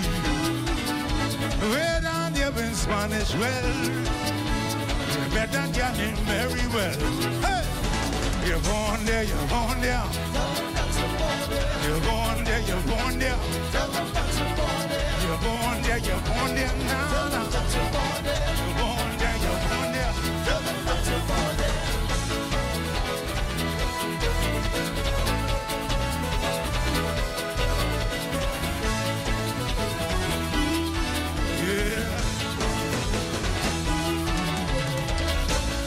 Oh, Cylinder! Cylinder! Hey!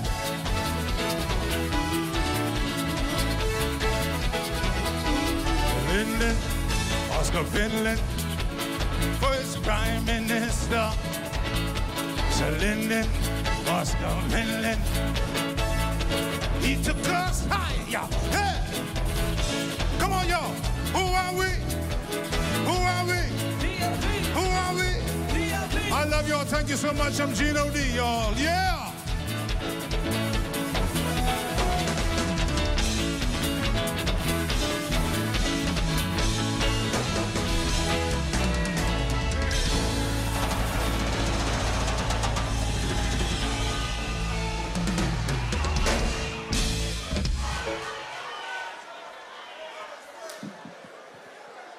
Convention, y'all know how this thing go. We bring in this ship home. The SSPLP is ready to sail into port with the change that this country needs. Now there's a saying that goes, God gives the hardest battles to his strongest warriors. And indeed, our next speaker is a warrior. She is a champion. And she is ready for every battle. Convention, welcome with me Donovan's wife, Bethany's mom, the lady that is always busy, and Lizzie, the Member of Parliament for Elizabeth, and the Minister of Energy and Transport, the Honorable Joe Beth Colby Davis.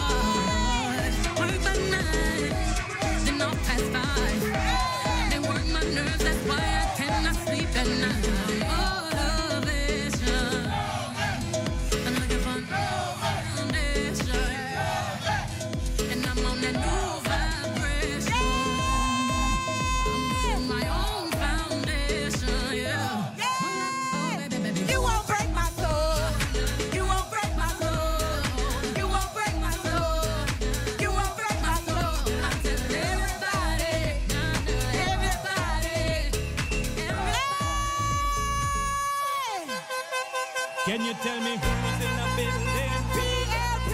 Say who's in the building? PLP! Who's in the building? Come on. PLP!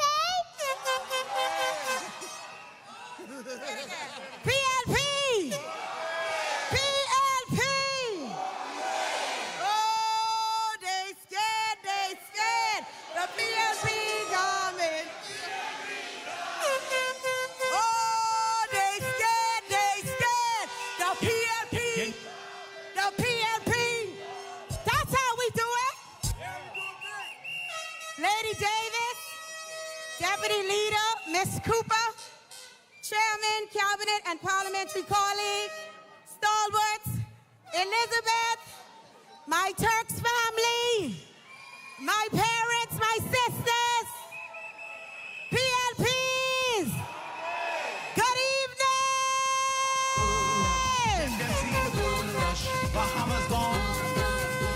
To my husband and my lovely daughter, Bethany, thank you all for being my rock. I love y'all so much.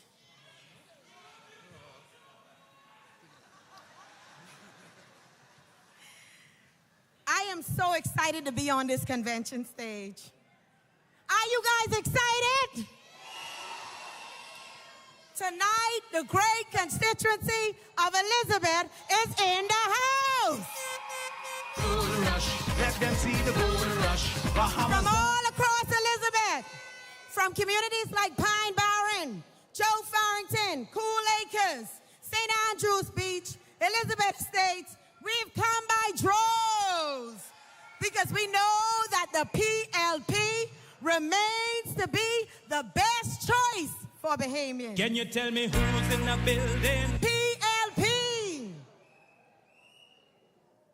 To keep Elizabeth in the winning column of the PLP, we're continuing to touch voters, we're continuing to listen, and more importantly, we are continuing to act and drive change.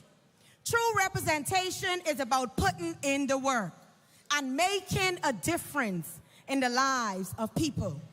We understand the mission in Elizabeth. There'll be no retreat and there'll be no surrender. Can you tell me who's in the building? Because in Elizabeth, we toss it. PLPs, for 70 years, our progressive movement have been a force for good, for bringing an end to racial suppression, to ushering in a new economic order. The PLP has given birth to the hopes and aspirations of a proud and strong people. So strong is our record from performance in government that we are the only of 3 political movements in the English-speaking Caribbean to have all of our leaders serve as Prime Minister. Let's give it up for our Prime Minister, Philip Ray Davis. Can you tell me who's in the building? We are in a class by ourselves, PLP. And at this 55th National Convention, we not only recommit ourselves to our founding principles, but we also recognize the countless men and women who have made it possible for our party to achieve historic milestones. I speak of men like the late Obadiah Wilchcombe, Roll, and Minky Isaacs. I speak of women like Mildred Munker, Helen Patricia Adderley, and Laura Williams. From Elizabeth, I speak of persons like Isabel Bethel, Patricia Mills, Charmaine Hanna, and Elsie Stirrup. And tonight, as I stand on this stage, I am grateful for all the men and women who have made it possible for me to be here as a proud and dignified PLP. Can you tell me who's in the building? Last night, you heard from my colleagues about our achievements over the past 24 months. Now, there are some who will have you believe that we have not done anything. But I implore you, my PLPs and fellow Bahamians, do not be deceived. If you don't believe me, ask the scores of Bahamians who are now homeowners. If you don't believe the new homeowners, ask the dozens of taxi drivers who are now business owners and no longer leasing taxi plates. If you don't believe the taxi drivers, ask the students from the first ever meteorology cadet program. All throughout our country, the Davis Cooper administration is uplifting Bahamians. Yes, the PLP remains a great deal of work to be done. But let there be no doubt, we are on the job, working for you. PLPs, this administration understands that a concern for many Bahamians is the cost of living. I heard my colleague, Minister of Works, Clay Sweden, speak about having the hard task at Works. And I join him because I inherited BPL. But I'm not scared of no hard work. I'm not concerned about the F&M and their silly antics. As the Minister of Energy, I want to assure you that relief is on the way. I have heard the cries of the communities experiencing chronic power outages, and I want to advise those communities, particularly settlements on the island of Eleuthera and Andros, that we are working to integrate renewables with efficient traditional generation to address the triple challenge of meeting energy demands, reducing environmental impact, and reducing overall costs. We also understand that energy solutions are critical to supporting our small businesses. To this end, we propose extending electricity services to the Potter's Key area. These small businesses should not been deprived, and it is our responsibility to lend a helping hand and enhance their commercial success. PLP's our nation continues to need strong leadership. In Prime Minister Philip Brave Davis, we have a leader who is genuinely compassionate and strong. Unlike someone we know, he doesn't follow a script. He writes the script. And as we continue to drive the new change, our Prime Minister is leading from the front line. So I want to get a little real because I'm wrapping up PLPs. I want us to get real in here because we know from whence we came. And so no one should be able to come in and fracture our home. PLPs, this is our party. This is our PLP. And we have always been the party for Bahamians. So I speak to you and I speak in your hearts tonight. I speak to you, stalwarts. Are you out there? We are entering a war soon on voyage SSPLP. And our journey is taking us. Our journey is taking us to election 2026. PLP.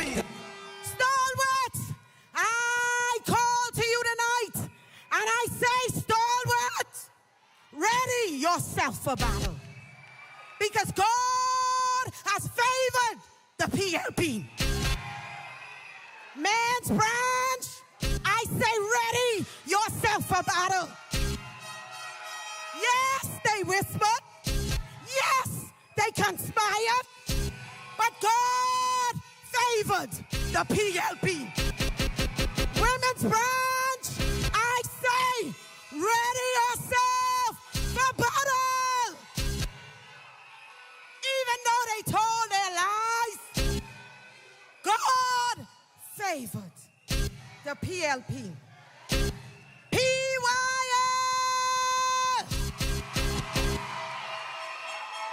Ready yourself for battle. They spoke ill of our characters, and they spoke ill of our integrity. But God favored the PLP. PLPs, ready yourself for battle. This is our opportunity, PLP. This is our opportunity for our second term. This is our time to break this curse over our country of instability. Because God has favored the PLP. MPs, hear me? MPs and hear me good. Serve your people, MPs. Get on the ground, MPs. Help your constituents, MPs. Because God has favored the PLP. And I say to you tonight, if your shoulders aren't broad, And if you scared of attacks, and if you don't like hard work, and if you don't like people, and if you cannot fish, then come bait. Because God has favored the PLP.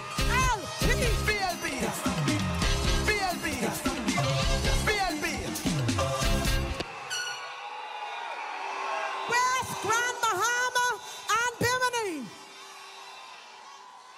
Now is not the time to allow and follow a party that can do nothing.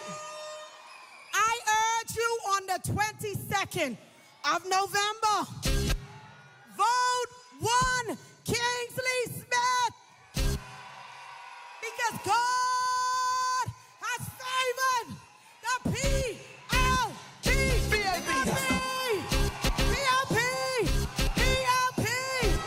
Elizabeth, I love you. Thank you so much.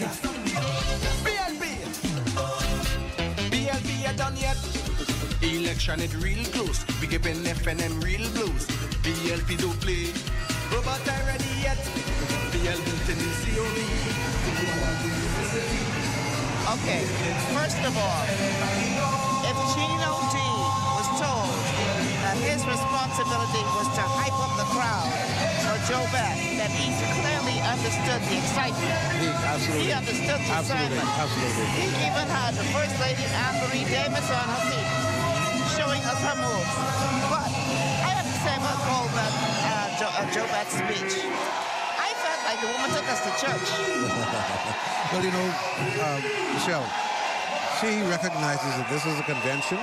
This is the time to stir the crowd, to let them understand that, one, she's a new minister in a new ministry, one that's formulated, that was just established by the Prime Minister during a shuffle, and one for which she is perfectly qualified. She studied energy, so she understands. Nobody's going to ever accuse her of being low energy. Not at all. But clearly not after tonight. No, absolutely. Or ever. I mean, if you look at Jo Beth and generally how she conducts herself on the campaign trail and her work and her passion when she was in housing, she is a very high energy individual who is committed to getting things done. And so you're right. It may sound like an evangelistic call this evening. Very much so. But I think that's who she... I was about to raise my hand to say, hallelujah, praise the Lord. Well, I think everyone in the convention center was doing so. Exactly. She got them up and rise. She got them on their feet. You know, but more seriously, she recognized that one of the critical things facing this country is the high cost of energy. And one of the things that has to be done is we've got to be able to continue to create demand, but also reduce cost. She understands, and the government understands, that the cost of energy is high, and and there are a lot of external factors that affect that. Many things that we have no control over, like the price of oil, which is exacerbated by world events, the war in Ukraine, what's happening now in the Middle East, and those kinds of things are impacting the price of oil, and that has to be passed on to the consumer. But I think that she's going to do a really wonderful job in her ministry. All right, well, we're going to throw it back to the podium now. You're going to hear now, I believe, coming up a video memorial to the late Bradley Roberts. Look forward to that. By Tom Basin. He's direct and honest.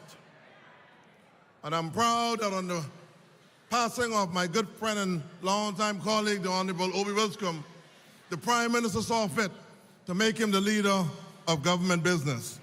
He defends the poor and the disenfranchised. At this time, it's my profound pleasure, PLBs, at this great 55th anniversary of convention, to introduce our next speaker, the fine Member of Parliament for Freetown, the Honorable Wayne Munro. Make him feel welcome, please. Wayne Munro.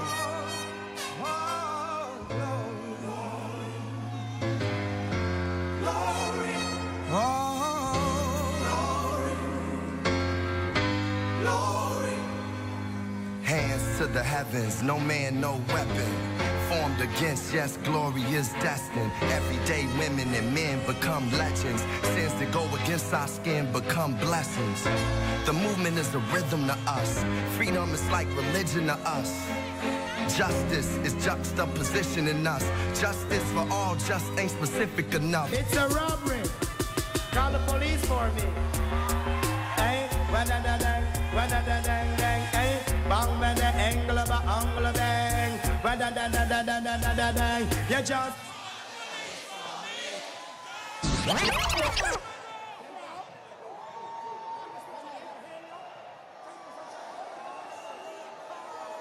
PLP! PLP! PLP! Our hometown boy said that I'm leader of government business in the House. You'd have seen me telling my colleagues 5, 10 minutes and holding them to time. Because the main event is coming. I got to put the guillotine on myself. 5 minutes and I'm gone. A lot of things I had to say for you if I had 10 minutes, so let me crush it down there for you. We have a rich heritage, 70 years and going strong, building on our accomplishments. In this area, I can tell you, PLPs, that as your Minister of National Security, every decision we make is driven by the Prime Minister's focus on people. And that's it. We have a simple crime plan, PLPs. It's based on prevention, policing and detection, prosecution, punishment, and rehabilitation. Prime Minister's focus and drive is prevention. And he's allowed me to use the good First Lady in this mission.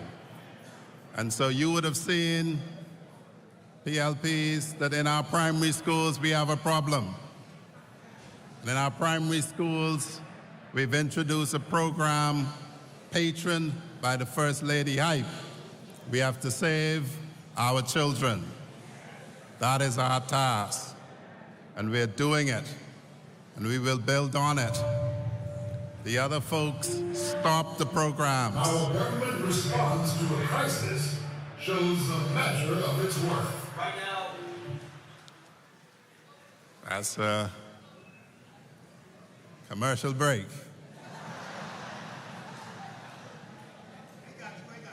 But PLPs,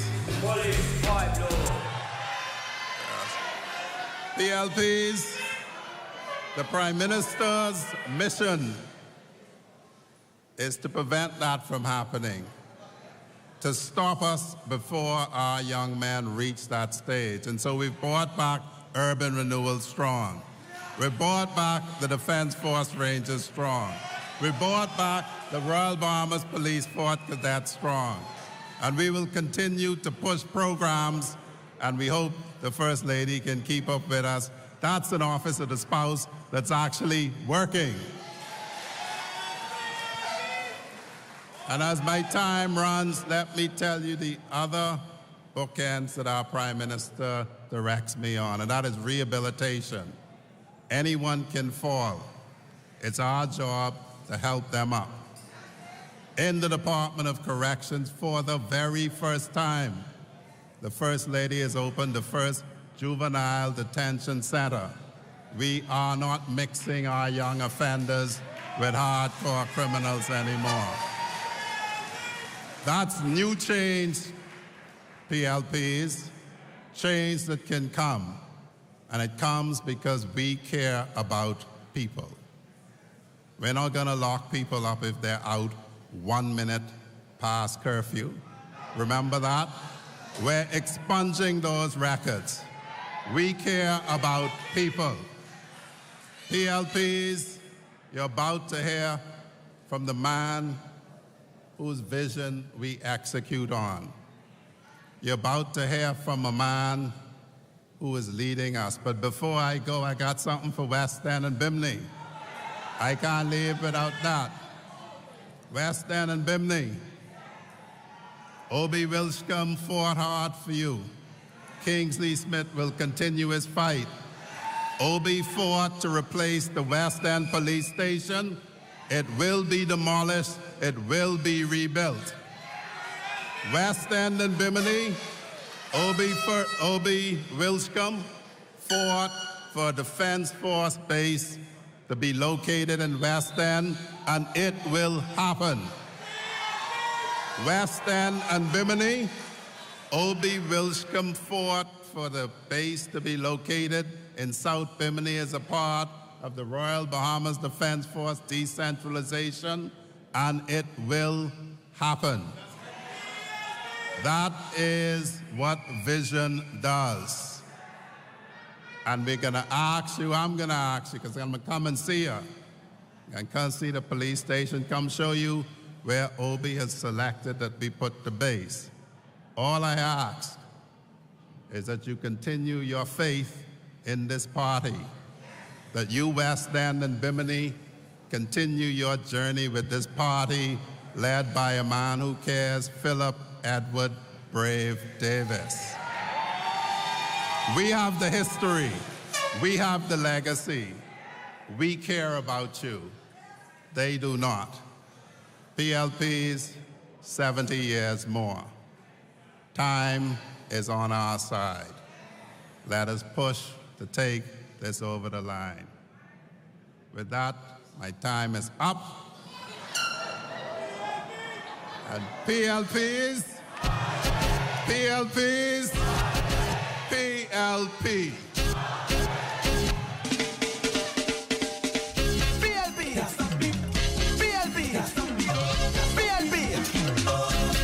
PLP are done yet.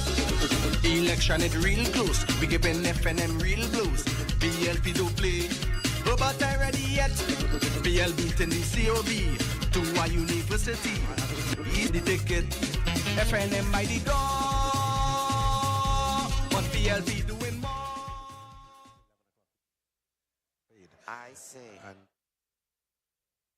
For him, but he made the most important point, I think, in his delivery, and that is about. Okay, so now we have a tribute that is going to shows the measure of its worth. Right now, we are seeing this catastrophic damage from the Bahamas. Hurricane Dorian still there. At least one. We want to take you to some live pictures right now. This is near Baintown in Freeport, Bahamas. You can just see the pounding they are getting from those heavy rains and winds, and you can see the flooding already a major issue. On the Abaco Islands, the damage is devastating. Local 10's Janice Fernandez.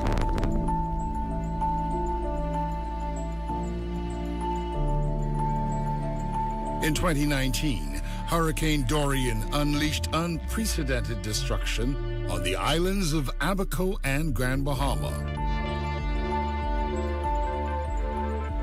What started as a natural disaster evolved into a human tragedy, the scars of which thousands of Bahamians still bear today.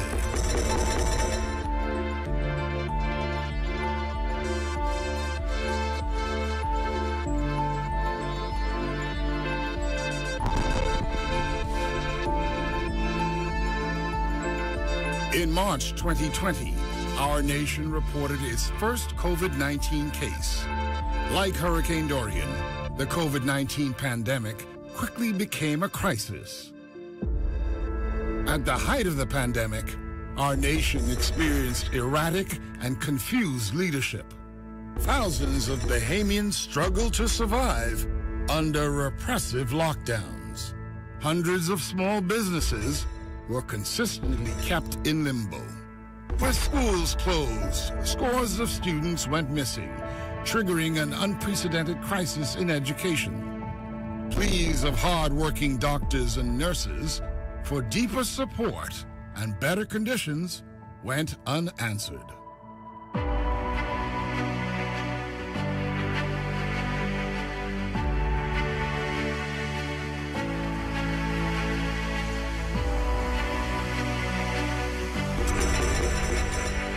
Well, Prime Minister Philip Brave Davis understands what the Bahamas needs now.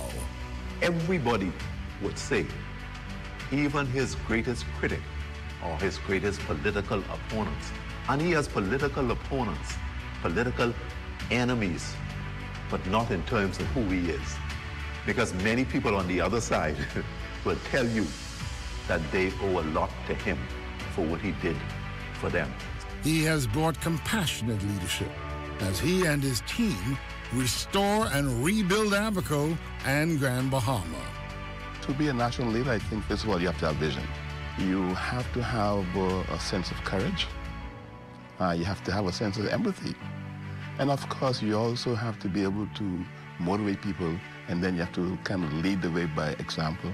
Prime Minister Davis has also made the Bahamas a major force on the international stage as he leads the fight for foreign aid to battle the impact of climate change, which so many small island developing states, like the Bahamas, find themselves so vulnerable to.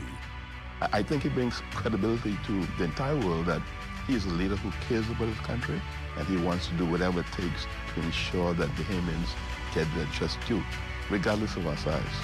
Well, number one is the turnaround and the strengthening of the economy, which has provided a boost for employment opportunities in the country. Stevie Wonder and Ray Charles could see a serious turnaround. Locally, the focus is on growing the economy and closing the gap in education that has affected so many young Bahamian students. To ensure that they are better able to learn, he, along with his strong Minister of Education, have launched a national breakfast program, which is giving our children the head start they need to focus on their studies. Mr. Davis' hard work has resulted in the Bahamas' unemployment rate dipping to its lowest in 15 years. Tourism arrivals have already passed pre-pandemic levels and are projected to continue to soar. The Davis administration is working hard to lower the cost of living and has reduced VAT, raised the minimum wage, and increased home ownership opportunity.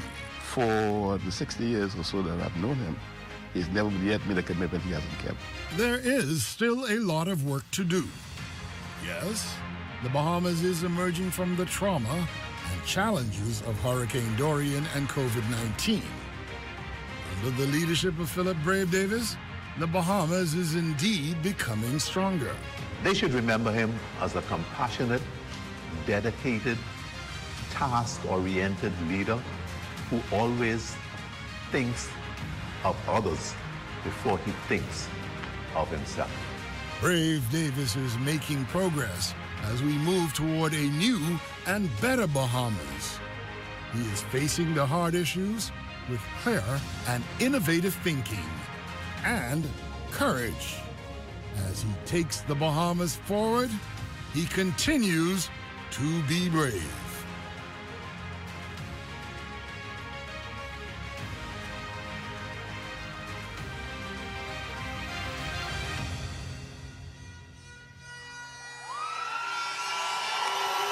One, two, one, two, one, two, one, two, one, two, one, two. Well, you have to appreciate that this is a live program, many moving parts, and clearly the tribute to Mr. Roberts had to be scrapped in the interest of time. But what we saw instead was, I thought, a very impactful, very well put together video as the introduction to what we have all been anticipating, and that is the keynote address by the Prime Minister and leader of the party, Mr. Philip Edward Brave Davis. I think you're right, Michelle, but what that video did was to set the stage for his presentation. It showed the backdrop against which he came into office and to which he is now going to have to catapult his ministry and the government to solve the problems that he met in place and to move us to the next level. Oftentimes at these conventions, we get to see the speech ahead of time, but we didn't get that this time around. So knowing the man, what do you expect for him to deliver tonight? Well, I think what he's going to do is he's going to prove the point that was made by the last speaker, Minister Miles Monroe, and that is that the decisions are driven by the PM's focus on people. I think that's going to be a recurring theme. It's about the people. It's about helping people be uplifted. It's about helping the economy to be uplifted. It's about helping his ministers to assume their responsibilities and recognize that we only have a short period of time in which to perform. So I'm looking for a very comprehensive address by the Prime Minister that's going to touch on a whole range of issues, but most important of which is going to be the people. Before we throw it to the floor to get the full experience of him making his way to the podium, because based on the number of people I see, that's going to take him a while to get there. But I have to say this, and I even mentioned it during the broadcast last evening. People came expecting to hear a plan for the way forward. And I was actually told by my co-host, I think it was Obi Roberts, that one of the reasons why we not have heard so much of that last evening is because the presenters did not want to upend or preempt what we're going to hear this evening. So, with that being said, do you believe that the masses watching this program tonight will be able to walk away with a clearer understanding of what the vision and the plan is for the Progressive Liberal Party administration, the PLP, and the Davis administration going forward? Michelle, I think you're spot on that. I think that's exactly what's going to happen tonight. What's going to happen tonight is the Prime Minister is going to refer to the speech from the throne and say, this is what my agenda is for the next term in Parliament. Here is the plan I've made to shift the ministries, and these are the ministers who are going to have responsibilities to move things forward. People are going to walk away from this convention by recognizing that there are going to be some roadmap. There's going to be a roadmap that he's going to present that will help us to understand, I understand where he's going. Now I understand why he's doing what he's done. Now I understand why he's made the changes he's made, and I understand some of the things that are included in the speech of the throne. And so I think we're in for a really wonderful presentation that's going to give us a lot of take-home value tonight. Well, we're all looking forward to that presentation. He is now on the stage. As you can see, those of you watching at home, flanked by many, many supporters. His lovely wife, Anne-Marie Davis, she actually mashed it going. Kevin Roach. Exactly, yeah. Well, this Prime Minister is extremely popular. And he's popular because he is a man of the people. He is a man who's connected to people. He's a man of compassion. I've seen personal instances where the Prime Minister has personally dealt with persons, no matter what their station life is, because they've had a problem, they've come to him, and he's resolved the problem. And so he is driven by, not by the office, not driven by the pomp and pageantry, he's not driven by the flair of it all, he's driven by helping people. And that is why I said, but we're going to see that Wayne Monroe's dictate, or his comment that, his decisions are driven by the PM's focus on people. That's going to be the theme. All right, let's throw it to the podium now, where the Prime Minister and leader of the Progressive Liberal Party is at the podium to deliver the much-anticipated keynote address at this 55th PLP convention.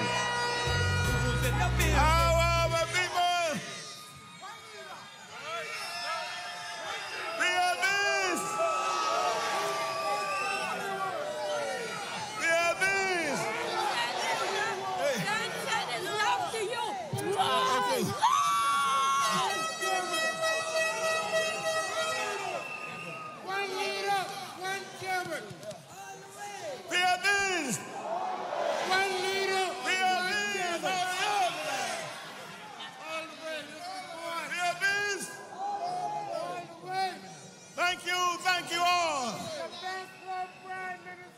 Look at all the PLP magnificent warriors. Look at these warriors.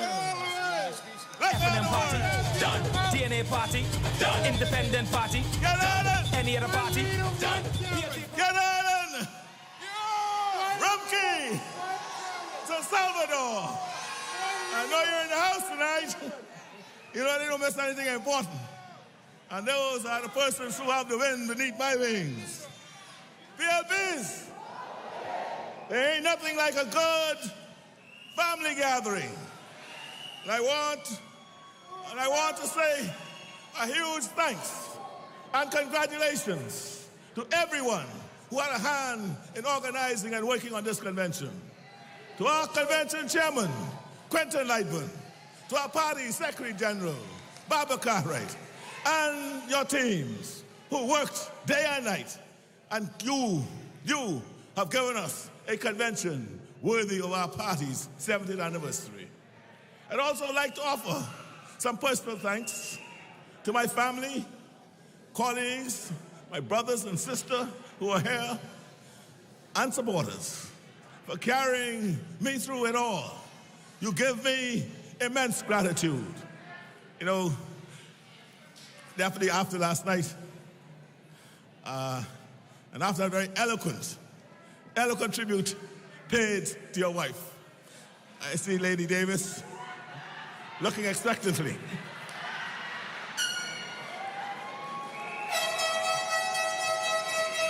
I want our beautiful First Lady to know it was always in my plans to thank her.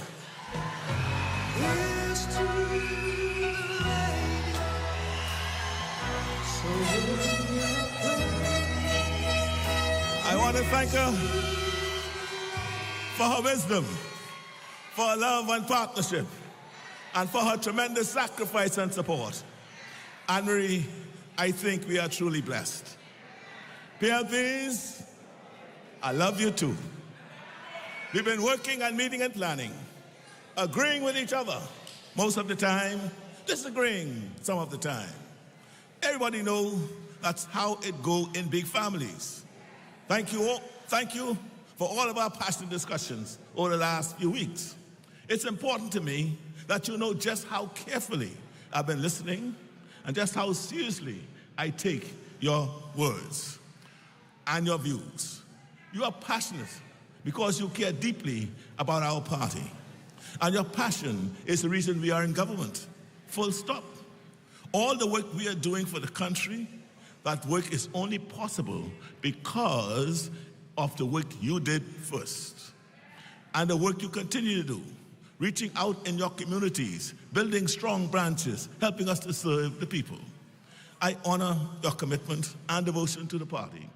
Please know that in turn, you have my commitment to continually work together with you to strengthen our party.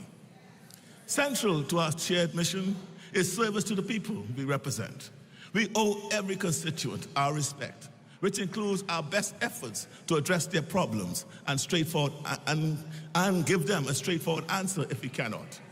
The policy decisions we made when we took office 2 years ago fuel an economic recovery, but relief and opportunity have not reached all Bahamians. In many homes, hardship is still very much present. I view a strong party organization on the ground as critical to the success of the people's representatives. You know where the needs are most urgent. Look at the by-election coming up. Kingsley Smith is already back on the ground in Bimini and West Grand Bahama. Working with party activists and supporters and learning how he and we can best make a difference. Kingsley was born and grew up in Grand Bahama. He has volunteered and coached and mentored in those communities. He's going to serve those people well. And he's going to win it for our brother, Obi. PLP, all the way, PLP, all the way, PLP, all the way, so sad. Meanwhile, consider them other fellas. They've been all mixed up in the F for them for years now. And that extends to the by-election too. Ingram said, give up. Don't run no candidate. Pintard, he picked a candidate who said he had no plan. And what about Menace? Menace doing what Menace always do. Plotting, scheming, conniving and conspiring. Keep the F in them out. I tell you, they all mix up. They all mix up. But I'm gonna leave them be. We don't need to interrupt them while they're falling apart. Here in the PLP, we know how to come together. We know there's strength in unity. And we know that a strong PLP matters. A strong PLP is a winning PLP. And when the PLP wins, the Bahamian people win. Let's look at the last 2 years. You know how sometimes when you get sick, then you get better? You can't quite remember how awful it was while you were sick. Well, even as we move forward, we shouldn't forget how serious a crisis the country faced when we came in. The debt crisis was on the verge of blowing up. The economic crisis meant thousands of Bahamians were out of work.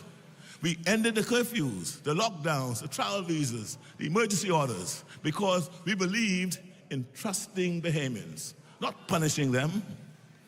You have heard from the deputy how we opened the economy faster and better than our competitors in ways we are still benefiting from now.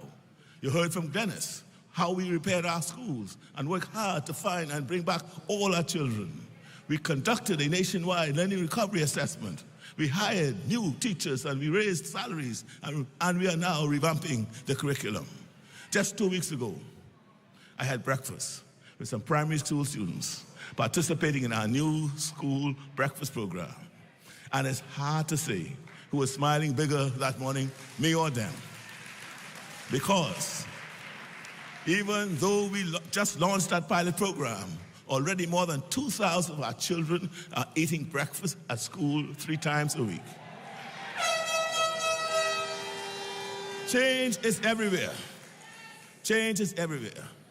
After years in which the FNM cut recruitment in the security forces, we have hired hundreds of new police, defense, and immigration officers.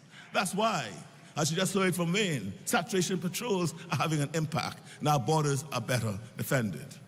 After years in which no homes had been built, we started building affordable home housing and developing the foundation for a rent-to-own program, thanks to Joe Betts.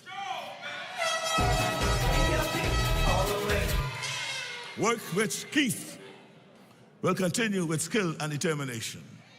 After years in which the wealthiest had been allowed to avoid paying their fair share, we are collecting taxes owed by foreigners and big companies. After years in which our family islands had been neglected under our government, there are new tourism investments, new airports being built, new clinics being built and refurbished, and new roadworks, and new maritime and agricultural opportunities. That's down to Chester, Mike, and Clay. After years of labor unions being shoved to the side, working Bahamians are getting the respect they deserve. Under Pierce stewardship, we negotiated 24 labor agreements in 24 months, increasing salaries and improving benefits across the board. In the public service, we are clearing the backlog of back pay and promotions and rolling out the first public service-wide promotional exercise in more than 8 years. So no one can tell me the FNM and the PLP are the same. Keep the FNM out. Values matter and policies matter. Who you're fighting for matters. Look at our country's major milestones. When you see big steps forward for the people, when you see the accomplishments that allowed us to build a modern and independent Bahamas, you see the PLP. PLP all the way. From winning our sovereignty to building strong democratic institutions and traditions, from the Defense Force to the Central Bank to the National Insurance Fund, which we relied on during the pandemic, to the University of the Bahamas. Understand this. Every time we put forth big advancements for the country, the FNM opposed it too. PLPs, Bahamians have relied on us in the past to secure our national development. And Bahamians are relying on us to do the same today. Our blueprint for change is guiding us forward. And just like our party's original platform, it is a vision dedicated to the service of all Bahamians, not a privileged few. That's who we were then, and that's who we are now. Our values have remained the same, but oh, how far we have come. You know, my grandfather helped build with his hands the first PLP headquarters owned by the PLP in Old Biket Island. What would he say if he could see us now? I wonder. Think of all the Bahamian children from small, far-flung settlements on our islands, or from over the hill, most of them born with not much more than the talents given to them by God. who are now our country's doctors and nurses, scientists and entrepreneurs, educators and jurors, artists and athletes. When one of us rises, we all rise. In the 242, we know how to celebrate each other's achievements. Perhaps that's because we come from fighting to do. PLPs, are you all ready for some big fights? We have to fight some powerful economic interests at home so we can break the stranglehold of some factions still they have on our economy.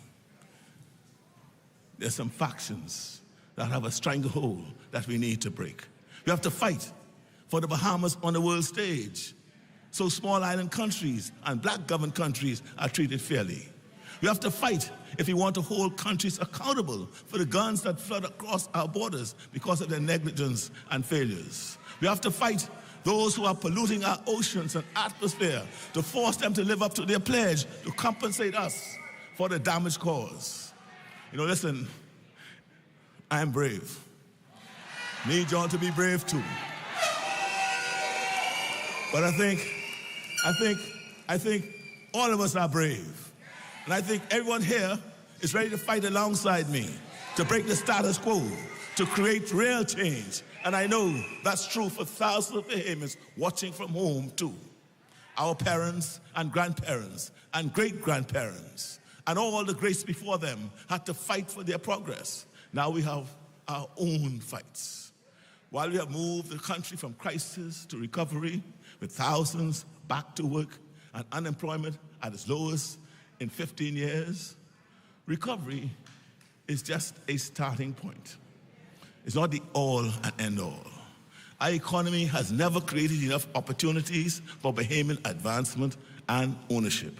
There's still too much economic power concentrated in too few hands.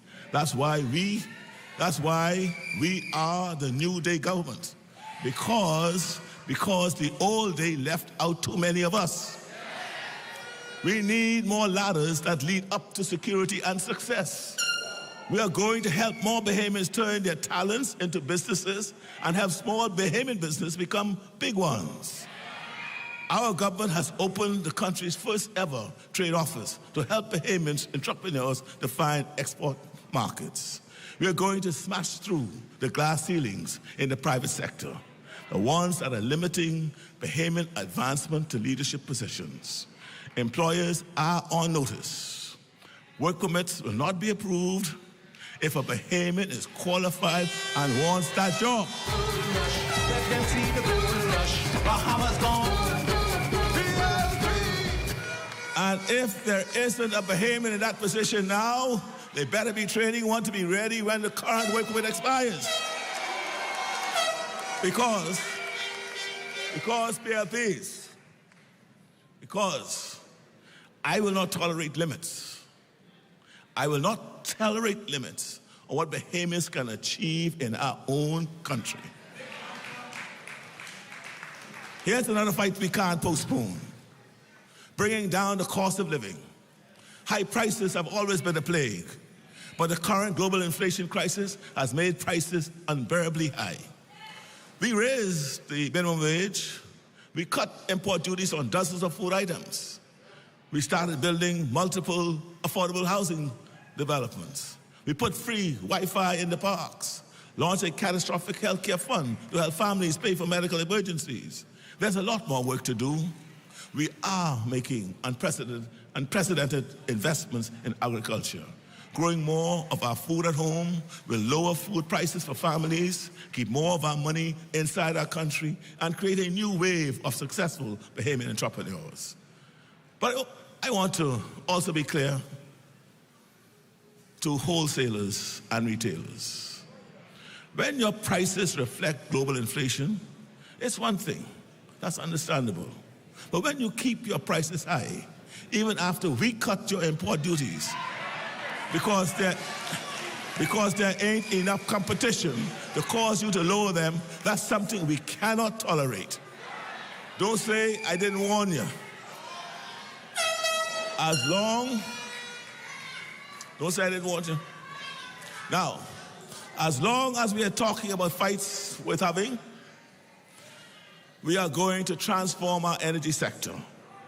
In this fast-changing field, you need someone to focus full-time on the transformation. You need someone with energy to oversee energy.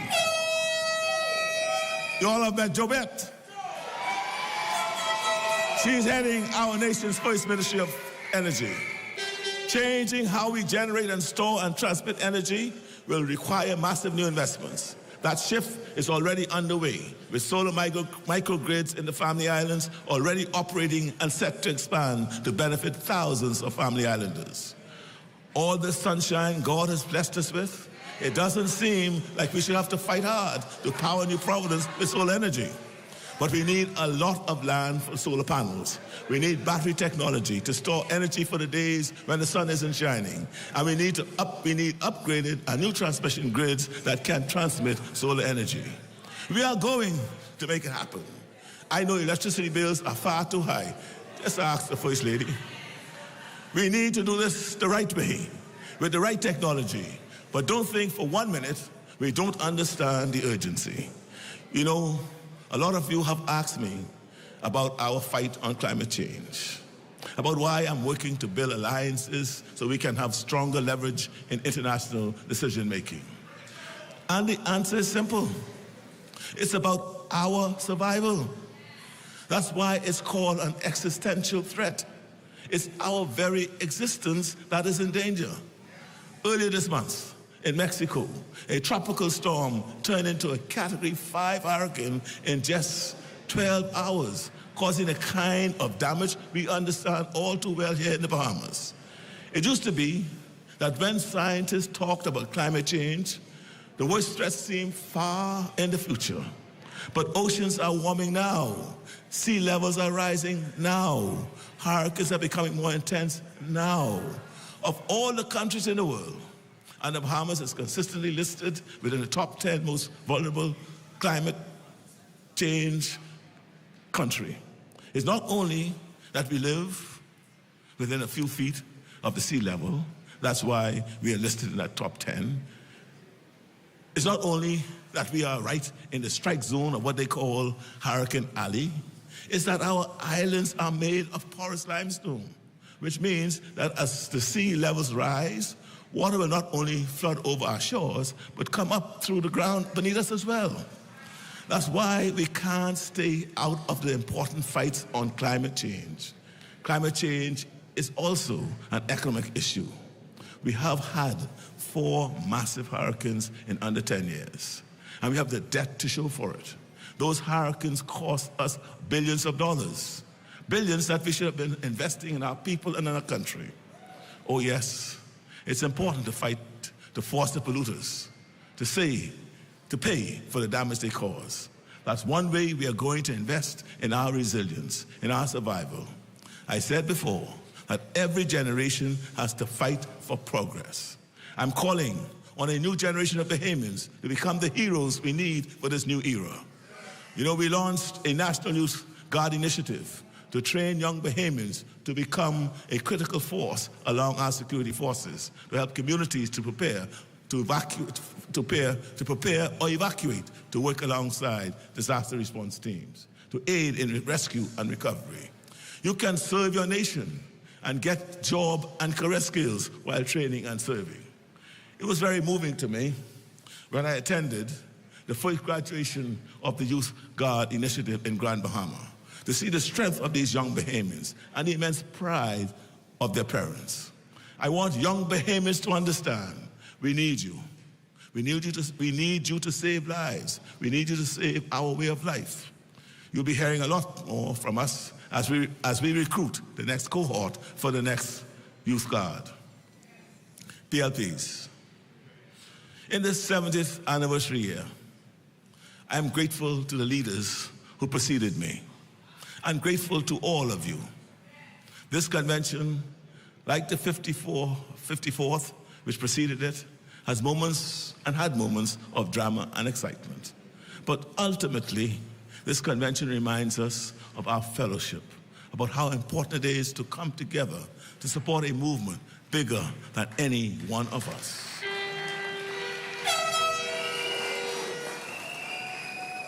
I am so proud to serve you, and I'm working hard every day to deserve that honor. PLPs help me fight for all Bahamians. Only the PLP can lead this generation's fight for opportunity and security and dignity for all Bahamians. Previous generations fought for freedom, for sovereignty. So let us fill our hearts with gratitude that we are blessed to carry their great legacy forward in these times. We can do big things in partnership with each other and with the Bahamian people. And let us do those big things, PLPs, as I call upon you all to stand and let us, in a sense of unity, recall the passing of our dear, beloved Obi Dyer Wilscombe. One love.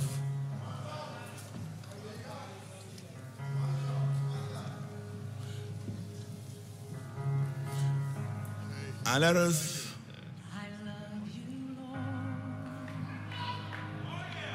for your mercy never fails me.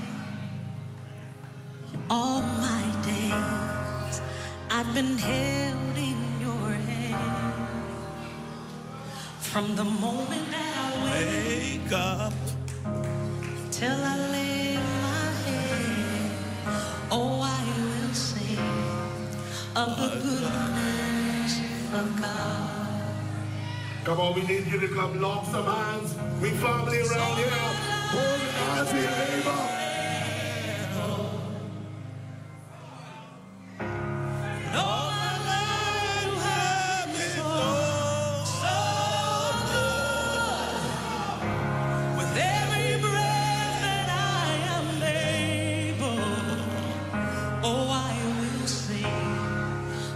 Goodness of God. I love your voice. You have led me through the fire and darkest night. You are close like no one. I've known you as a father. I've known you as a friend, and I have lived in the goodness of God. Come on now, let me hear you sing it now. 'Cause all my life you have been faithful. Oh yes you have.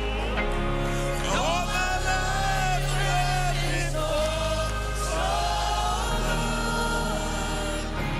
With every breath I am able, oh I will sing of the goodness of God. Your goodness is running after me. Your goodness is running after me. With my life laid down, I surrender now. I give you everything, oh Lord. Your goodness is running after me. Your goodness is running after, oh yeah. Oh yeah. Your goodness is running after me. With my life laid down, I surrender now. I give you everything. Your goodness is running after me. Now listen there. PLPs, PLPs, we are one big family. And our family, we do disagree and we do sometimes agree on all things. But at the end of the day, the common factor is there's something much bigger and larger than all of us. And it's the Bahamian people who look to us. Bahamians only move when the PLP is in power. And for us to be in power, we have to stay together. And I want to acknowledge Robin Lyons for her work that she's been doing. I want to thank her. I want to thank her. And I want to thank Fred Mitchell. And I want to say to all of us here, thank you all for participating in this 55th convention of the Progressive Liberal Party. Let us now go forth and win West End, Grand Bahama, and Bimini. And let's go forth to win in 2026. Thank you all very much. Good night to all. Good night to all.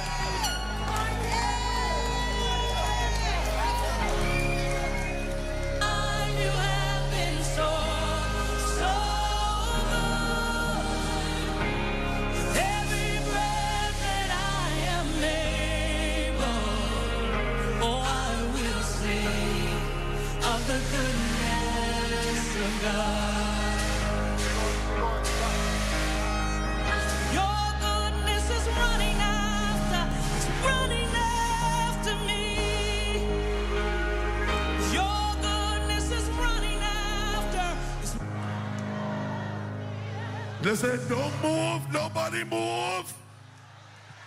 Nobody move. Listen, we can do this on TV. And being scared to let the Bahamas know, if you're thankful that you have a God who bring you from January to November, let me see the PLPs. Uncertainty about where we're going in terms of leadership, whether or not they'll be the chairman. There was some bad press among some persons. But one thing the PLP knows how to do is how to come together. And the Prime Minister did that this evening in his presentation. One of the things that I mentioned earlier before we started his presentation is that his commitment to service to the Bahamian people, which is a common theme this evening throughout many of the speeches. The Prime Minister in his speech said that, I quote, "Central to our shared mission is service to the people we represent. We owe every constituent our respect, which includes our best efforts to address their problems and to be straightforward if we cannot," unquote. That, I think, says it all. And then he went on to speak about how the platform was put there not to just spew words, but to represent ideas of the things that he wanted to see his government accomplish. And then he also spoke about the fact that he will not accept that Bahamians cannot do the best, because we can do our best, and there is so much more that we can do, and that the whole theme of Bahamianization again surfaced during his presentation, where he said that the policy of this government is going to make certain that wherever there are Bahamians who can find work, they will get work.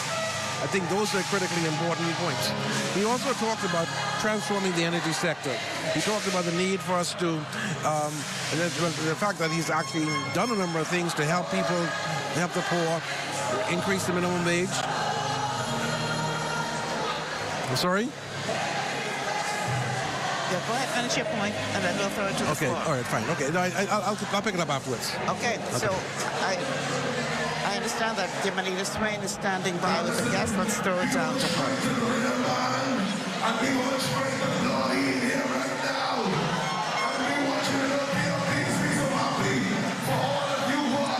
We've thrown it to Jimenita Swain. We understand that Jimenita is standing by. We bring told her that she's not yet ready. Okay, so finish the point that you had started to make. It's very loud in here, people. Yeah, so. It's very hard here, but that's okay. Yeah. I think the people in TV land can hear. I think the point I was making essentially is that the Prime Minister spoke about a number of the things he covered in his speech from the throne, having to do with energy, having to do with climate change, having to do with making food available to our school children, the breakfast program, things that help people at the level, at the very gut level. And so I think what we've got in the speech here is a roadmap that really builds upon the speech from the throne in more specific details, and I'm looking forward to seeing some of these things actually implemented, because the Prime Minister said, and I agree with him, that a strong PLP is a winning PLP. He also spoke about West End, West Grand Bahama, and Bimini, and he recognized that the divisions that we might have come into convention with, we had to resolve those. As he said, in any big family, there are going to be disputes. and we're going to get beyond that. I think he's done a good job of bringing Bahamians, bringing PLPs together. People in Grand Bahama, West Grand Bahama, people in Bimini, PLPs in New Providence and across the land are going to get together, and they're going to make certain that just as Fred Mitchell won today and the other persons won today, the PLP will win the by-election on November 22nd. I think there are some who are watching who may have been hoping to hear more of a step-by-step plan, but is this the wrong forum for that? I agree. I think that some people who would like to see more of a roadmap, a specific roadmap. I think he's spoken generally tonight about what that roadmap entails. Without putting all the meat on the skeleton, he's given us the skeleton. And I think it really, if you go back to the speech of the throne, you'll see that that was the beginning of the discussion about where we're going in the next 2 years. This convention, with the various persons who made contributions, put some meat on that skeleton. He also added to that this evening, and I think there's going to be more that will come over the course of the next 2 weeks. All right. I'm now being told that Jimenita Swain is ready on the floor, so let's go to her. She is standing by with Clay Sweeting. Jimenita. Hi, Michelle. A lot of activity happening down here on the ground. Jimenita, you've got the floor.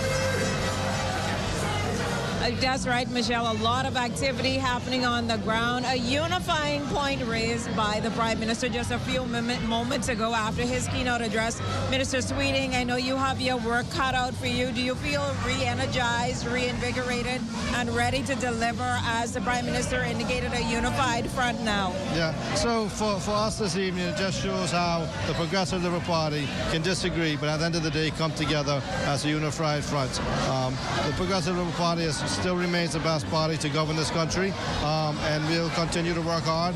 The Ministry of Works and all other ministers are ready to get their feet on the ground, continue to work hard to deliver for the Bahamian people.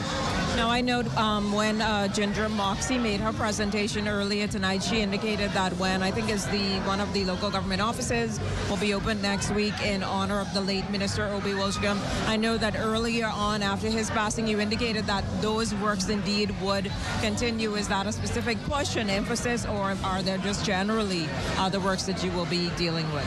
Yeah. Prior to Honorable Minister's passing, he outlined a lot of work that he wanted done in Grand Bahama. And we are going to continue that. Next week, we're going to open the administrative complex and name it in his honor. You'll see a road contract signing in Bimini, where we intend to pave all the South Bimini and also fix some roads in North Bimini. And we'll continue with other work. Minister Monroe spoke about the police office that we're going to build in West Grand Bahama. Demolition should start this week. So we have a lot of work that's going to contribute to the legacy of the former Minister of Social Services, that we will continue to work, not just for in his honor, but what the people deserve in West Grand Bahama and Bimini. Well, thank you so much, Minister. As you heard it, he has his work cut out for him, but again, he is working along the premise as a unified front for the party. So back to you, Michelle. Thank you, Jimenita, and great job there tonight. Okay, so I believe we have standing by Devontae Hannah. It is extremely loud in here, people. I want you to understand. But Devontae Hannah is standing by and is ready now to present to us an interview with, I'm not sure who, with Jomo Campbell. Throw it over to you, Devontae. Good evening, Michelle. Again, it's the end of the 55th National Convention, and it's been a pretty great weekend of events. Of course, it was a weekend of a lot of firsts.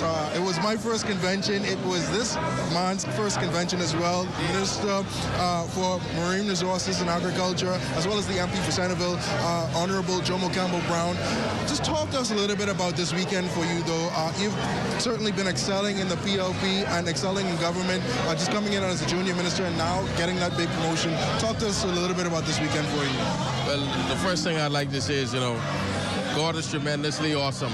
And we can see that from my own personal experience, as you have said, I've excelled, just through the goodness of Almighty God. My perseverance, the strength of my family, friends, the support of my community, because Centerville is a big family. And, as we saw, that was evident. We had a little bit of drama in the party, But at the end of the day, it all ended in unity. And that's the most important thing. You know, we have a traditional saying where we say that teeth and tongue may sometimes fall out, and they're in the same mouth. But at the end of the day, we have to learn to live together. And there's nothing to indicate that, you know, you can't have differences in opinion. But the important thing is that you allow persons to express their differences. We speak about them, we discuss them, and at the end of the day, we come to an informed conclusion for the betterment of us all. And when we say the betterment of us all, that means the Commonwealth of the Bahamas. And I think that is evident here tonight and what took place at this convention. There was some drama, there were some differences in opinion, but at the end of the day, you saw what took place on that stage. We all stood there together, united in love and unity.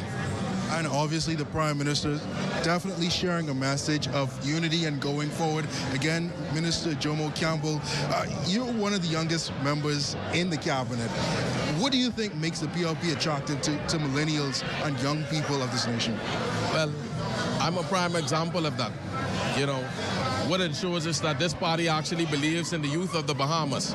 They believe in giving them a chance. And that is not evident just in myself alone, but we saw from the speakers tonight, the speakers last night. You heard what the Prime Minister said. We have to recognize our past, work presently to build on a future for tomorrow for Bahamians yet unborn. And that is the importance of the portfolios in all of our ministries, not just agriculture and marine resources, but what we do in today, as the Prime Minister quietly said, as it relates to climate change and the existential threat it poses to the Bahamas. What we do today collectively as a government will impact the future of this country and the future of tomorrow. And obviously you spoke about agriculture, marine resources. Tell us a little bit about some of the plans you have going forward. I know you've been talking about the egg program. I know you've been talking about marijuana legislation. What are some of the key focuses that you're going to pursue going into this next year? Well, what we definitely want to do is, first of all, try to change the mindset on agriculture. We want Bahamians to realize that agriculture and fisheries is not a second thought job. It's not a second-hand job. It's actually something that, in the words of Prescott Smith, is beneficial and is ripe and open to the exploration of young Bahamian males and females. And we want to encourage them in that vein, simply because you are what you eat. And every Bahamian and any Bahamian knows that there's no Bahamian dish that doesn't involve seafood. Grouper, lobster, conch, some of my favorites, onions, pineapples, and it's nothing that we can't do in respect to all of those things here in the Bahamas. And so we want to encourage the young people, especially the young people in Centerville, I must say, but we want to encourage the young people to take hold of this vision 25 by 2025, and to know that the future of health and wellness, the future of organic eating, a healthy lifestyle, reducing the food import is actually in their hands. And we want to show them that we believe in that. The government has shown that they believe in that by putting a young person, I consider myself young, a young person like myself forward. And so I'm privileged. I'm privileged to be a servant leader in that regard. And I want to encourage and send a message to all of the young persons in the Bahamas to step up to the platform, because this government is about embracing openness. You saw what happened. There were persons who challenged each other earlier today. The lines were long in the voting process, but at the end of the day, there was a unity. And that is what it's all about. And so we want young persons to come together, united in the fight for food security. All right, thank you so much, Minister Jomo Campbell. Great job to you. Congratulations on your first convention. And of course, it's a wrap here this evening. So right now, I'm going to send it over back to you, Michelle. Thank you, Devontae and Jimanita, both of you, for doing a phenomenal job tonight. And thank you, Mr. Galanis, for being here with us. Your final thoughts. My final thoughts are that the PLP, as the Prime Minister said, has always achieved big things, whether it was sovereignty, University of the Bahamas, college initially, then University of the Bahamas, the Defense Force and other things. He also noted that in every turn, it was opposed by the FNM, but that did not stop us. He ended by saying that we can continue to do big things in partnership with each other, and that the Bahamian people have what is required to move this country forward.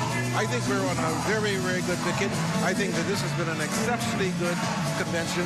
It set the groundwork for the by-election, and it set the groundwork for the beginnings of the campaign for 2026. I'm Beto. We have one more interview, this one with Robin Lines. A lot of people are waiting to hear what she has to say after her defeat today in the chairmanship race. So let's throw it back to Jiminy Deswain for a word with Ms. Lines. Now, obviously, a busy night here. Just a few minutes ago, we heard the Prime Minister ensure to recognize you and bring you up and give you a hug. I mean, do you feel, despite your defeat, that, you know, everything is united, all is well, you will continue to fight in the party? Listen, it was always an internal sparring match. And if you listen to anything I've ever said, that's what I said. It's a challenge, and leadership must be challenged. Competition brings better service. And I believe that the chair understands that there's a young woman qualified who's right on his heels, and he has to serve our membership. And at every corner, I'll be right there cheering him on, because that's the PLP way. So what's next for you in terms of what you do now after the convention? Rallying behind our leadership, rallying behind our membership, answering the call. I'm still here, PLP all the way. And so you'll see me talking, you'll see me visiting branches, you'll see me doing the work that I've always done. Because I didn't do it because of a title, I do it because I'm called to serve. And what was that moment like for you as the Prime Minister wrapped up and he embraced you? I know everyone was on stage, the members of Parliament, his cabinet, and everyone was holding hands in solidarity. When he called you, what was going through your mind? It's just the reality for the public. Because when you're in a family, you understand family dynamic. And so it was never a question or a concern for me about whether or not we'd reunite. We've never been broken up. We disagreed. And families disagree. But the public needed to see that it's always been love. It's always been unity. Our convention is over. Our contest is over. And now we unite with one voice, one mission, one goal. And it's PLP all the way, every day. And so I'm excited for what's next for us as family. Well, thank you so much, Ms. Lines. There you have it, Michelle. One party united to move forward. Back to you. All right, thank you so much, Jimanita, for that interview. I know a lot of people were expecting and hoping to hear what she would have to say following her defeat, and it sounds like it's all one big happy party, one big united family, and we will look forward to see what the Progressive Liberal Party and the Davis administration does going forward to live up to the expectations that were laid out here at the convention. But listen, if you know anything about conventions, you know that after the convention is done, the party begins. And so for the thousands of delegates here attending from around the world, that is around the country, sorry, that is exactly what's going to happen now, probably well into the evening. Michelle won't be attending any parties. I'm going to try to make my way home. As perhaps with the rest of us here at the Broadcasting Corporation. Before I get out of here, I want to say a special thank you to the persons who helped me to present myself, as well as they did tonight. J.D. Edwards Salon and Spa in the Palmdale Shopping Plaza. Much love to you, Sonia Lang, and your team. And also Eileen White at LEL Fashion Boutique, who dressed me this evening. Love you, Eileen, and thank you very much for your support. That's going to do it for all of us. And on behalf of all of us here, boy, I sound like I still work for ZNS. On behalf of the entire team, I'm Michelle Malcolm. Thank you so much for watching. Good night, everyone.